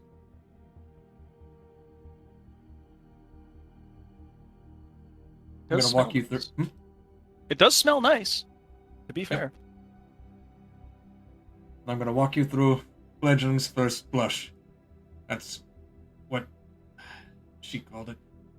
Anyway, and I basically work her through the motions of rousing the blood so that we don't vomit the moment that food touches our tongue. Yep. There is something about Vivian you do not know, but the blush information might be useful. Thea is definitely noticeably pale, but she's beautiful enough that sometimes it's a good enough distraction so that she can get away with not blushing sometimes. For people that are on the average scale of looks, blushing definitely is something that you should get used to on the odd occasion. However, it does cost a rouse check. Blushing essentially makes you feel and appear as if you were human for a limited amount of time. It includes things like keeping food and drink down for an hour before you have to puke it up. And the unfortunate part about it, however, is the only time it fails, and this is a very niche moment, is under extensive medical exams. Otherwise, you could pass a casual and fine. So just keep that in mind. But it is handy to appear more flush with life. You've got a specific color. You look youthful and less pale. Less like a vampire, I guess, is the idea. Is that something you wish to do before you enter Star? Is rouse the blood for the blush of life to appear more vibrant? Yeah, I could probably risk one more. Okay, give me a rouse check. Oh, thank God. Much to the chagrin of the GM, you do not allow him to play the beast. Okay. You succeed in your check, and you will the blood to mimic life. It rushes through your system and fills you with false vigor. Once again, you feel warm, and the sensation is almost lonely. Like an old friend coming back from a long vacation. Your skin goes from being a very noticeable pallor to more light. Well, fairish. It's, for a moment, you can't help but just look at your hands for just a couple seconds as you just sort of admire what bits of yourself you can see, but you do know that the feeling is strange. Not entirely unpleasant, just odd. Hopefully this gives you the edge you need in this moment to kind of fake your way through this dinner. What do you wish to do now? Both of you. I'm then going to tell Vivian the cover story, that essentially I said that I informed them that you were having some kind of episode and had snuck into the camper, which is how I explained away how you're here. You told them what I said. Don't let her embarrass me. That was me. Tommy, it seems as though, based on what you were seeing, that James's mother either misheard you or didn't hear you, and Christine wasn't there at the moment, so it's safe to assume that, well, she may not have heard you either, but you did tell James directly. That is who you told. Correct. Do you still say them as though you told everybody? I will correct myself to James. Gotcha. I assumed everyone heard me. Okay. Fair enough. Of all the people you could have told, of all the people, why did it have to be James? Hey, that guy you're trying to impress? Well, I basically told him you're a mentally unstable piece of shit. Anyway, have fun. Oh my God. Nervous sweating? When we get in there, fix it. Just say I'm going through a rough time or something, and that I'm just depressed. I don't know anything. Not manic. Don't say that. Oh my God.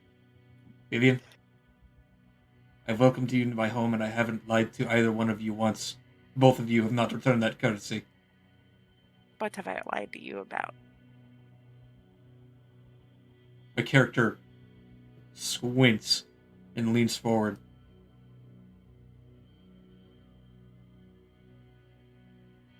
And then turns around and begins walking away.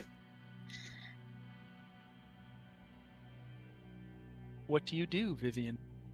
I mean, I'm going to follow after him, but I'm going to ask him again, what did I lie to you about? She asks you again. Do you respond? Nope. Well, all right. He does not respond to your queries, any of them, no matter how many times you ask him. He seems to be ignoring you at the moment. That's fine. Before we get to the door, I'm just going to be like, fine, don't tell me. When we're finished with this and back wherever we're going, I need to talk to you guys about the vision I had. Sure. Yeah, you are able to guide Vivian back into the house. The door is unlocked, so you can let yourself in.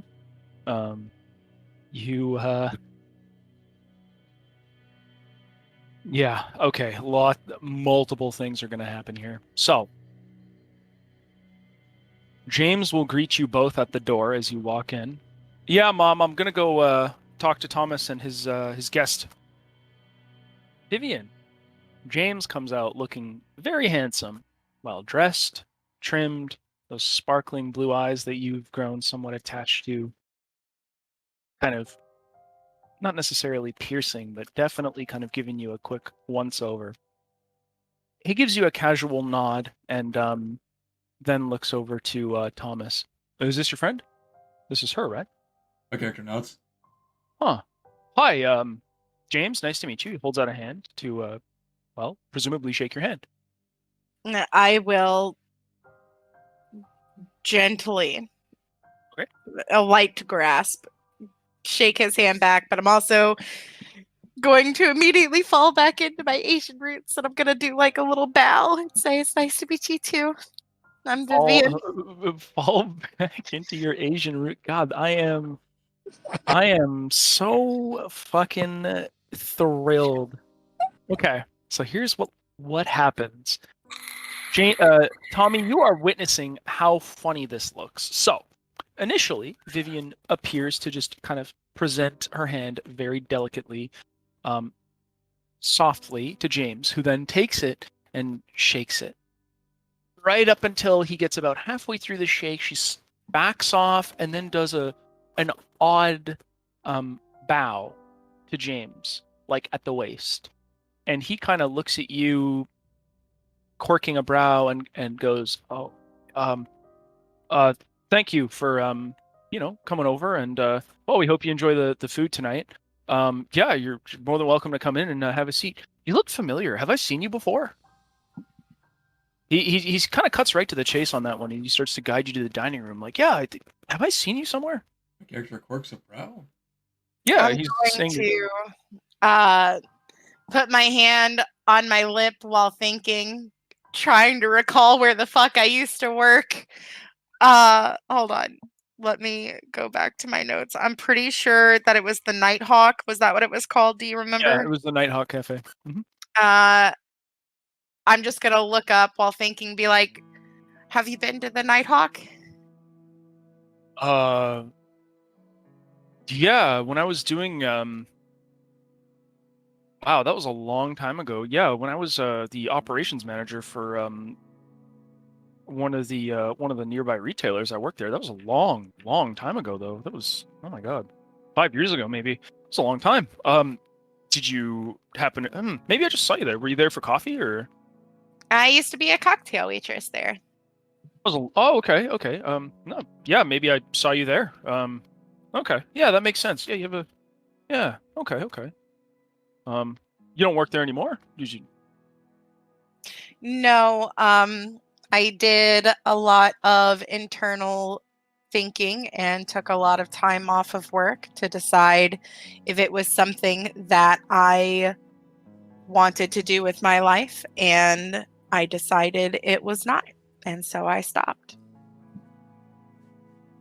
Yeah, I've been there. Sometimes you just kind of need a moment to get your head straight and decide what you're going to do with your life, because, I mean, between you and me, I didn't want to be an operations manager for that fucking company forever. It was just not for me. Too much internal drama and politics. I want something simpler that pays similar. So, we get away from that kind of thing. And hey, it worked out for me. So, I hope it works out for you. And, hope you find something enjoyable that you can really get behind in life. And, I'm not gonna say you should, but I mean, what really helped me was I found God. That really kind of gave me a new perspective on life and kind of what I needed to do and who I needed to be for the sake of not only my mom, but for the people in my life that are important. So I don't know, if you haven't considered it, maybe just stop by a church one day and sit in and just kind of enjoy the community and sermons. Maybe that'll help you get your head straight. I'll have to do that. I think that while I don't know what I want to do fully yet, I do know that the next thing that I choose to do, I want it to be something that I love, whether whoever ends up in my life agrees with it or not. Well, whatever you choose to do, I hope it works out. And by the way, that Miss Thea, she's a friend of yours or acquaintance? Yeah. Actually, her car outside. Yeah, no, she's something. She's really nice. She's got a She's got that southern twang, but it's actually it's cute. She's really pretty. Did she used to model or something? I have not a clue, honestly. She's funny, though, for sure. Yeah, she is. She's pretty humorous. No, I definitely get it. But you guys seem like you have a fairly tightly knit group. Anyway, I don't want to waste all your time here. It's nice talking to you, but yeah, come have a seat, come enjoy the food, and just be with the family and just kind of get to know everybody. I'm just gonna like do the smallest of like bows while walking past him through the door as like a thank you for letting me go first kind of thing. You and have like, no etiquette skill, so everything you're doing right now checks out. cool. You and I both know that it, in some cultures, is considered polite to do what you're doing, but you also know that you don't do the same things cross-culture and get the same looks or approval. Right, so, that's fine. So you're playing your character, and I just want to give you a compliment on that one. That's pretty funny, but it's also cool. Danke. But yeah, so then I'll walk past and say thank you. Also, I noticed everybody is quite well dressed. I apologize. This was very short notice and I was not prepared. Yeah, my mom just kind of thought of Thomas at the last second. She didn't like the idea of him, using his week off to just kind of be by himself. So she invited him, and well, she didn't even know that he had a lady friend. Miss Thea, I guess, is his girlfriend or his wife or something. She seems really taken with him, which is that's great for him. What a catch. Good job on him. Instantly more excited. Yeah, she's totally got the hots for him. Absolutely. Yeah. She can't stop talking about him. It's pretty great. Yeah, no, it's good. I don't know Thomas too well, but it's always good when you find somebody that you can really work with and kind of get to a better place. And as you guys are having this discussion, you're brought into the dining room where now this is where things get interesting. Thea, you see Vivian walking in your Converses in a dress that you recognized belonged to someone very significant in your life. I'm royally pissed off. Yes, Vivian, of course. You see Thea sitting at one end of the table, presumably with a chair pulled up for Tommy. You see, of course, Mrs. Holloman, a sweet-looking little old lady who greets you with a smile and says, "Oh, it's nice to meet you, dearie. Please sit. We have enough food for everyone." And then, who you can only assume is the woman named Christine, your competition. If your heart hadn't sunk several degrees below hell before, it has now. Christine is a woman who is just a few inches shorter than Thomas, with long legs in a fairly form-fitting conservative sweater, crossed around her neck, and rather stylish jeans and ankle socks with long blonde hair, very tastefully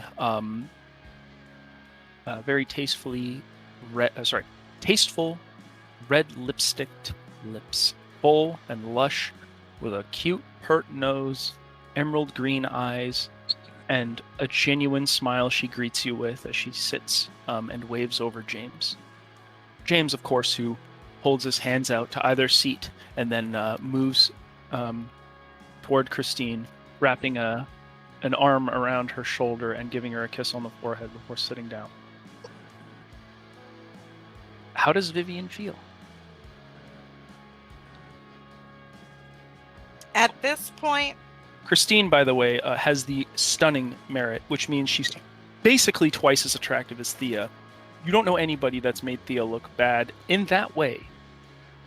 This is very uncommon. you ever like heard of people who do get like manic, or people who are just normal and something just snaps and they just seem outrageously calm? Well, I am attracted to women, so I have an idea. Oh. Yeah, we're gonna I'm just kidding. Obviously, I've seen a couple people that have had that happen. we're gonna say Mhm. that she snapped to the point where she is beyond jealousy, beyond anger, and is just Oh boy. remaining calm because "Whoa!" otherwise this will go very bad very quickly. It's gonna blow. You said that his mom was in there.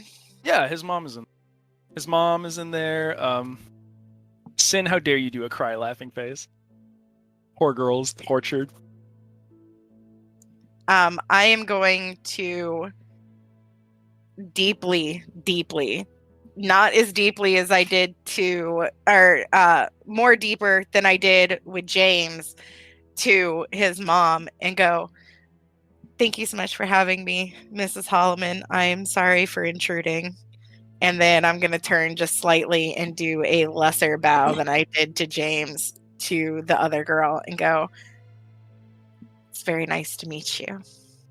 She looks at you, bewildered for a couple seconds before going, "Oh, I'm so sorry you can't stay. Did something come up?"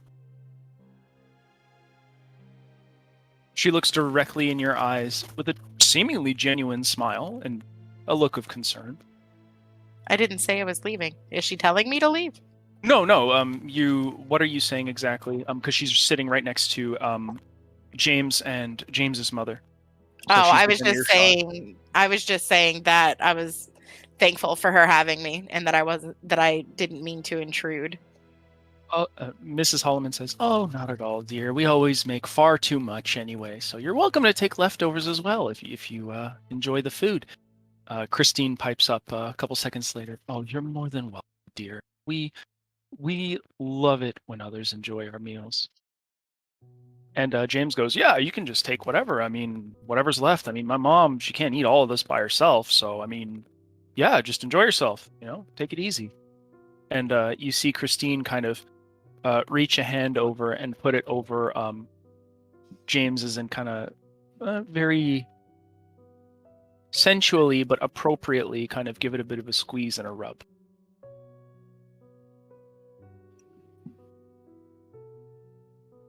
I am going to turn my attention away from them when they are next to each other from this Sure. point forward during these interactions. Okay. You can do so. Bear in mind that it will look odd if people pay particular attention to you, but you can do that throughout the day. I am just averting my gaze. I am not trying to, just averting my gaze. Thomas, you are guided to and seated directly next to Thea, your supposed girlfriend, wife, or otherwise. And do you guys wish to kind of speak with each other while Vivian kind of ingratiates herself before Mrs. Holloman and James and Christine? Before Vivian walks in? As she kind of, basically while there's sufficient distraction, if there's any, while Thomas sits down, basically. Before she walked in, I would probably be like, I would put my arm around his shoulders and kind of like put my hand on his chest and be overly like, "Oh, honey, thank you so much for bringing me here," kind of a thing, and making it very clear to him that I have made it sound like we were an item. Okay, you're going to be overly doting then. Oh, yes. Oh, great. Well, none of the people here have any reason to suspect you're being disingenuous, unless you're a particularly poor actor. How many points in performance do you have? Not a one. You're one of my favorite players, you know that? Give me a charisma plus performance check. Tell me what you get. Let's see how well you can act. Not great. I'm going to ask you probably the sweetest thing that comes out of my lips every time I talk to you. Would you like to spend some willpower? I have one fucking willpower. Wait a minute. It only rolled... Wait, how many did it roll? It rolled 4 in nice. total. One of those is a hunger die. So you got one success, which isn't the But worst. I have 4 charisma. Correct. So you Yep. rolled three. You rolled 4 dice total. It's just one of them is a hunger die. Oh, Oh, okay. I thought that Well- was in addition to No, it's always it always replaces one of your die. replaces one. So Okay, the okay, hungrier, okay. the hungrier you get, the more risky rolls get, the less you manage it. I mean, realistically, I don't care if they think I'm lying. I mean, I don't think I would spend my willpower for that. sure. Again, nobody here has a reason to suspect you, and they're not trying. This is just to give you an idea of like how well you're kind of faking it. Sure. However, one success is enough, and since you're not under intensive scrutiny, you're convincing for the moment. Okay. So you're good. So no need to fill your britches. You're all good. Now, if you happen to choose to spend your willpower, we can enter negotiations. But if you do not wish to, you don't have to. No, I'm gonna hold it for now. Rats. I know. Okay. I may need it later. Mhm. But for the moment, I'm good. Okay. But I am gonna have my arm around Tommy's shoulder, and I'm gonna kind of put my hand on his chest and just kind of lean in and be like, "Oh, honey, I'm so glad you brought me to this, and like a little double date. It's just wonderful." Yep.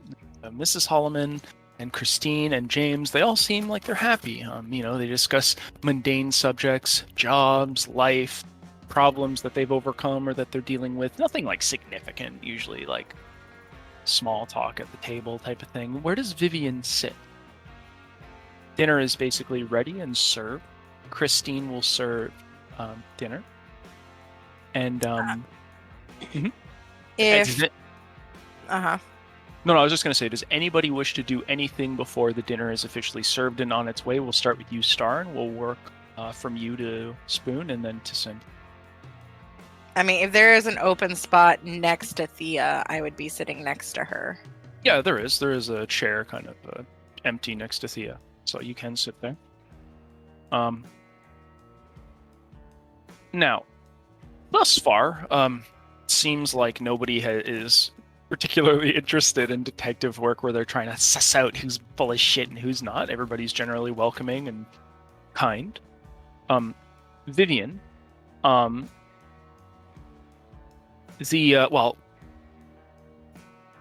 occasionally Tommy and James will engage each other in conversation, and this leaves the ladies, all four of them, to speak amongst themselves. As typically happens during family dinners, we tend to pick our groups. So we'll start with the ladies. Mrs. Holloman looks over at you, Vivian, and goes, "Oh, I'm sorry, dear, that it was at such short notice.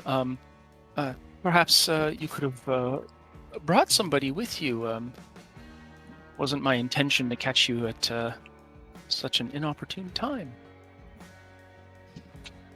I'm just gonna smile like one of the sweetest smiles I've ever smiled in my fucking life. And just be like, "Oh no, that's quite all right. I'm the one intruding. Besides, most of the people I hang out with are currently sitting at this table anyway." She gives a bit of a nod as she kind of cuts into some of the goose and takes a nice small mouthful. After as she begins chewing, Christine speaks up, and James is utterly infatuated with this woman. Like, he has a certain look in his eyes where occasionally, even while he's talking to Tommy, he'll look over at Christine and he'll kind of give her hand a squeeze. Christine looks at you, again, smiling genuinely, and she goes, "Vivian, you tell me a little bit about yourself. Very interested. Were you born in the United States? Or perhaps are you from another country?" I'll look over at her and still maintain my sweet smile and just say, "No, actually, I was born in Beijing and my family came over here when I was 10. I know. Oh. Interesting. And you came here. You're very fortunate. I hear small things about the country, but I'm glad you've come here. What about your family? Are they here as well? They were. They've passed, unfortunately, by now. I'm so sorry to hear that. How are you dealing with it? I have my moments. You know, some days are good and some days are bad. Christine raises a hand to her cross and she begins fidgeting with it as she looks at you. Every so often, we'll find ourselves challenged in life. It's always in our best interest to find a way to overcome these challenges. God puts many things in front of us. We need to do our best to do right not only by ourselves, but by Him. And I really wish you the best, Vivian, in whatever you're going through. You're more than welcome to come by and chat whenever you think you should need an ear, or even if you would just like to attend one of our dinners. Oh, thank you. That's very kind. You're welcome. And might I say, I am definitely inspired by your unique fashion sense. I work as a designer. I never would have thought of such a combination. I definitely need to put that in my work. Oh, well, funny story. I actually wasn't prepared, so you can thank Thea. These are her clothes. I appropriated them so that I did not look more disheveled than I currently do. Oh, I did not know Miss Thea was a connoisseur of the fashion world, as it were. That is so interesting. I visibly stiffen up and say, well, thank you very much, but that was actually my mother's. And then I'm going to whisper low and so low that, like, it should be inaudible to anyone except for Vivian. Unless that if the- she... Sorry, go ahead. Is that possible? Yes, you can kind of lean over and sort of whisper something to her secretly. That's fine. Give me an etiquette check.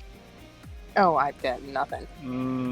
Come on, girl. Etiquette Or- and charisma? Charisma, yeah. If there is anything I hate worse than elves, it's fucking black bodies. Ooh. Okay. Unfortunately, you do not know that what you're doing right now is sort of faux pas at a formal dinner. You speak secretly to somebody else when you're engaged in conversation with a guest. You just, it's just not something you ever considered growing up. It's just, it's just something that you could not really view with much regard, as it were. That is unfortunately the consequence of zero etiquette. Even some common sense rules, you could miss. So, you can still do it. It's gonna be, I'm not gonna like lean over like and put my mouth on her ear kind of a thing, but just kind of like lean towards her and very lowly say, and if you get one drop of food on that dress, I will kill you. And then sit back up straight. I'm just, because I do have etiquette, would I notice that this was, a little Well, here's what I will tell you. Give me a second. I'm gonna roll for some. Okay. Someone notices. Okay. That being said, as the conversation briefly diverts away from you and Christine, and as Thea leans in, you can see Christine kind of just kind of very curiously looking in your direction as she fiddles with the cross. She's very focused. Like, she has almost an uncommon amount of conversational formality. She's looking directly at you and then occasionally at Sin, not threateningly or uncomfortably, but she definitely follows things quite well. What do you do, Vivian, knowing that? I'm assuming Thea kind of turned her back on Christine very briefly to whisper something to you, so she might miss it. I would have immediately, giggled, put my hand up to my face and giggled and try and, made it seem like she told me something. Be like, Oh, Thea, stop. We're at dinner. You can't talk like that about him. And I'll like make it seem like I'm whispering, but purposefully be just a little bit louder. Keep that stuff between you and Tommy. Shh. It's so bad. Star. Dear sweet Star. Want to do me a favor? Oh, no. Are you lying? Do you want to give me a performance check? What do you want with it? You're just attempting to pass off the fact that, Thea's giving you information that very clearly, is inappropriate, gossipy for the dinner table. But you and I both know. I know.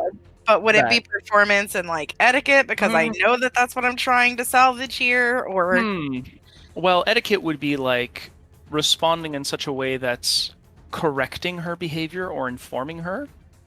You're sort of just rolling with it and trying to convey a different impression of what's happening, which to me, I'll tell you what, I'll let you use the higher of your subterfuge or your performance with your charisma.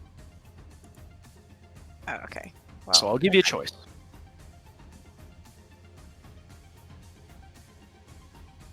Okay. So none on the regular dice, but you do have 2 successes. No, that's good enough. Okay. Yeah. quick question. Go ahead.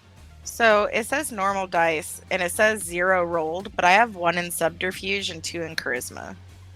So It said 3 hunger dice got rolled. So Yep, 2 hunger successes, 1 fail. yes, 2 hunger dice successes and 1 fail is what that looks like. Why don't I have any normal anything though? Because it says dice rolled Is your 0. hunger at 3? It is actually at yes. Right. Your so hunger what happens? dice is assuming all of your dice pool. Oh, okay. I understand the process now. Okay, that makes so Yes. much more sense. I'm sorry. Continue. No problem. So I'll just explain it a little bit more for everybody. So what that means is, let's say in a situation where you critically succeeded or critically failed, you still get the results of either or. It's just the beast has a higher chance of coming out, and you cannot use willpower to re-roll hunger.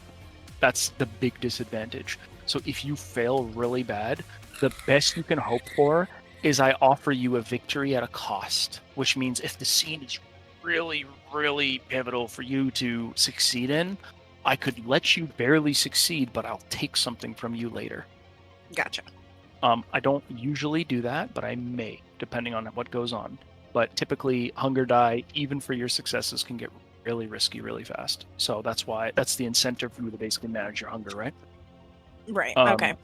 But that being said, you do succeed, and you manage to kind of play off Thea's rather stern warning as just her being a little bit untoward, a little bit brusque with her behavior.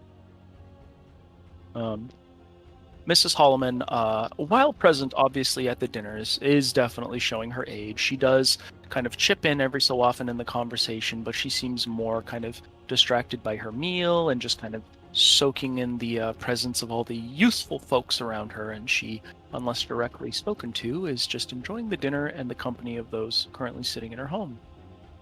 Can I take a bite? You may. So currently, the table, the dinner actually, which I should have described, my bad.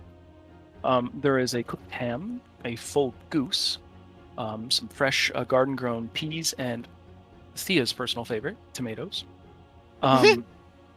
There's a small kind of custard, caramel custard that is currently open and ready to be consumed. There is some stuffing, some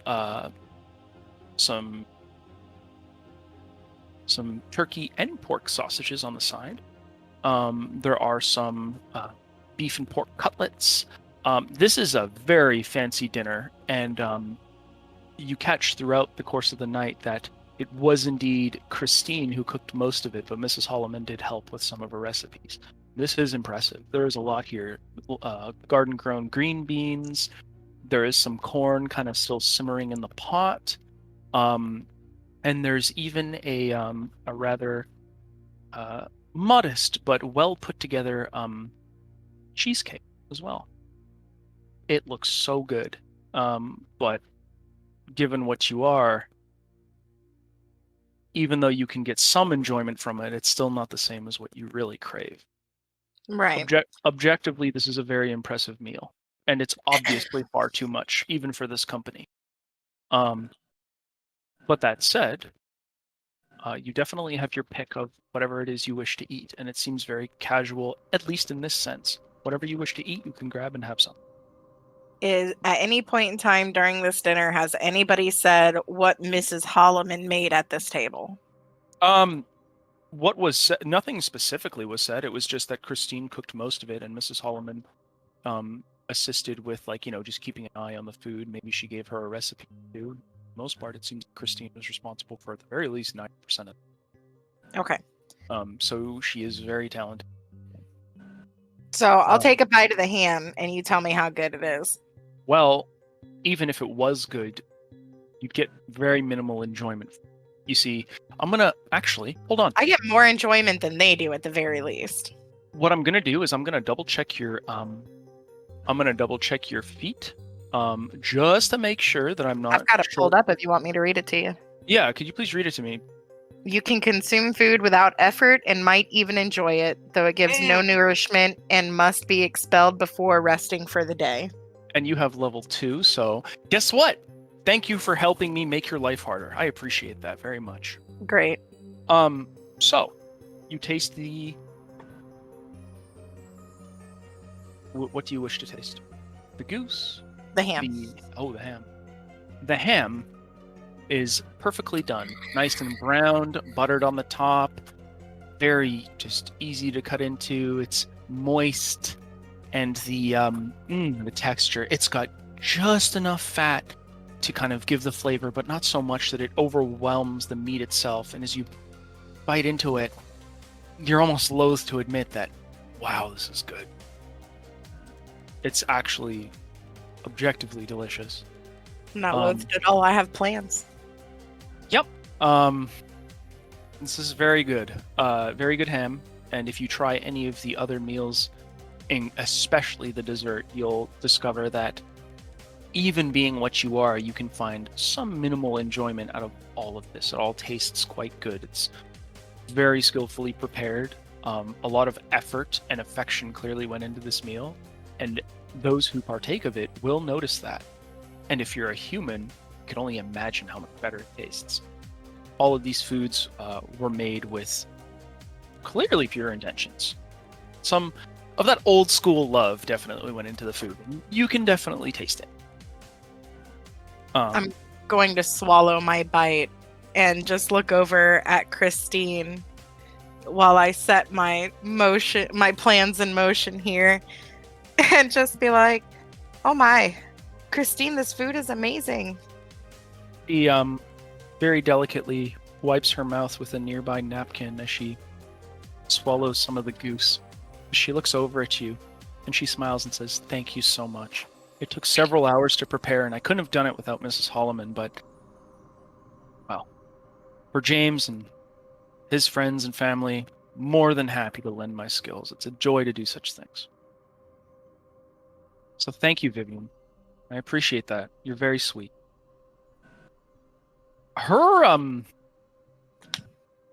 It's not unreasonable to say that the fact that she's not catty or angry or spiteful or jealous almost makes this worse.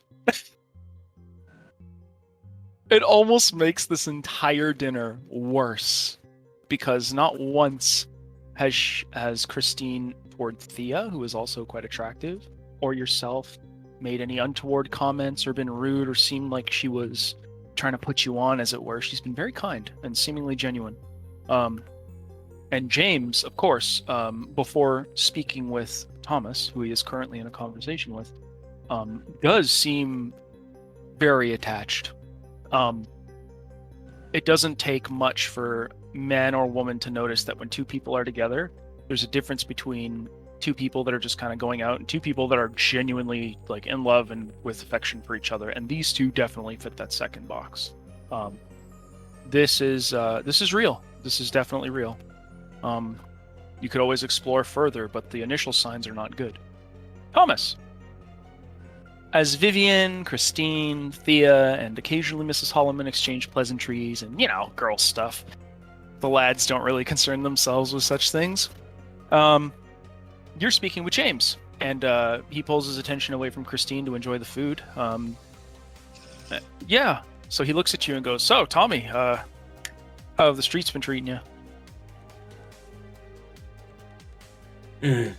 So. Yeah. Anything unusual? Nothing I'd like to talk about in polite company. I got you. Well, James kind of wipes his mouth off a bit and goes, "They're not really making your guys' job easier. You want to know what I heard on the news the other day?" Go ahead. Oh my god. So, listen to this. They said that they're having lots of problems with violence and drugs, right? Mm-hmm.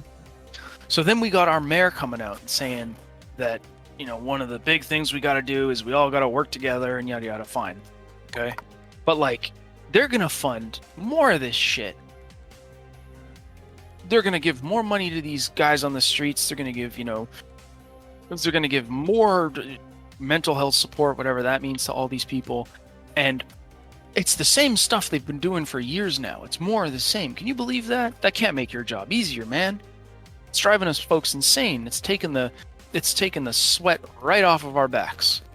And Sounds like an embezzlement scam.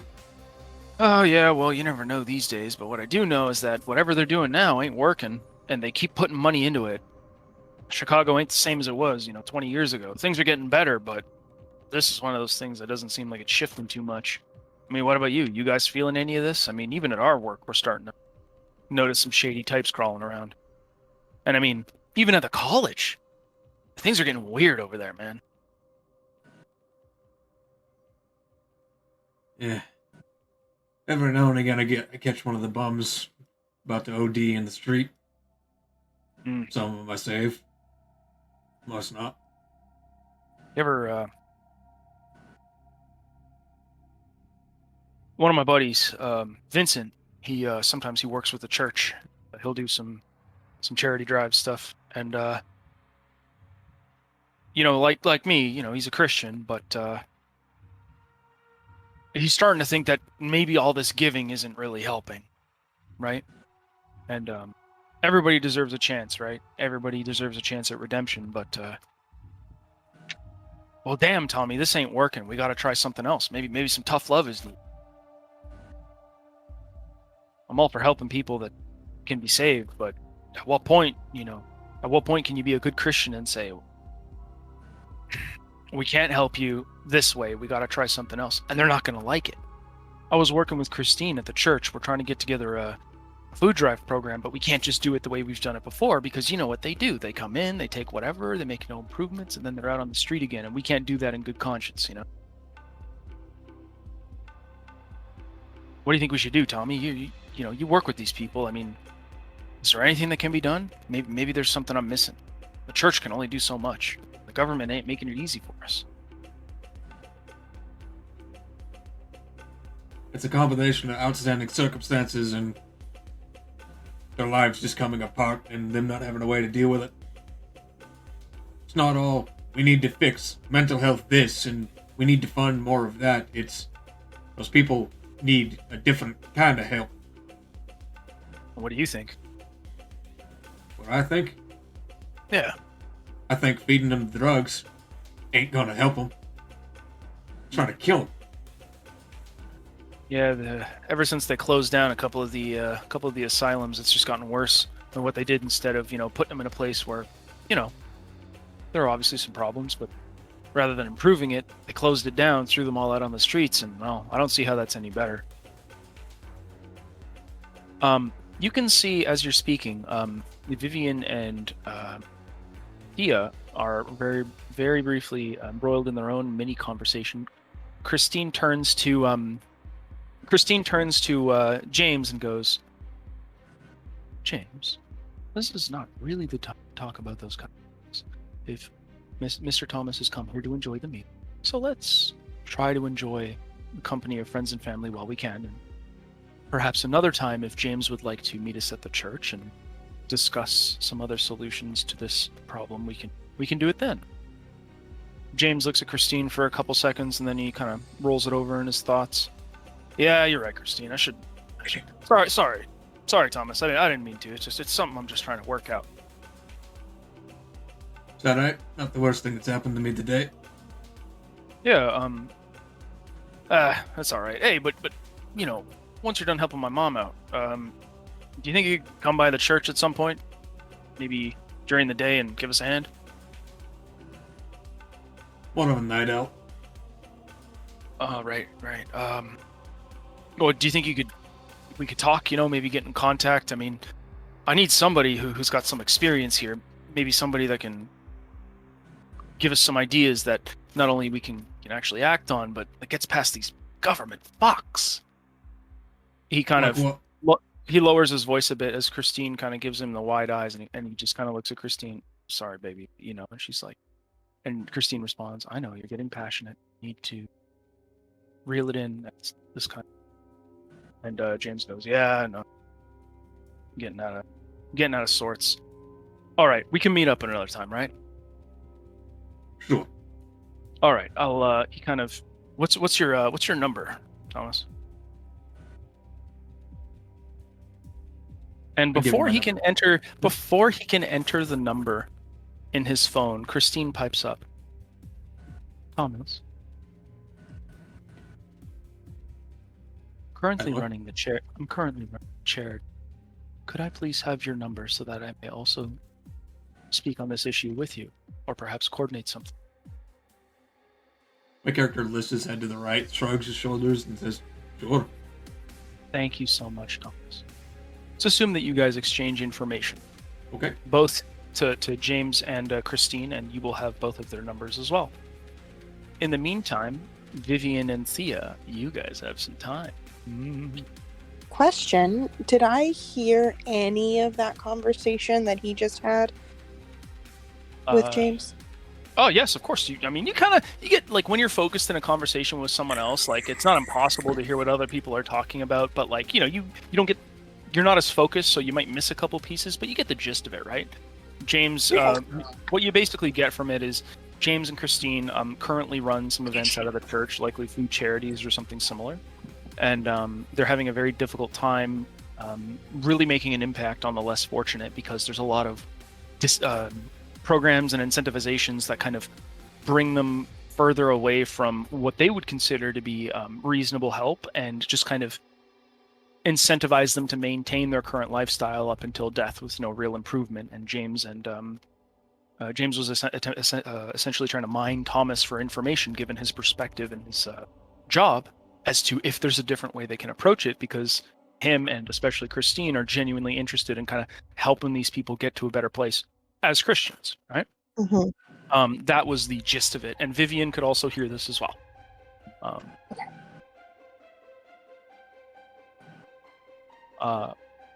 You and Vivian, however, while Christine is distracted, can kind of have a brief discussion if it is needed, as she is no longer kind of observing you two intently.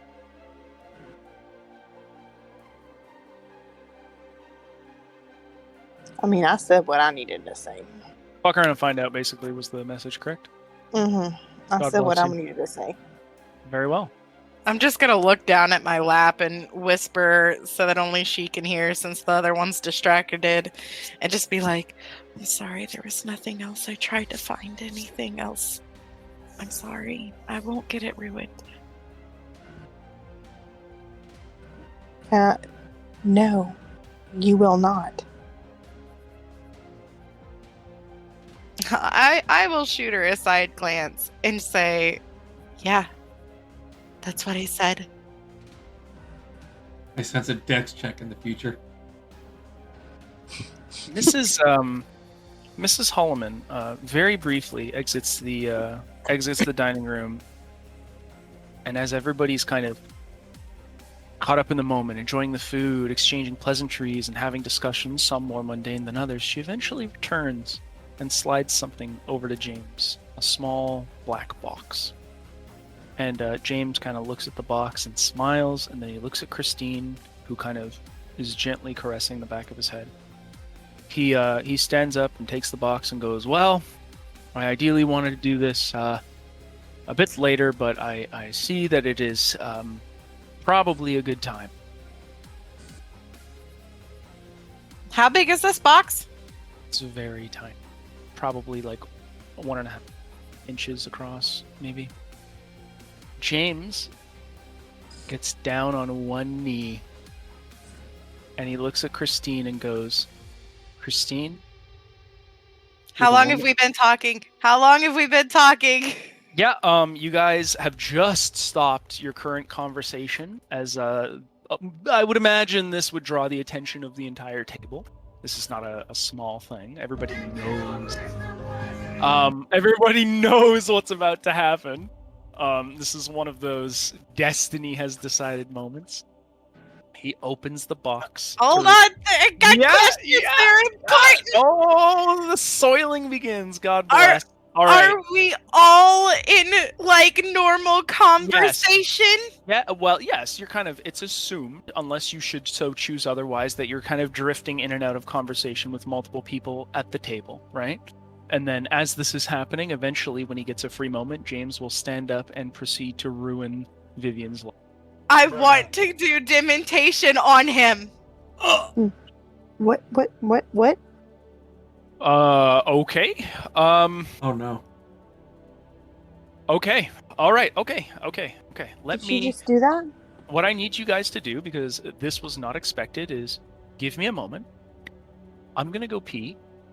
I'm going to come back. And hopefully I'll have a decision as to how this is going to play out in my head. I'll be right back. I didn't have time to find out more about her. I was going to do it to her, but I didn't get to have my conversation fully, so I didn't have all the information I needed. I found a burger tank It's in a this panic place. dementation. Holy fuck. I found a burger tank in this place. I'm gonna be a one-man cheeseburger apocalypse.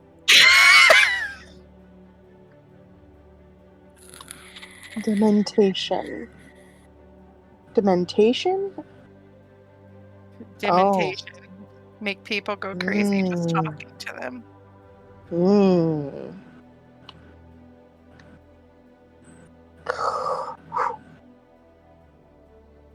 I was gonna do it on her, but I don't know enough information about her to know if it would work. Okay, I'm back. I had to speed pee. Okay, you can do this. It is a subtle power. However, there is something that is currently stopping you, and it's the fact that you are not speaking to James, and he is currently focused on Christine. That is your... Well, that's why I asked how, like, has this all been, like, normal conversation? Because, like, honestly, this is me panicking because I was going to do this on her, but I was trying to get more information, but you just kind of cut to the chase. Yes. So I'm gonna cram your anxiety in a box. Just give me 2 seconds. Okay. So here's what's gonna happen. Okay, so based on everything that has been going on, is assuming that you and Thea are engaging more than you and everybody else at the moment. James, Christine, and Thomas are currently engaging, while you and Thea either solve your brief dispute in whatever way you wish. And Mrs. Holloman is currently not as engaged. She basically came back with what you can only assume to be the ring. And the second she did so, James got up, took the ring, and immediately got to business.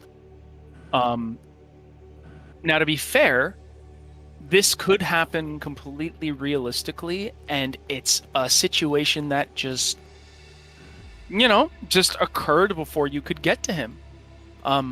Unfortunately, at the moment, he is very focused on Christine and not currently talking to you. But there is a way that you could interject in this moment, but I think everybody in this call knows about how much of a massive fucking faux pas that is. What do you wish to do? Because as soon as that box opens and you can see that genuine, sparkling diamond ring within, you know what's coming. You're right, I do. So, in this moment, I want to do whatever I can to ascertain, because with the information I've been given, I didn't hear what they were told about her or what they ascertained about her. But he told me about going to church and she's wearing a cross. Is there any way for me to, while this fuck fest of a show is happening to me right now. Is there any way to like ascertain just from the way she talks, the way she does everything, the cross, everything, how much of a holy person she is?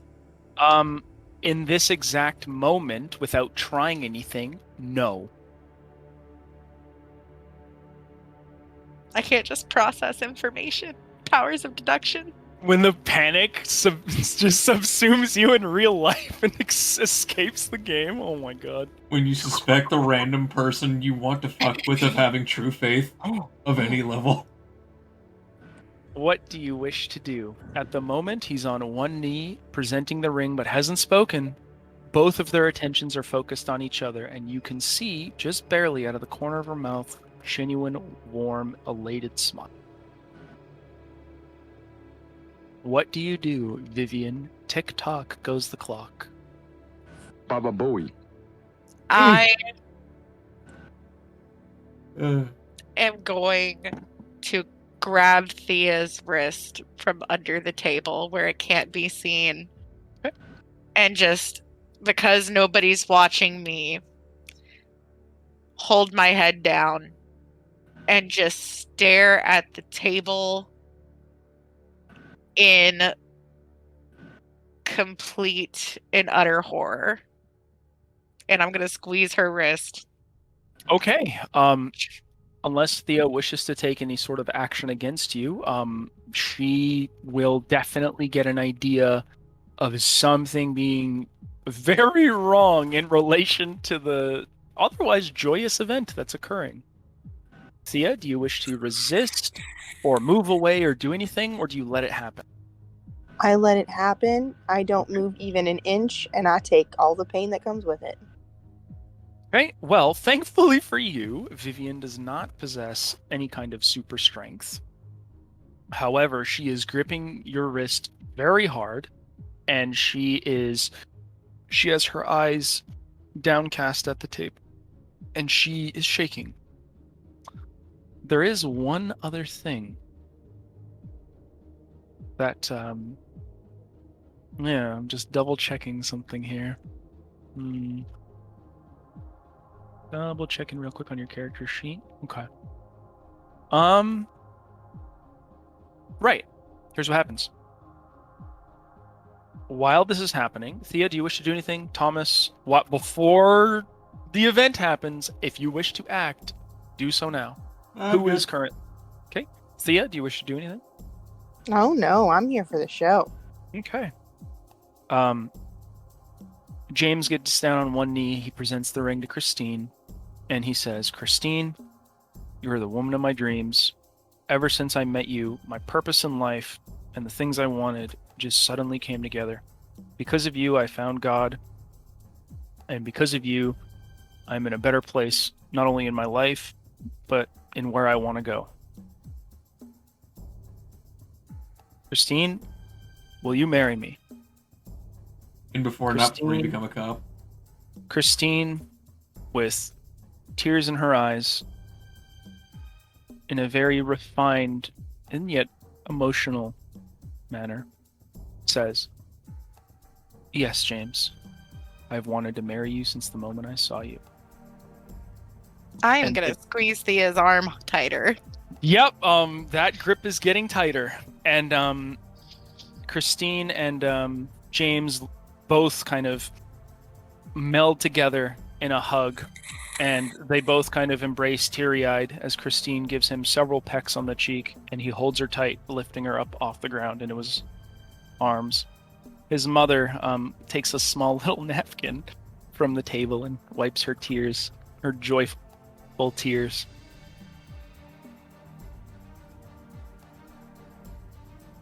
And that, I do believe, is where we will end this game. I hate you so fucking much. What do you guys think? You have fun? I did. I had fun. If we are going to start next session in a different location, I do want to have a conversation with James. Mr. Before Holloman, that is, that's what you wish to do, Sin? Discuss something with Mr. Holloman? Very well. Well, when we start the next session, we'll be continuing from this we'll be, unless you guys wish to go elsewhere, we're gonna start at Tommy's Haven. Unless somebody wishes to do something to change the general course of the dinner in a dramatic way, otherwise it is assumed to go mostly well. So, how'd you guys feel about the game? Any thoughts? Feelings? Solid. All right. It's going smashingly. This is in no way Agreed. related to the main quest. This is just entirely two of our player characters' backgrounds coming into effect. And boy, has it come into effect. So, the main question I'm going to ask is, how does Vivian feel about her life right now? It's on fire, and it's not fine. Everything's on fire! Oh my god! Oh my god, Taki, get up! Taka, no! The sirens are appropriate. How does Thea feel now that she's getting, as the French would say, some super fucking strong hints, my guy, regarding the situation? What is she piecing together? You ladies are good at this. Oh yeah, no, as soon as she saw Miss Gorgeous walk out, she was able to piece together that this was a scorned love situation. She was that Viv was clearly in love with this guy. Thought that they were like there was maybe like a cheating situation going on. But no, I think she's pieced together pretty much all of it, which is why she's just sitting here and just taking the pain of her arm being squeezed to death and being like, okay, well, you'll be fine, child. I don't think any of what you just said is unreasonable, and in fact, it's totally plausible. Vivian has definitely given away a lot, whether she meant to or not, and I mean, given her state, eventually secrets have their way of making their way out, you know? Now, to be fair, you guys might have to have a different discussion, but that will get very interesting given her mental state is especially aggravated. Mr. Jag, on the other end of that coin, definitely has more avenues to kind of explore this situation. But yeah, sometimes, Star, Vivian's visions are unreliable. But when they're not unreliable, sometimes you wish they were. It's like a cruel joke. Mm-hmm.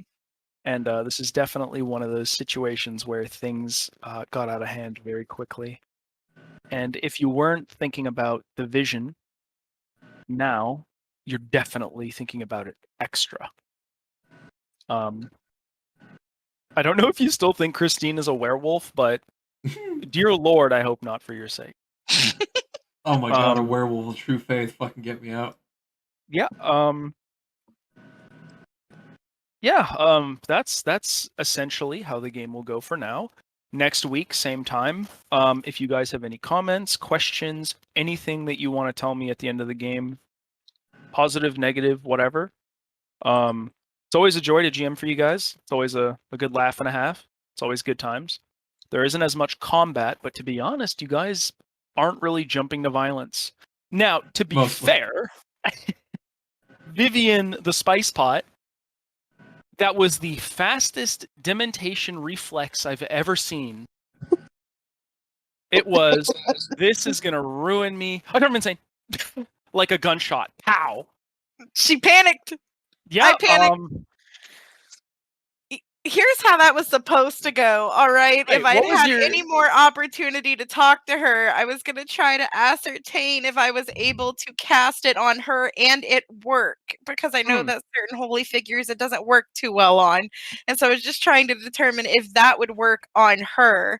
But then you skipped to the ring and I was like, oh my god, I don't have time. I don't know if it'll work on her. I also don't remember the repercussions if she knows what I am, if it fails or not. I was like, fuck it, him!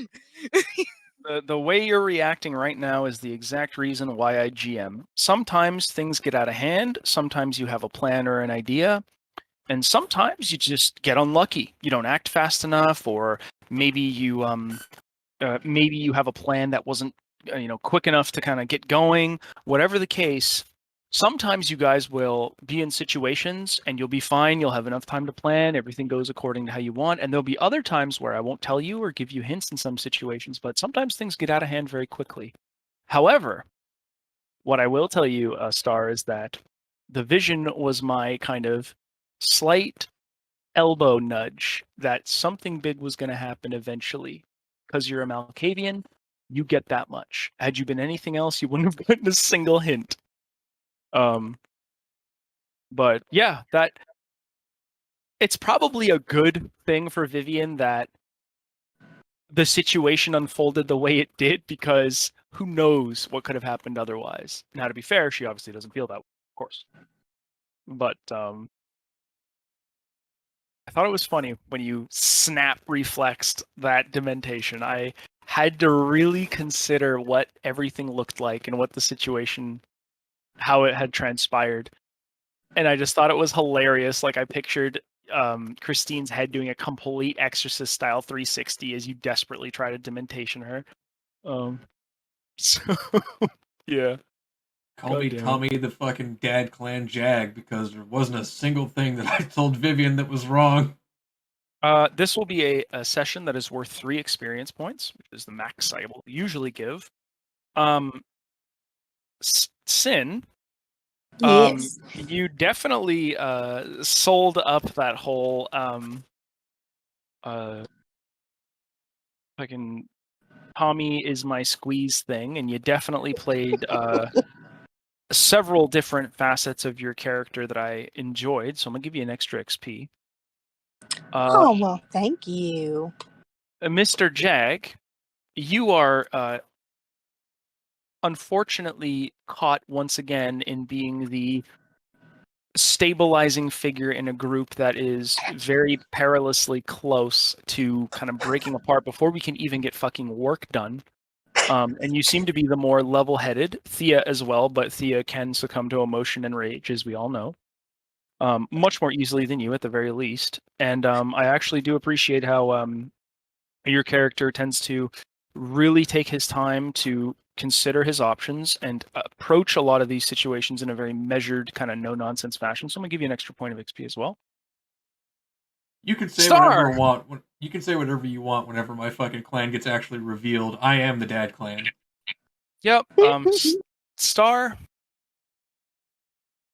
sweetie baby honey. Boy howdy. To say that you have been thoroughly spiritually prolapsed would be like the light way of saying that you've gotten the rough end of some events in the game.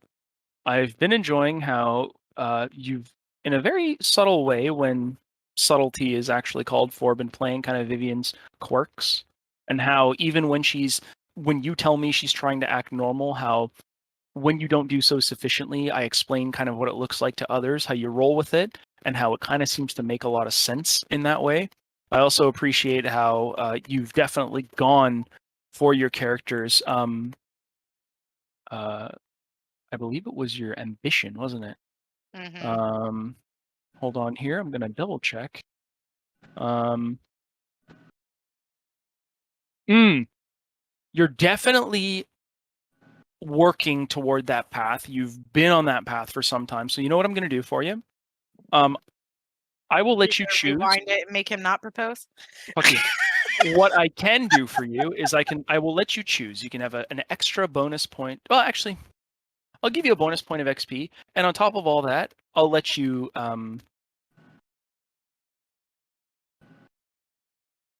you'll get all your willpower back anyway. I would have refilled your willpower, but since you're going to get it all back anyway, since this will be a night, you get an extra point of XP for really kind of selling me on the whole this very mentally unstable, kind of confused, really sort of off the wall, barely hanging on there type of Malkavian with a singular obsession. You've really gone for your quest, and I appreciate that.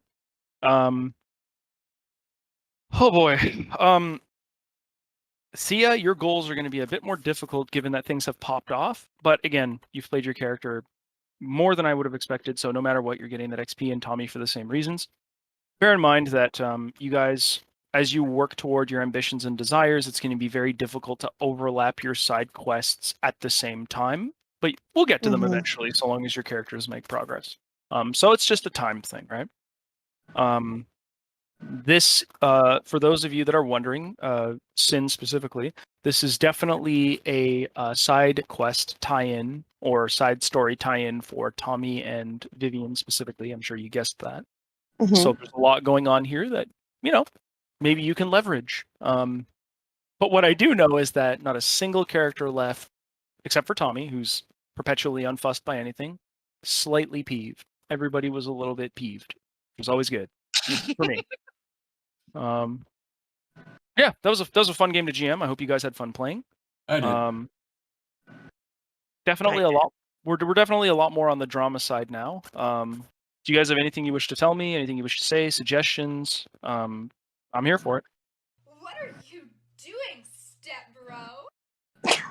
I don't particularly have anything. I think that you're doing a fucking phenomenal job. I am stupidly attached to this game at to the point where I'm trying to deduce if I am going to be back in time for the session next week. Oh no.